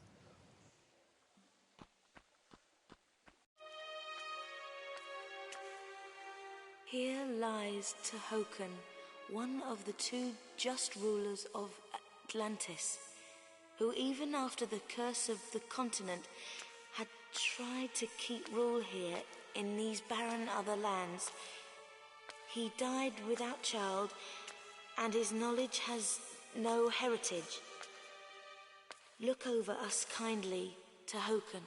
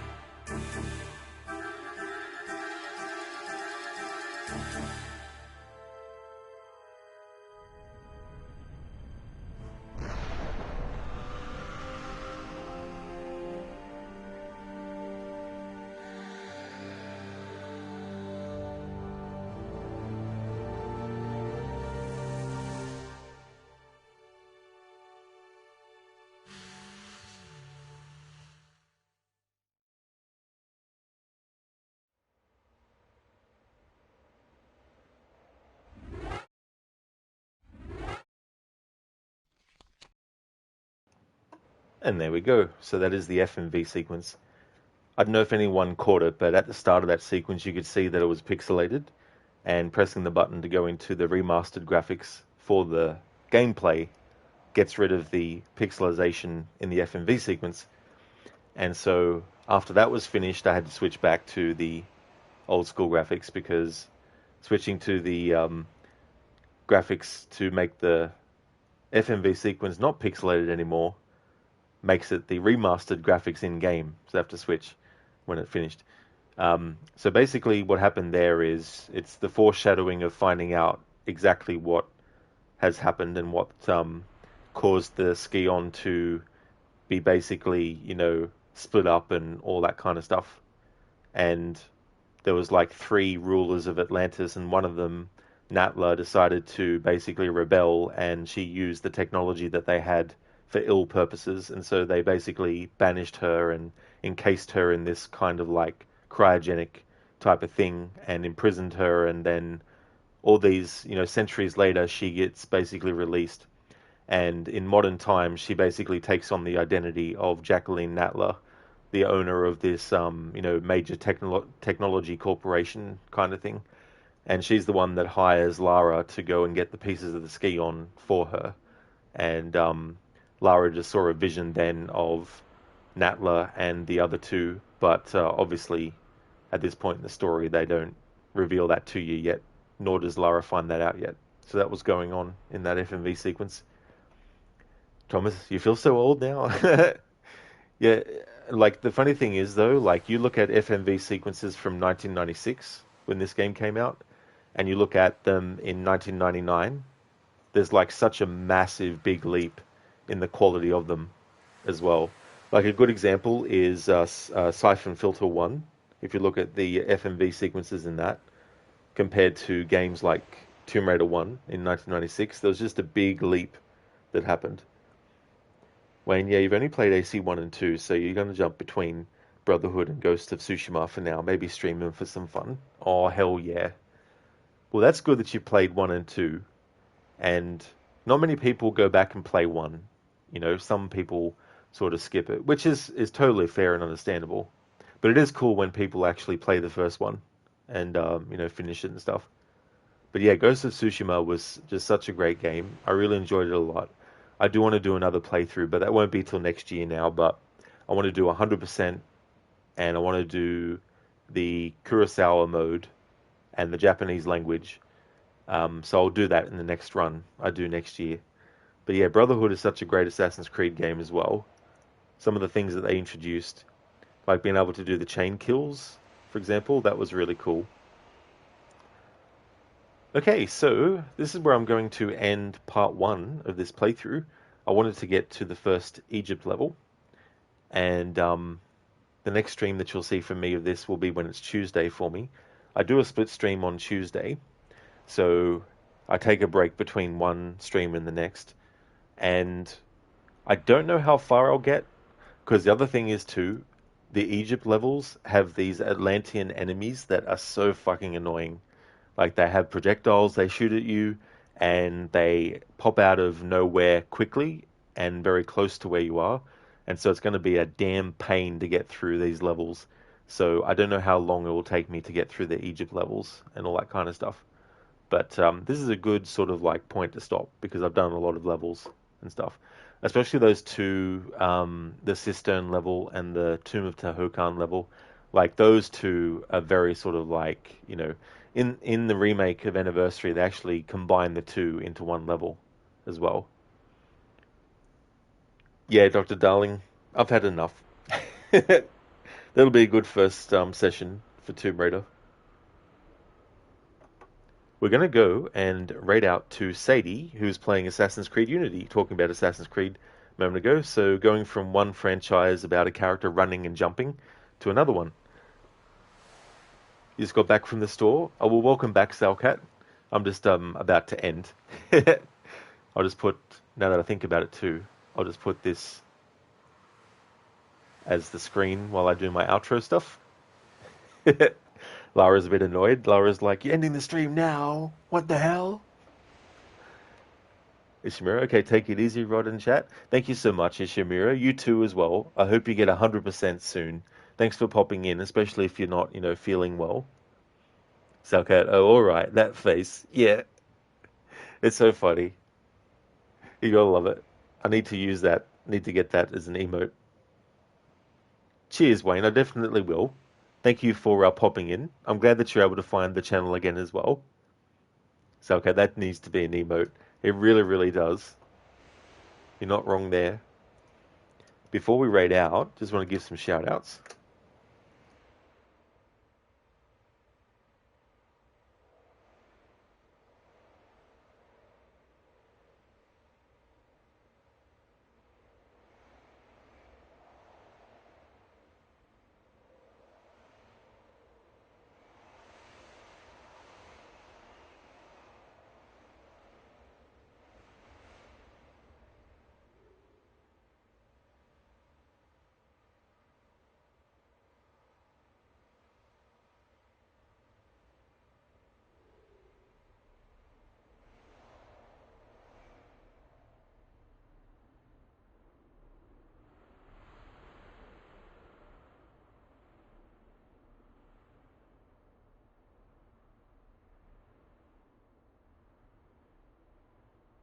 Would like to highly recommend people check out the following streamers: Crocodiles, who's doing a 100% playthrough of Assassin's Creed Origins. He's doing that on the hardest difficulty.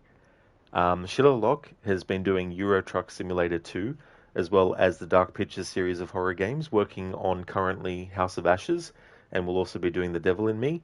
Lidus is also highly recommended. He's a big fan of the Mortal Kombat series, a lot of retro stuff, so if you're a fan of retro games, Lidus has you covered. Mr. Gote is a fan of games like Banish's Ghosts of New Eden, as well as the Outlast series and Dead Space and Elden Ring. And Amita has been doing Elder Scrolls 5 Skyrim, as well as Shadow of the Tomb Raider, and most recently got the Platinum in Assassin's Creed Valhalla as well. So yeah, highly recommend checking out those streamers if you haven't before. Yeah, Dr. Darling. Yeah, that'd be good to have as a what the fuck kind of emote, or like a, pissed off emote. No worries at all for the shout out, Senny. Thank you so much for being here too. Really appreciate it. Thank you so much, everyone, for watching. I hope that everyone has a good day or night, whichever the case may be. Let's go and raid out to Sadie, who is playing Assassin's Creed Unity. There's a general raid message that everyone can copy and paste. And I've also got one in for subscribers that I'll put in chat as well.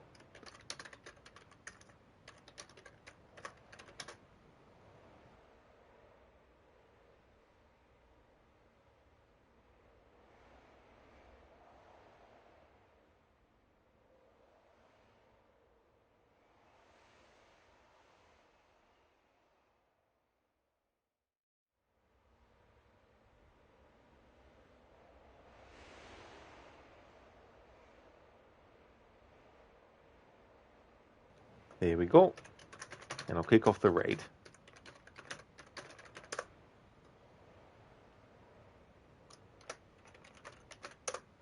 Current schedule: Monday through to Thursday, Tomb Raider Marathon. Friday, Evil Within. And on the weekend, getting back to Splinter Cell Blacklist. And I still need to decide what game to actually replace that with. But I've got a couple of ideas, so I just need to figure out which of the two I want to go with. Oh yeah, Biko, no problemo. Thank you for being here too. And yeah, I'll be doing a couple of streams tomorrow. So I'll see how we go with this. I don't know if I'll get through the whole game or not, but yeah.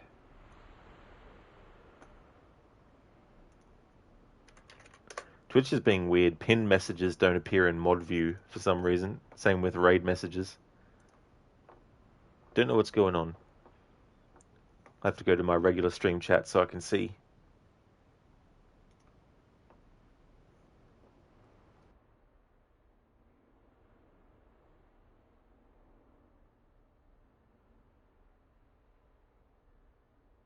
Dr. Darling, a pirate you were meant to be. Trim the sail and roam the sea. No,